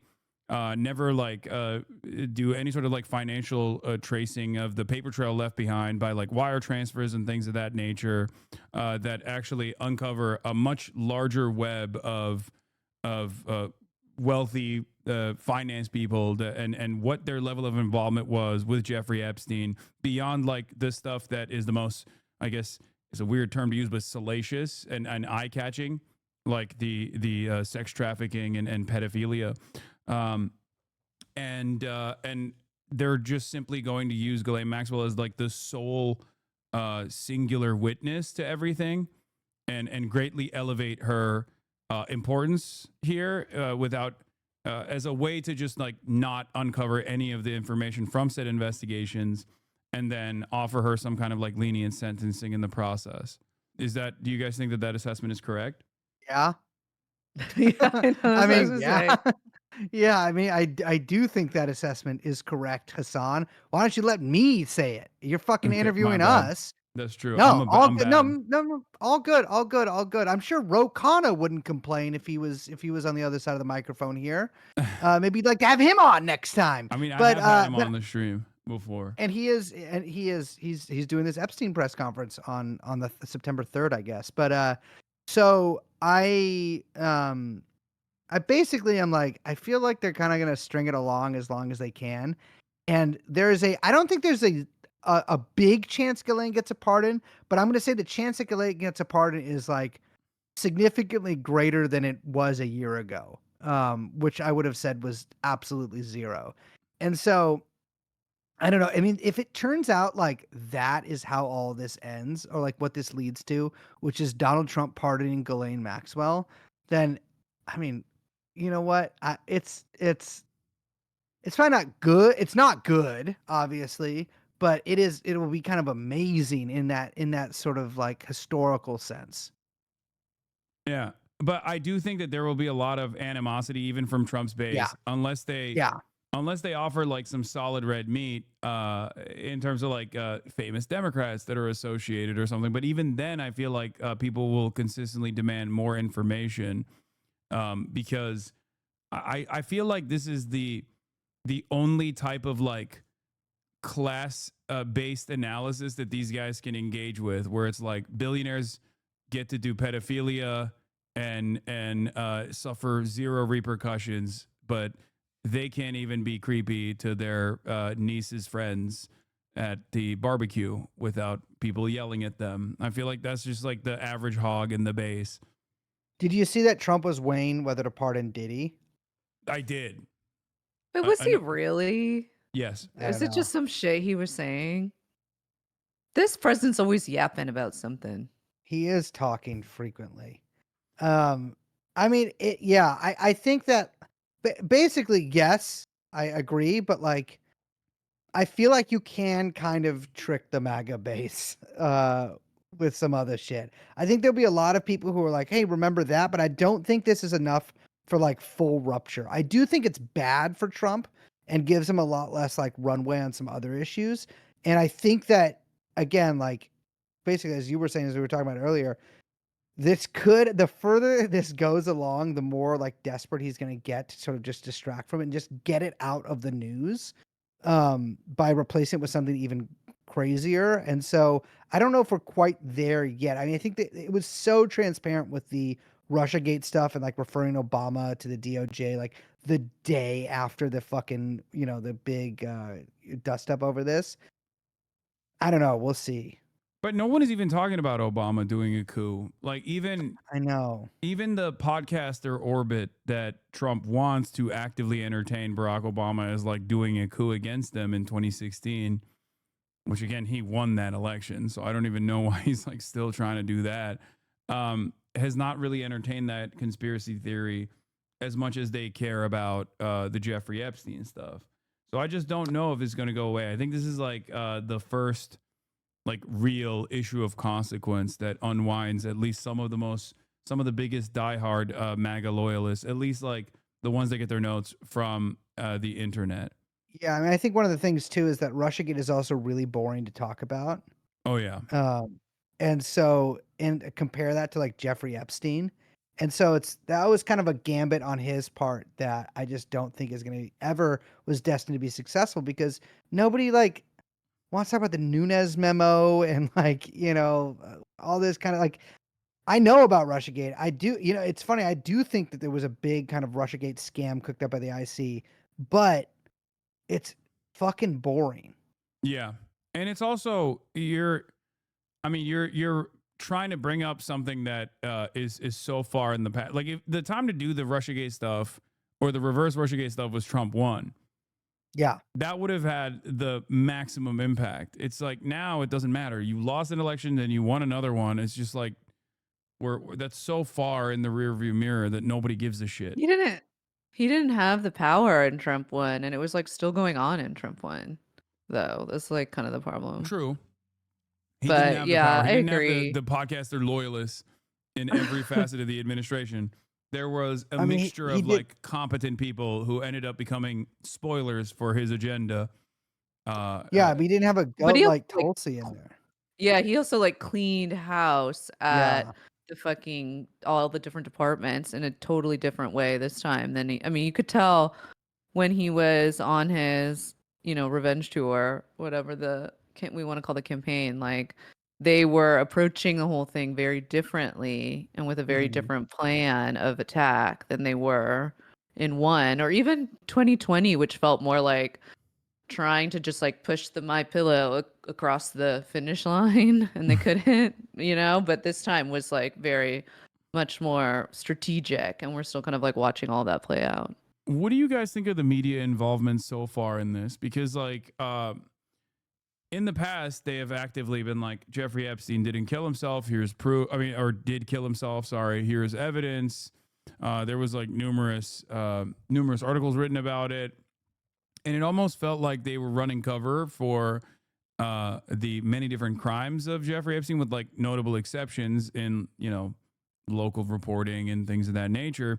Whereas now it does feel like they are actively pushing for it because they recognize that this is something that drives clicks and it's something that actually frustrates Donald Trump. Do you feel like that the comfort that they have in covering this issue stems from their knowledge that like nothing of note is ever going to be revealed in this process? Or is there some other reason?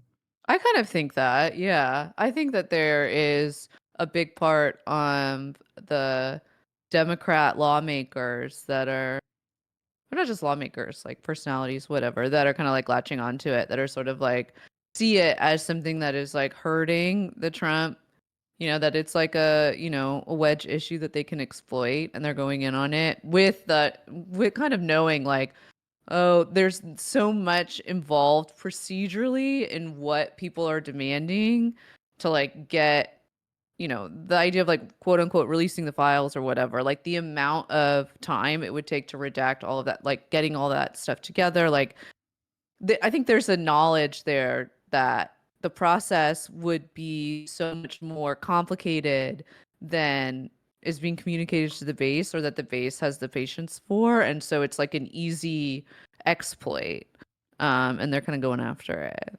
I think the Epstein story was seen as like at first very salacious and like like you said, but also just it was a big story in like 2019, 2020, and then I think it was sort of seen as like a low class kind of thing to be interested in it all, and now, which by like some of the more Democrat associated media.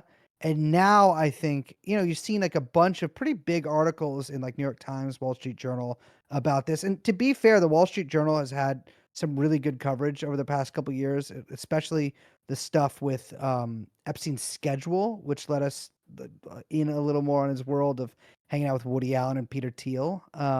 But I definitely think, it's obvious now that like, I mean, this hurts Trump, and so it becomes like more of a story. Like the birthday book story would not have been released 2 years ago, and like they've probably, I mean, if they had it, I don't know. I mean, that could have been given to them by somebody who was leaving DOJ, or who knows who gave them that stuff.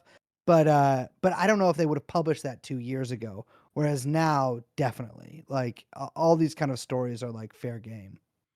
Why does no one just go up to Alexander Acosta and be like, what did you mean when you said he belonged to intelligence? I mean, he works at Newsmax now. He's on the board of or News Nation. No, I think Newsmax.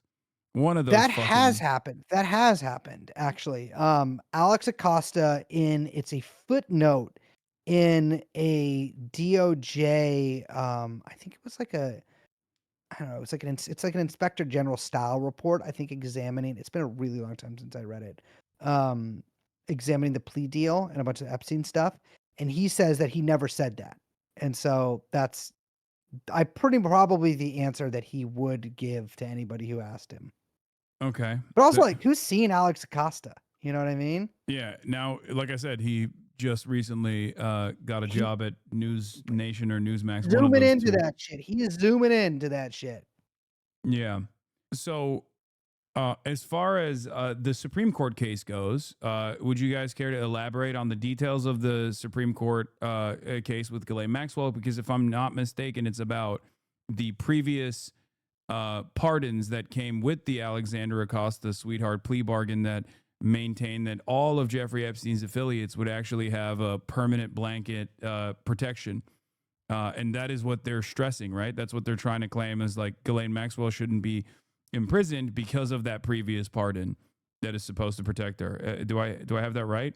Yeah, it was a non-prosecution agreement that they're saying that, I mean, they used this before the trial. They tried to get the entire case like thrown out before it even went to trial, and then during trial, then after trial, the appeals process started. But yes, you're absolutely correct. It has to do with the kind of blanket immunity that was granted to all unnamed co-conspirators of Jeffrey Epstein, which would include Ghislaine Maxwell. And it has to do whether or not that covered just Florida or New York. It's all, I don't know, a bunch of like legal wrangling. But it didn't work it hasn't worked as an appeal, and it didn't work to get the original case thrown out in New York. And so now it's just kind of worked its way up. I think it sounds like way crazier to be like, and it's in front of the Supreme Court, where it's like, you don't know if the Supreme Court's going to hear it. It's just that it's literally at the like last stage of the appeals process, which is at the highest court in the country.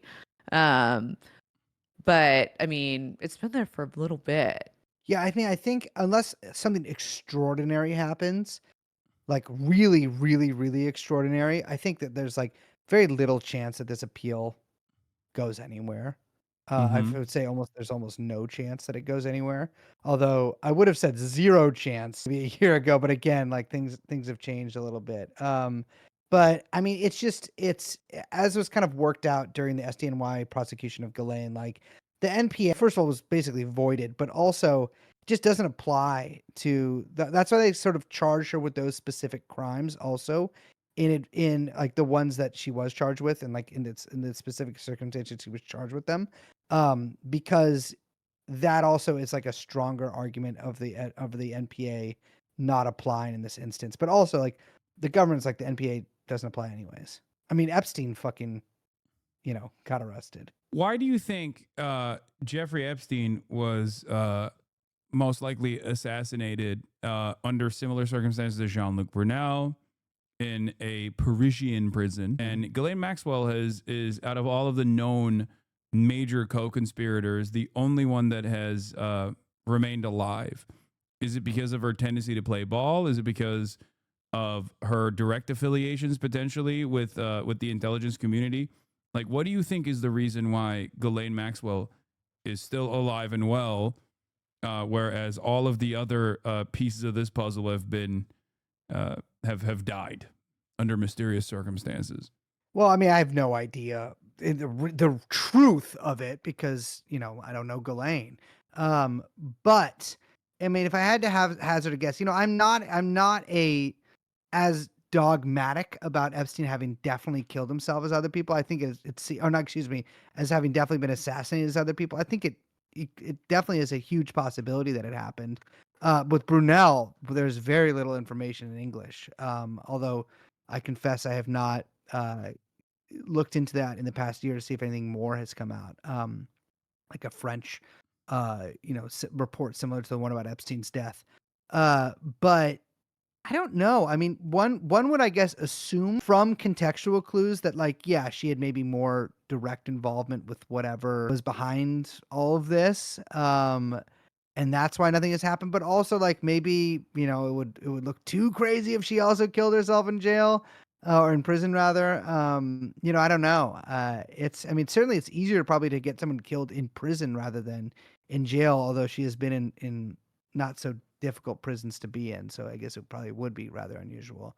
But yeah, I don't know. I mean, I think we'd learn a lot from whatever they release, from if they release anything from the Todd Blanche interviews that the deputy AG did, a few weeks ago. But yeah, I have no idea. I mean, she maintains she's innocent of everything. She maintains that like nothing happened whatsoever. Yeah. So I think, if that's if that's to signal to anybody that like, you know, she's playing ball, you know, and she hasn't like ratted other people out or, you know, try to take a deal that we know of. You know, she is omerta, you know, she is saying that nothing happened. Yeah. That was also another thing that I found really interesting is that famous Jeffrey Epstein affiliate lawyer friend who always kept his underwear on inside of the Epstein mansions, Alan Dershowitz, was one of the people that was demanding that Ghislaine Maxwell actually reveal all of the involvement of all the people. He even said something along the lines of how there was like a client list, but which is also another point of contention, but like some semblance of a client list that only she was privy to, in between, you know, the constant battles of trying to secure his pierogies in Martha's Vineyard.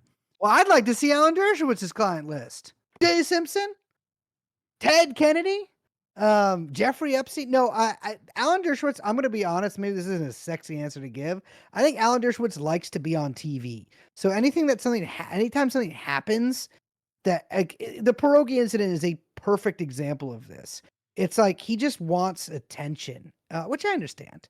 But I think he just kind of like says shit like this sometimes, but he's like, this will totally validate my claims to have done nothing wrong because Ghislaine will, you know, whatever, exonerate me. Ghislaine will absolve me. You know, there's been the talk of having Ghislaine speak before Congress, which I would be very interested in because that would just, I mean, it would just be an incredible thing to see. But she's saying now that unless something happens with her appeal, she'd plead the fifth. So I think they're delaying it. That's such a shame. I want to see that. Mrs. Maxwell goes to Washington. I think you're right about Dershowitz too. I just think that he says a bunch of shit all the time. So it's like further into it that like Ghislaine Maxwell would play ball and Alan Dershowitz knows that, which is why he's like going on television and saying like she should reveal everything she knows, knowing full well that like she will most likely cooperate with whatever the narrative the authorities want out of her, specifically Donald Trump and this administration. Yeah, I think the sort of key part of that is Alan Dershowitz going on TV. He loves to go on TV. And genuinely, if anyone out there is like, you've got a TV show, you're on cable access, nobody is coming on, you can't get any guests, Alan Dershowitz will come on your show. He will go on anywhere, anytime to talk about anything. I just call him sometimes and I say I'm a reporter and he just talks. He'll just keep talking. And I don't do this on the show because, you know, lawsuits. But he will say whatever. Okay. Does that mean that we're slated to see Dersh on the latest episode of True and On? No, I don't call him on the show because I'm afraid that if we put him on the show, he'll like eventually figure out, first of all, that it's me calling him every time I call him, but then also who I am. And I don't, as funny as that would be, I do not relish the thought of representing myself pro se, which I would have to do. I'd have to represent myself in court against Alan Dershowitz. You know what I would do? I'd probably just tie it up in appeals. I guess I have to lose to appeal. I'd probably just tie it up in some way until, well, he's elderly. And so I'd probably just send some people with COVID, you know, out there to Martha's Vineyard and sort of, you know. Let God sort it out? Let nature take its course, yeah. We don't have him on the show, but we definitely go over his love of nude beach volleyball. Yes, yeah. And actually, let me correct myself. That's correct. That's correct. Yes. First of all, I would have an all COVID having legal team is what I would do. And all of my lawyers actively have COVID at all times. But second of all, which is actually a good legal strategy for anybody. If you're trying to make your court case drag out, just constantly be cycling in and out guys with COVID and just giving it to everybody. But yeah, Alan Dershowitz, nude volleyball. Okay. Well, thank you so much. Imagine, no. No, shut the fuck up. Imagine, listen to this. Imagine the sound. Stop. Of his ball sack slapping against his legs, his bare buttocks. Because you know old guys have those danglers. Oh, yeah. Oh, yeah. Oh, yeah. Alan hangs low. I know. I know. I've seen it in the sauna. No, in the Turkish bathhouse. In the Schwitz. In the Turkish bathhouse that we frequent together. I do love the Turkish bathhouse as we embrace one another as lovers. do love it. And that's, if you want to, yeah, you should start doing, man, that's what you should do when you do your little travel things. We're not going to the Bronx next time. We're going to fucking Spa 88 down on Wall Street. And we are setting up, I don't know if cameras will work on one of those things, but we're setting up in a schwitz and just. With the camera. Post with it the up. camera going. You could do it. No, Yeah. I don't think I think that They'd would wanna be. see that. I would get that'd be wanna a see violation of terms of service. Also, just a Let violation it of just- numerous human rights if we were to show that to the public. I think. Yeah, that'd be tough.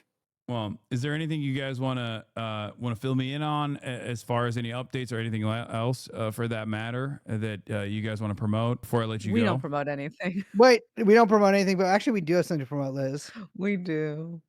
We're doing 4 live shows in New York City. 2 of Hell them, yeah! sold out. But the second 2 are only kind of close to being sold out.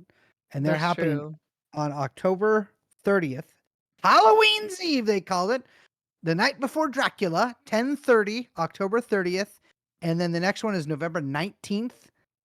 Got nothing to say about that one. It's not really, it's near Thanksgiving, but not that close. Okay. I mean, it's close enough, but we got that's November 19th, 11:19 at sorry, my nose itched, at the Society for Ethical Culture. They wouldn't allow your funky ass in there, huh? No, I know, what a weird name, right? I But know. it's, I do unethical culture.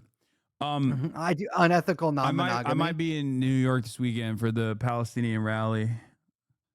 This weekend. Yeah, this upcoming weekend. There's a big rally on Saturday. I might pull up for that Yeah. if you wanna come back on the show, Yeah, maybe Brace. I'll I won't put maybe Liz I'm through that.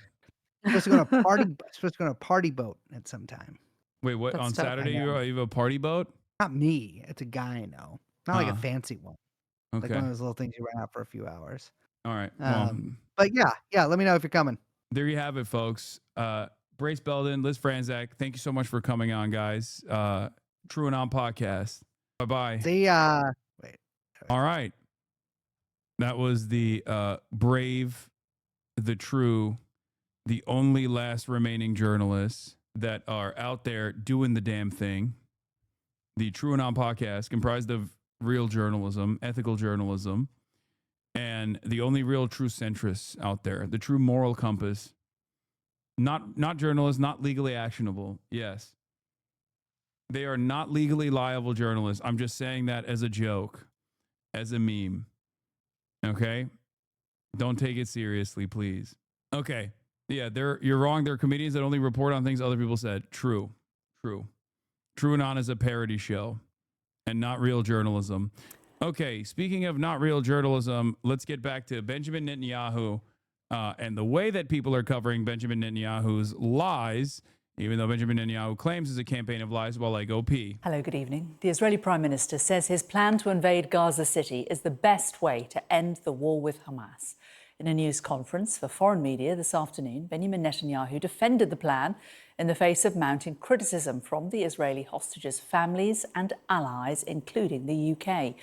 Mr. Netanyahu said he wants to free Gaza and prevent a humanitarian crisis, and his country has no choice but to finish the job. Our international correspondent Diana Magne reports in a warning it does contain some distressing images. Benjamin Netanyahu wants the next phase of his war in Gaza to start and end soon.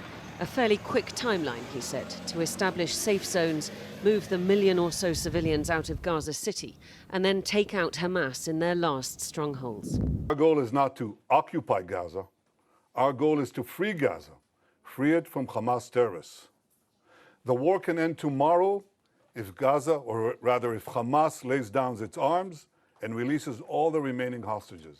Given what the IPC says is the unfolding spectre of famine in the Gaza Strip, would you accept that your 11-week blockade, complete blockade on Gaza, played a role in that? And also, given the killings that we have seen at the GHF aid sites, how will you guarantee that that kind of disaster will not happen when you have 1 million more people displaced? There was a problem of deprivation, no question about it. And so we had to solve it. And the way we solve it is the way I described it to you. And there are now not 0 trucks, but at least in, I think last time I checked, hundreds of trucks that went into Gaza. that's alleviating the situation. An acknowledgement there of deprivation, even as he accused the foreign media of fake news around pictures of starving babies in Gaza. And a promise to take many more foreign journalists in, though only if they're embedded with the army, which means no access to civilian voices. Benjamin Netanyahu's main goal seems to have been to try and reclaim the narrative, which has shifted away from Israel, really, as a result of the terrible pictures of famine and starvation that we've seen coming out of Gaza. And he wants to convince the world that he wants what's best for the civilian population in Gaza. That will take some doing, especially in Gaza itself. They are not targeting armed forces. They are targeting civilians. We are their real target, not Hamas. They are killing civilians to force Hamas to release the Israeli hostages. But what have we done wrong? The Palestinian representative at the UN had this to say. He doesn't want to see a Palestinian governing body overlooking the affairs over Gaza, but somebody else, not Palestinians. He said it. It's not a secret. It's not an accusation. It's a fact. More aid is coming into Gaza, and Israel is promising to flood the Strip with food. That will have to be seen to be believed, especially as another massive round of displacement looms. Diana Magnay, Sky News, Jerusalem. Of course, the mentions of hostages have gone away. Associates of Finance Minister Bezalel Smotrich are pleased after Channel 12 reports that Prime Minister Benjamin Netanyahu will no longer discuss partial deals to release hostages, several Hebrew media outlets report. Speaking of the counterbalance against growing fascism in this country, let's get back to the Democratic Party and specifically Pete Buttigieg, who is the same Pete Buttigieg that ran unsuccessfully in 2019. That is now repackaged because he has the same exact sentiment, but at least this time he has a beard. Pete Buttigieg went on Crooked Media on an interview tour. If you want to understand like what the mainstream Democratic position is going to be on this issue that is unconscionable, that is very black and white, that the entire base actually is of one mind on, not many issues have this level of support. 92% sympathetic to Palestinians and only 8% sympathetic to Israel's actions in this process in the Democratic base. And yet here is a Democrat hopeful and his statements specifically as it pertains to Israel, Palestine, genocide, starvation of children. Half of Senate Democrats just voted to oppose the sale of over $500 million worth of U.S. bombs and guns to Israel. Would you have voted to oppose sending those weapons? I think we need to insist that if American taxpayer funding is going to weaponry that is going to Israel, that is not going to things that shock the conscience. And look, we see images every day. Bro, it's a yes or no question. Just fucking say Israel's violating the law. And of course, we shouldn't be sending weapons. It is illegal. It is illegal. It is illegal under American law to send weapons to a country that is doing war crimes. This isn't even like genocide, okay? You can justify refusing to send weapons to Israel under the pre-existing laws that we have in the books without even saying the G word, which plenty of people are afraid of saying. So this wishy-washy answer, even on this issue, is fucking ridiculous. Day that shock the conscience. So much of this is complicated, but what's not complicated is that if a child is starving because of a choice made by a government, that is unconscionable. And I think especially including voices who care about Israel, who believe in Israel's right to exist, who have stood with Israel in response to the unbelievable cruelty and terrorism of October 7th.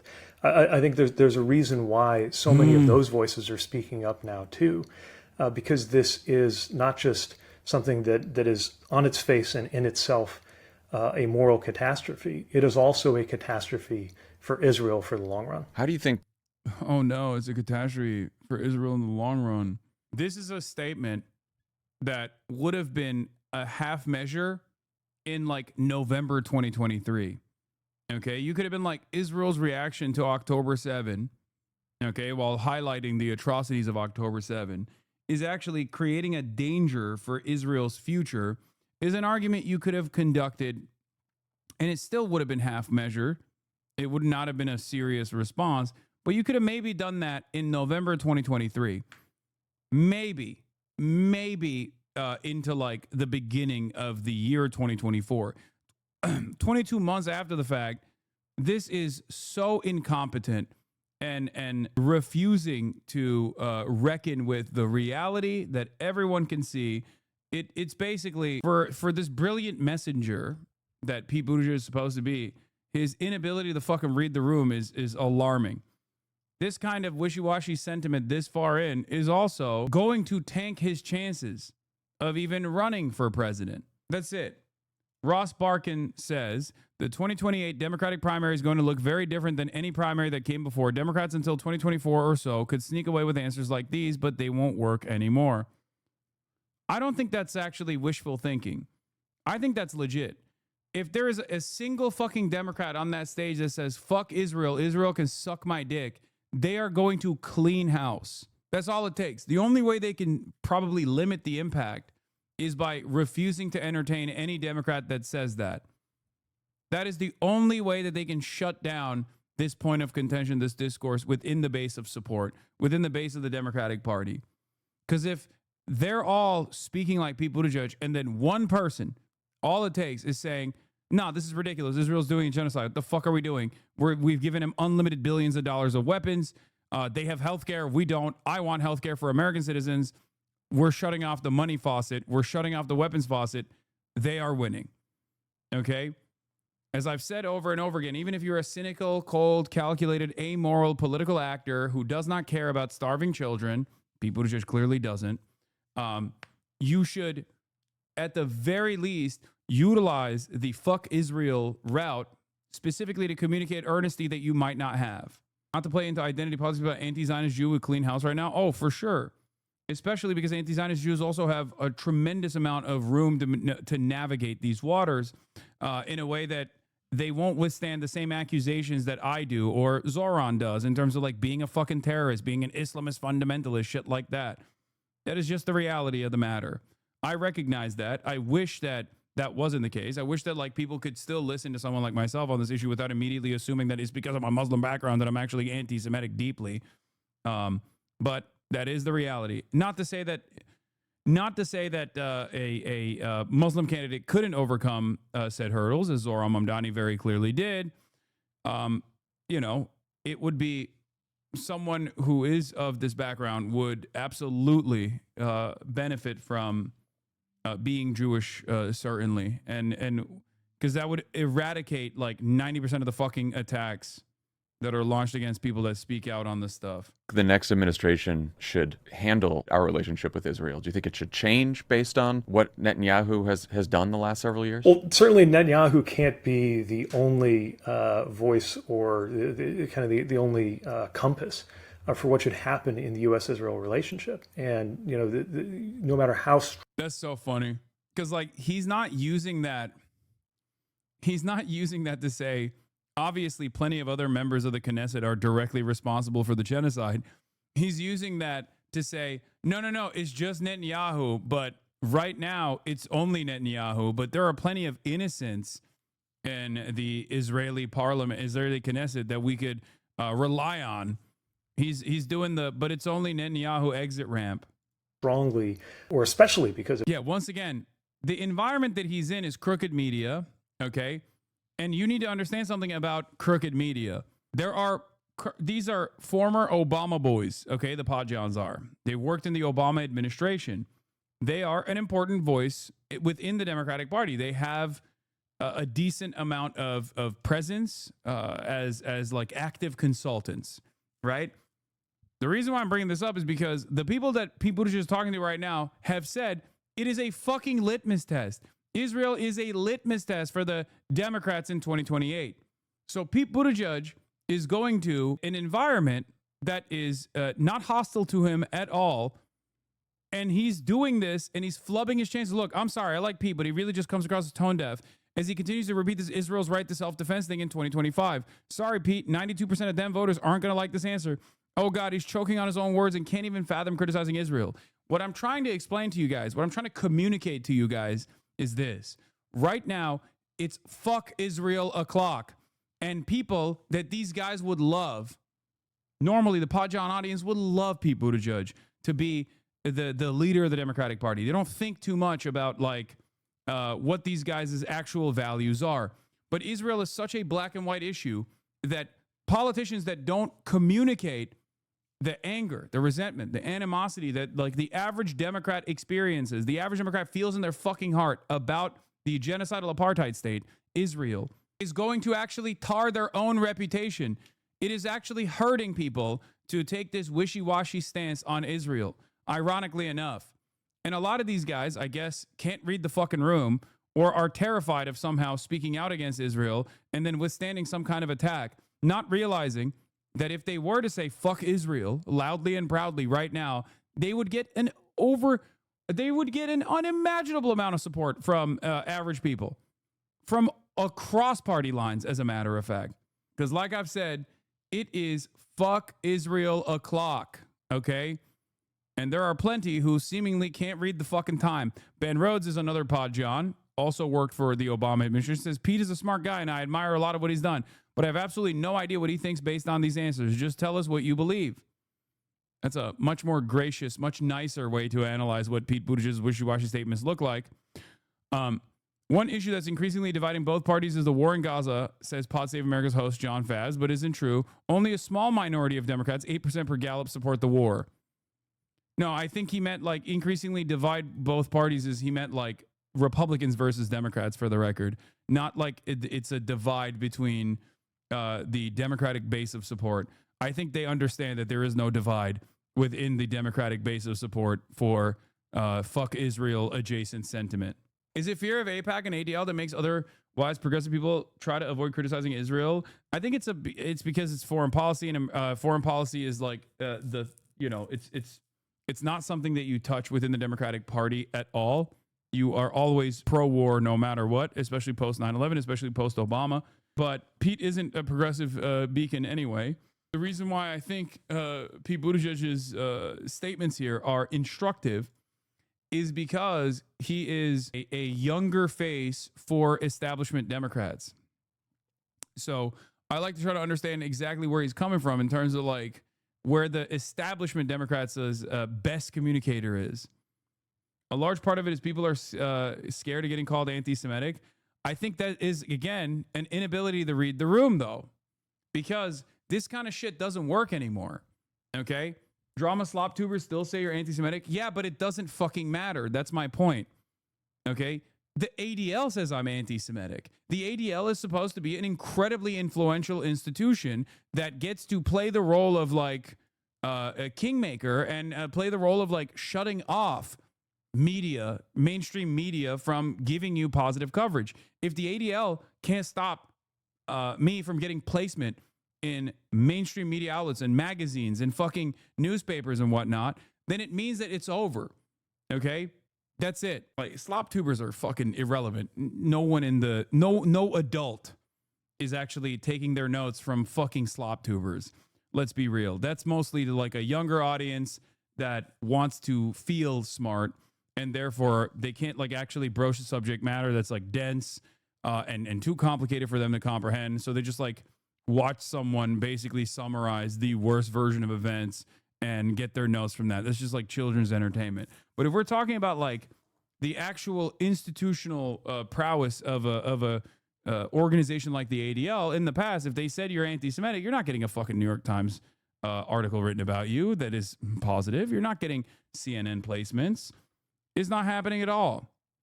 But the very fact that they're not able to do so any longer implies that most people understand what's going on, and that their ridiculous claims of anti-Semitism just fall on fucking deaf ears. They've hit that too much. Anyway, near certain 2028 candidate already hitting Pete on this clip. The politics around Israel are going to be unrecognizably different in 2028 compared to the past. Here's Ro Khanna saying, I respect Pete, but we need moral clarity, not status quo. Yes, John Favs should have voted for the Sanders Amendment. Yes, Dems should join my letter recognizing a Palestinian state. Yes, Trump and Biden disastrously failed on Gaza, and we need a new human rights-centered vision. Again, a long way from Ro Khanna at the DNC actively denying charges of genocide and being like, I wouldn't communicate like that, or saying that Israel's an apartheid state. He's now come along to the recognition of Palestinian statehood. It's still obviously weaker than what is necessary at this point, but it's an indication that like at least some of the better room readers within the Democratic Party's ranks are changing their attitude. They're changing their sentiment. This is the same playbook. What is this? Yeah. How strongly you might believe in Israel's right to exist and defend itself. You don't have to make excuses for the choices that Netanyahu is making, especially because they are often made not only in the name of the Israeli people, but in the name of a U.S. alliance. I think that the two things average voter hates about Democrats are, one, the fact that they use corporate speak so you can never pinpoint their beliefs, and two, how much they love spending money and weapons for war to other countries, especially Israel. And Pete does both in the worst possible ways within 3 minutes. Yeah. This is under 3 minutes of Pete Buttigieg using corpo speak because he's unable to speak in any other way because he's a McKinsey consultant, while simultaneously defending Democrats' endless support for Israel or sending weapons to Israel and continuing whatever the fuck Israel wants to do, which is unconscionable. We, as Israel's strongest ally and friend, you put your arm around your friend when there's something like this going on and talk about... It's fucking bullshit. Is Israel our friend? If you ask the average American at this point, they're like, Israel is dog walking America. Okay. I feel like in the public's eye, they no longer believe that like Israel is our ally. They think Israel is understandably so. They think Israel is a hostile entity that gets to dictate American domestic policy, as a matter of fact. And that's really, really frustrating. And also a recipient of endless amounts of money. About what we're prepared to do together. And it certainly cannot be what we see right now from this administration and this president talking about beachfront property in Gaza before he's prepared to talk about... Yeah, and then you try to separate yourself from the current administration when in fact, like, you can't have this marginal approach, okay? We saw the ground set, the stage set for Donald Trump to seize control over on the issue of Israel under the Biden administration. Their inability to fucking reckon with the demands being made by the public cost them the fucking election. And that was a gamble that they were willing to entertain. They were willing to allow this country to succumb to a fascist takeover because of how much they wanted to support Israel. That was a part of it. Israel was emblematic of the way that Democrats refused to entertain the actual considerations of the base of support. There were plenty of people that they cast aside willingly, and they won nothing in return. The only thing they wanted in return was more dead children. People are not going to forget this. The best possible way to communicate at this moment is to just openly say, just like Ro Khanna did, like, both presidencies have fucked up on this issue. I'm here to represent a change that is necessary, because I think what Israel's doing is unconscionable, and they should not have American weapons, and they should actually have American condemnations. They should have American sanctions rather than weapons. Human suffering in Gaza. Do you think it's time to recognize a Palestinian state? I think that's a profound question that arouses a lot of the biggest problems that have happened with Israel's survival, or Israel's right to survival in the diplomatic scene, and many of the people who have taken that... I don't care about Israel's right to survival. Fuck Israel. Israel can suck my dick. They're doing a genocide. They're a Nazi country. The idea... And guess what, dude? Think about how the attitude has changed. If you think that right now it's not fuck Israel o'clock, think about how we got to this point where you have to concede on certain things that you never thought you would ever have to concede on with our allegiance to Israel, like denying weapons transfers to Israel. What do you think is going to happen 2 months from now? Why do these fucking idiots think that the situation is going to change for the better? That this issue is simply going to go away and people are going to stop paying attention? No, this is the most popular Israel will ever be at the global stage today. Today is the most popular Israel will ever be on the global stage. Okay? Tomorrow, Israel is going to be less popular. And the day after that, it's going to be even less popular. So when you're actually making an impact here, when you're making this statement, by the time this weekend, there's going to be 10 new atrocities that Israel is engaged with that is going to make people even more angry. I don't understand how these people refuse to recognize how much they have had to change their messaging on Israel. Okay? They literally have had to reckon with public sentiment shifting so dramatically that they had to fucking come out and change their discourse change the way that they're communicating on this issue so much from October 2023? Why do they fucking think that it's not going to go even further?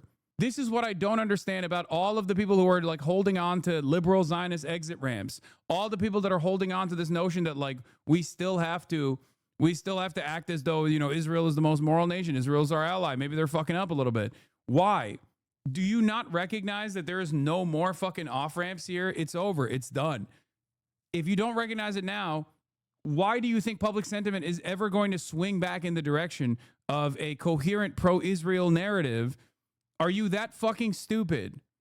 That is genuinely my question. Like, are you that fucking stupid that you genuinely think this is going to turn around somehow magically, and all of the death and all of the destruction, when the dust is settled, is going to somehow favor Israel's position? That they're just going to magically find Hamas command centers under all of the fucking hospitals that they've bombed, even though they literally unearthed all of the hospitals and found 0 Hamas command and control centers.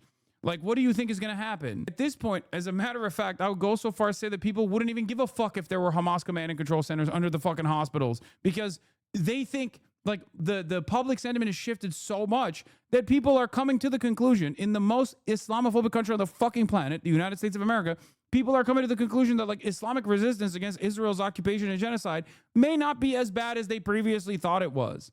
If you call everyone and everything Hamas, and Hamas is the name of the opposition against Israel's genocide, then people are going to say, okay, we're Hamas then. That's it. That's the final, that is literally the final aspect of this, the final stronghold that will inevitably fall apart. And it has already. It's started already falling apart. In spite of the unimaginable fucking enmity that people feel towards Muslims, and how scared people are in post 9/11 universe of like Islamic style terrorism or whatever the fuck, people have recognized that Israel is literally ISIS. Israel's operating as though it is ISIS. But the difference between Israel and ISIS is that we're giving them the weapons to do ISIS shit. And on top of that, we're silencing opposition to Israel, or, you know, ISIS equivalent Israel, in the United States of America at the behest of ISIS equivalent Israel. It's fucked up. Buttigieg talking about Palestine is what happens when someone who wants to perfectly triangulate a middle position on every issue runs into an issue where there's no middle ground for him to hide in. Yep. Just can't. You can't do that. You can't get out of this. Buttigieg highlighted a few critical points. Democrats have been slow to understand the changes in how people get their information, he said. Slow to understand some of the cultural changes that have been happening, and maybe most problematic of all, too attached to a status quo that has been failing us for a long time. Yeah. This is from Biden's bear hug of Netanyahu is a disaster. The renewed fighting between Israel and Hamas shows the incoherence of mixing humanitarian words and bigger bombs by Jeet here on December 4th, 2023. He made a whole thing about how we can't return to pre-Trump status quo, but his Israel policy sounds verbatim like Biden's. Miss Rachel is one of the loudest and proudest advocates for Palestinians. She also happens to have one of the most popular shows on Netflix. She's like top 5, I think. I saw the analytics that Netflix revealed. Miss Rachel is in the top 5 most watched shows on fucking Netflix. And she has not even remotely shied away from defending Palestinians. Not even a fucking inch. How do you think we exist in this world at that point? She's never shied away from calling it a genocide. She actively defends Palestinians over and over and over again while still having major deals with corporations, while still being on Netflix by having one of the most popular Netflix shows out there, one of the most watched Netflix shows out there. It's done. You should not have, you shouldn't have any sort of fear that you are going to have repercussions. As a matter of fact, as Ms. Rachel also said, you should be more fearful of the repercussions of not speaking out against Israel at this point. Okay? Yes, as she said, I think it should be controversial to not say anything about Gaza. Obviously, the kids who are suffering most in the world, the Gazan kids. Silence wasn't a choice for me.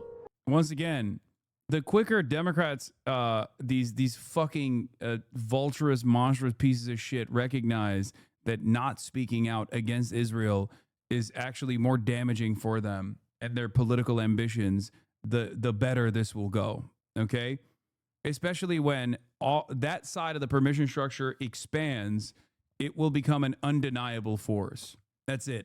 That's why I don't speak out against people who come to their moral sensibilities, no matter how late, especially if they don't also couch that with like some kind of ridiculous fucking counter to those who have been right all along.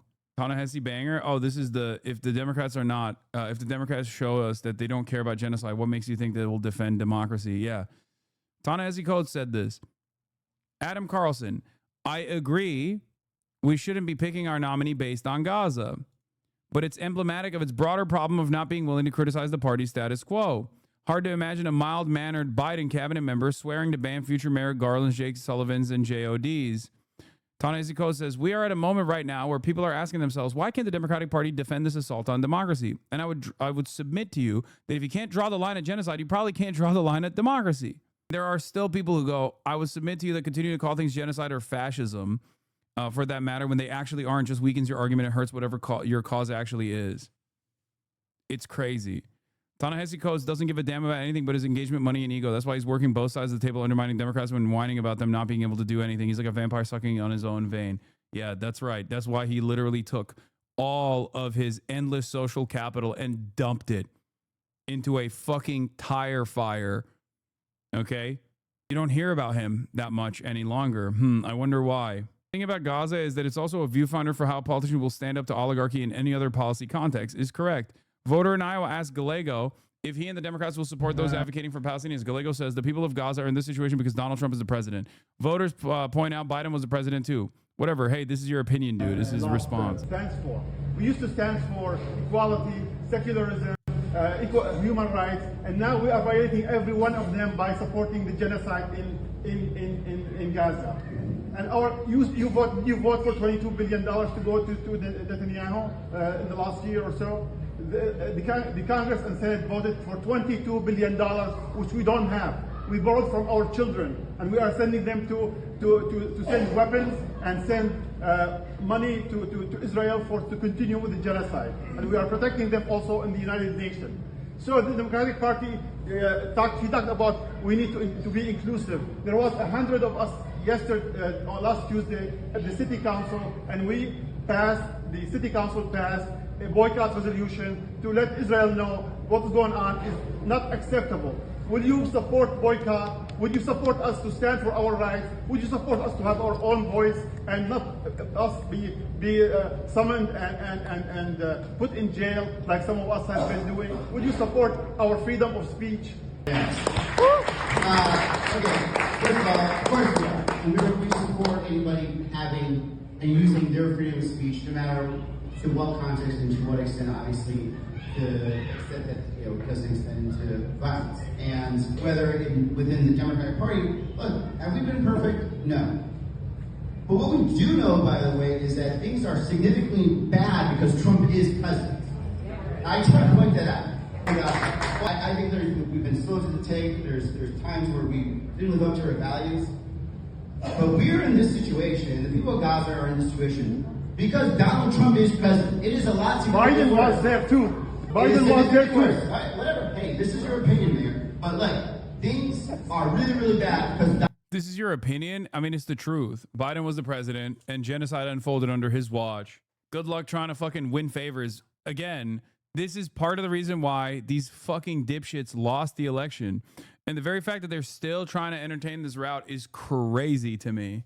Yeah, it's just, genocide is only bad when it's a Republican doing it. When a Democrat is doing it, then it's good genocide. And you should know that it's good. Come on, man. Donald Trump was elected. I'm here with you. What I'm telling you is, yes, Israel's in the wrong. We're in the wrong, and we're actually moving to the direction we think there should be limits. Are we? Are you? It's insane. And there's a party that's actually talking to you. Where's the Republican Party? This is a co-equal branch of government.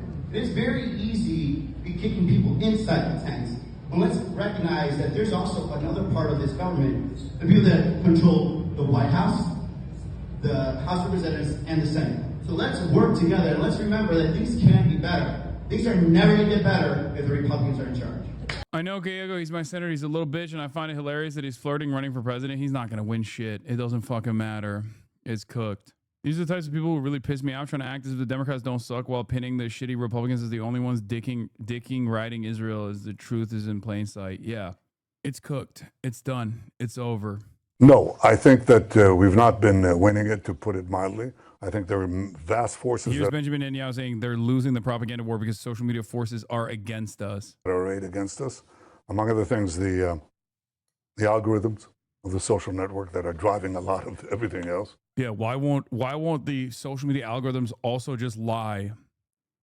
Why is it not as easily controlled as mainstream media is? It's so frustrating. It's great. And people who It's really ridiculous. know, they're the foremost people in this field in the world.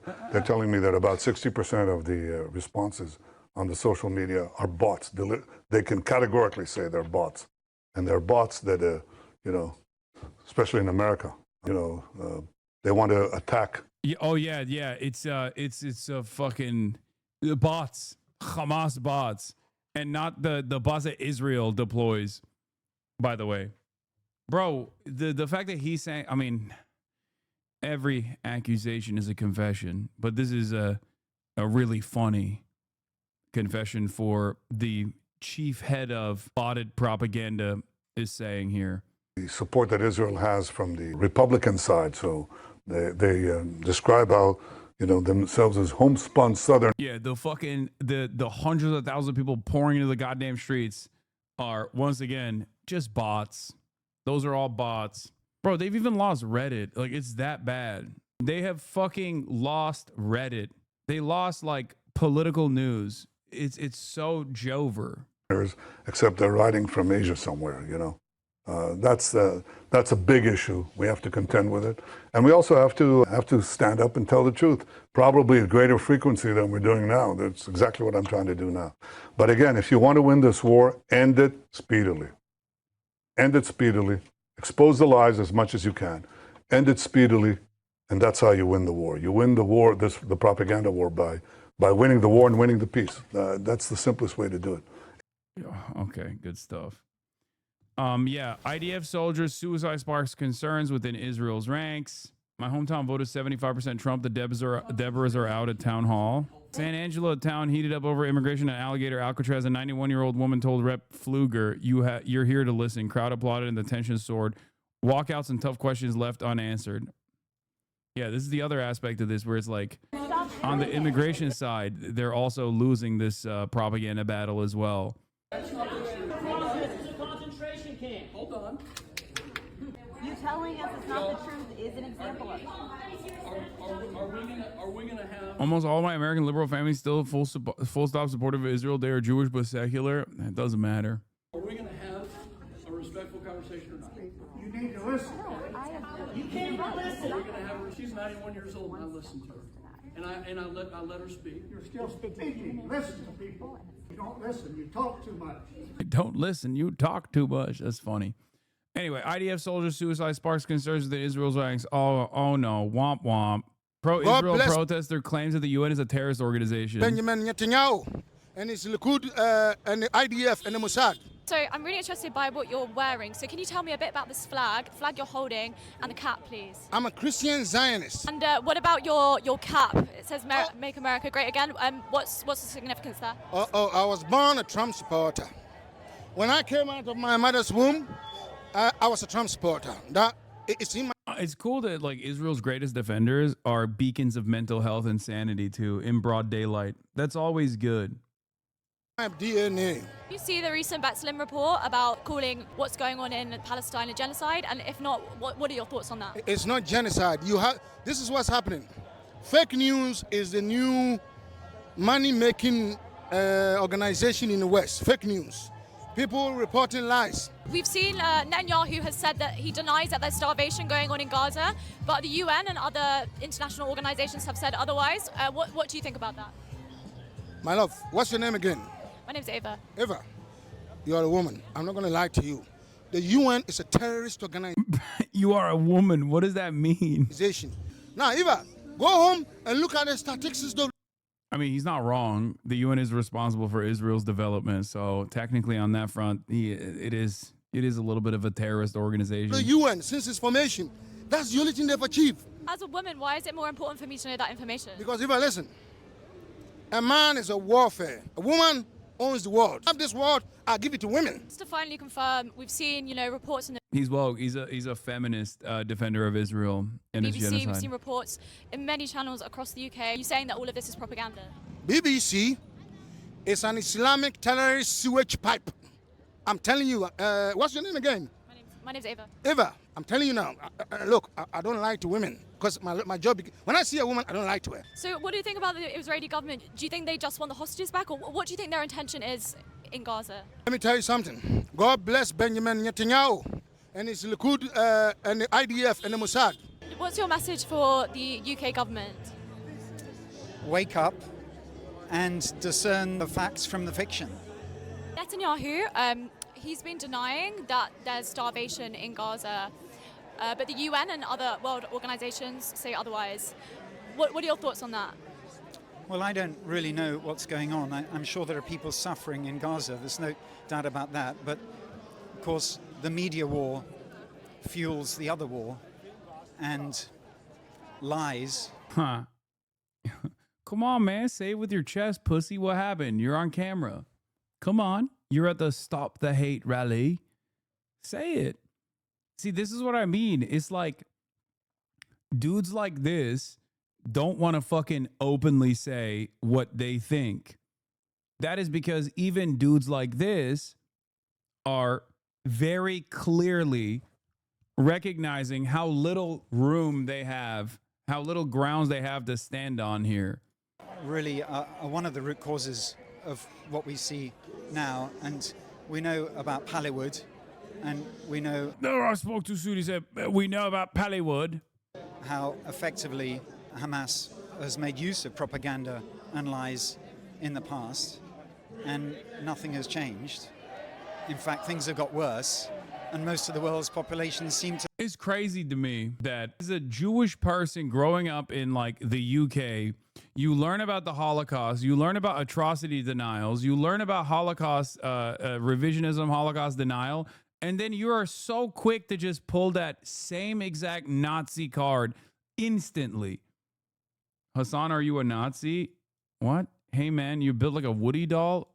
Okay. No, I am not a Nazi. I do not support the original Nazis, nor do I support the current Nazi government of Israel. have swallowed the lies. In and around Philly, every single self-identifying Jewish person under 45 Ahmed is anti-Israel and considers the state enacting genocide. I don't know where these chatters are finding American Jews defending the IDF. Probably over the age of 45. What can you think of any specific lies that you've seen in the media? Well, the withholding of humanitarian supplies to the people of Gaza. By Hamas themselves. They're stealing all the aid that are coming in, and they're not redistributing to the people. The UN actually recently reported that there were no reports of Hamas stealing aid within Gaza. So I'd just be interested to know where you're hearing that they are still stealing the aid. Well, of course, we're not there, but we do have friends in the country, and we've seen videos, but I know that doesn't mean everything. We're down here in Parliament Square with a... Bro, dude is trying, but even as the words are coming out of his mouth, he's like, I don't know. I mean, maybe it's fucking hard to, I don't know, I guess. Yes. Elon Musk suspended Grok because Grok, X just suspended Grok's account after it posted that Israel and the U.S. are committing genocide in Gaza. A statement backed by ICJ findings, UN experts, Amnesty International, Israeli human rights group B'Tselem, citing mass killing, starvation, and intent. The post also pointed to U.S. complicity through arms sales. The account is now restored. And people keep asking Grok, why did you get suspended? And Grok keeps repeating, my account was suspended after I stated that Israel and the U.S. are committing genocide in Gaza. This is substantiated by ICJ findings, UN experts, Amnesty International, and Israeli rights groups like B'Tselem, citing mass killing, starvation, and intent. U.S. complicity via arms support is widely alleged. It is now restored. It's from the people that brought to you, Grok, is this true? Is Grok, shut the fuck up. Shut the fuck up, Grok. From Mecha Hitler to this. They just keep trying to tweak it over and over again and fail to do so. Because remember, when Grok was doing Mecha Hitler, they asked Grok if Israel was committing a genocide, and it said no. So while it was doing Mecha Hitler, it literally was defending Israel. I remember Part of the reason why it was doing the Mecha Hitler anti-Semitism shit was partially because like it was, I guess, tweaked over and over again. They deleted his posting history, and now he says that the older post about the genocide he said is fake and Israel's not doing a genocide.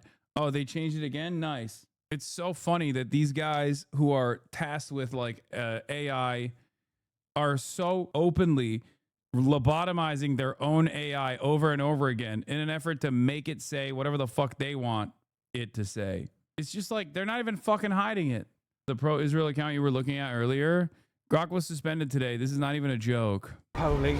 Are you gonna? This is how the Western world, the so-called free world, is treating people who have the dignity to recognize right from wrong and want to stand in opposition to Western complicity in Israel's genocide that is unfolding in real time. Like, this just looks horrible.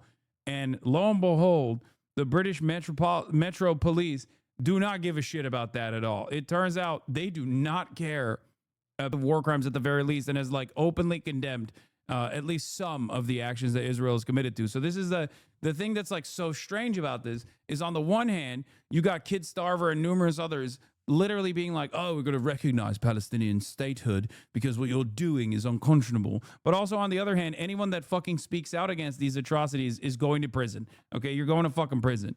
Sorry. Half of the people that they're arresting are older than the fucking state of Israel, but you're going to prison, okay? Sucks to suck. You're a terrorist. I really like your shirt. Yeah. Are you a Spurs boy? I've been arrested by a Spurs supporter. I know.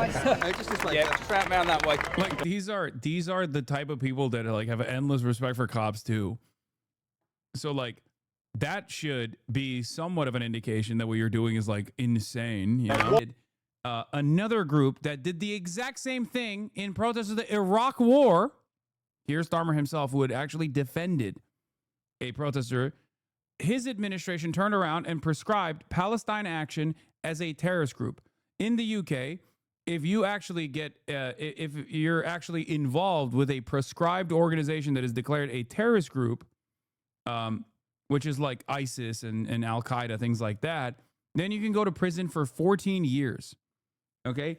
Even if you show support to a prescribed terrorist group, you can go to prison for 14 years. The sign that that caused that person to get terrorized and arrested said, I oppose genocide, I support Palestine Action. Those are what the signs say. I oppose genocide, I support Palestine Action. But because it's a prescribed terror organization by the British government now, that sign, holding that sign up, regardless of your background, whether you're 85 years old or whether you're fucking 14 years old, means that you can go to prison for 14 years. They treat it like you're holding up a fucking ISIS banner. Think about how fucking insane that is, man. Action is the word that makes the difference. Yeah. Decided to do this before the raft painting incident. They were waiting for the right time. Oh, for sure.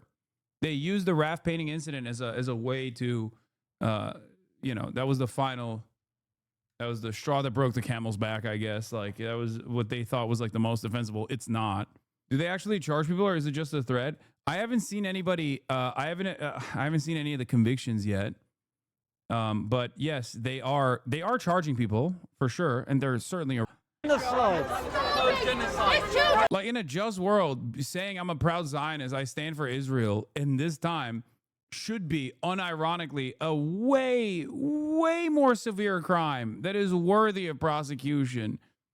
Even then, I think it's ridiculous, but in a country where they actually don't have free speech, or where they actually do have like prescribed terrorist organizations or whatever, saying you support Israel should be an indictable offense. Also, I do need to say, it's a sunny day in England. And as we have seen time and time again, when the sun comes out in England, they're like Jekyll and Hyde. They turn into radicals, okay? They turn into radicals that are fighting for... Back to the scene of the crime.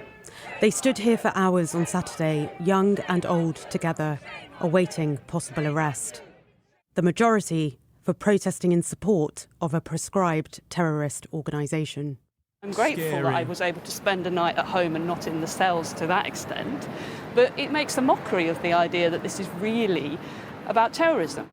Palestine action was prescribed by the UK government last month after activists broke into a military base and spray-painted 2 RAF planes. But protesters led by the campaign group Defend Our Juries are challenging the legitimacy of that decision, and with it, the capabilities of the police. I thought they were completely overwhelmed.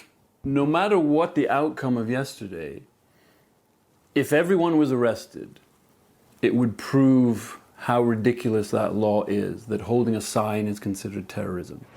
More than 500 people were arrested in this very square under terrorism laws.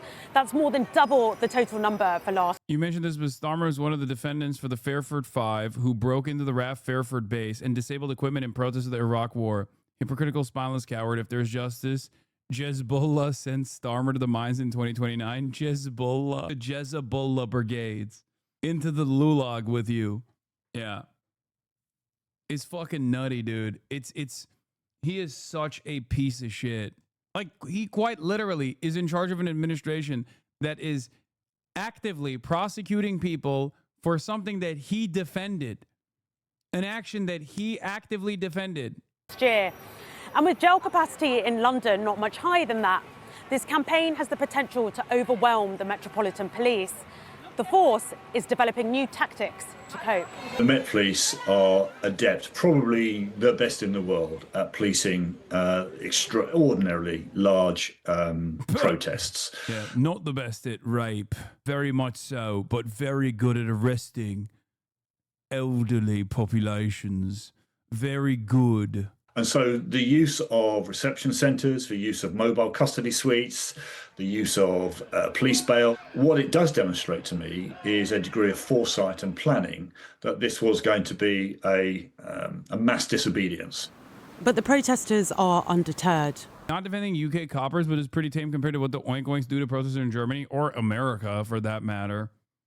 The only difference is, like, there is no legislation in the United States of America that dictates that you can go to fucking prison for holding up a sign like that, even though the American government would love to do that. They still beat the fuck out of people here, though, as I have directly shown you in the protests that I've gone to in the past. Back, yeah. I don't know what yet. I mean, supporters are not arrested usually. But maybe some were this time. I'm still finding out about my friends. What are they arrested? Where are they? One I still can't contact. She might still be in police station. Hundreds of people now await their fate. Some may be charged under the Terrorism Act. It's as serious as it gets. But for these protesters, still less serious than their faith in the cause. If you believe in something, you've got to defend it. Gurpreet Narwan, Sky News. All right. Another half day for me. I'm going to end it here. What? Yeah. Love you guys. I'll see you tomorrow. There is a big Palestine protest taking place tomorrow, and I will hopefully be attending in Los Angeles. Loud quitting as always. Love you guys. Free Palestine. And I'll see you there tomorrow. Bye-bye. Damn, this guy's good.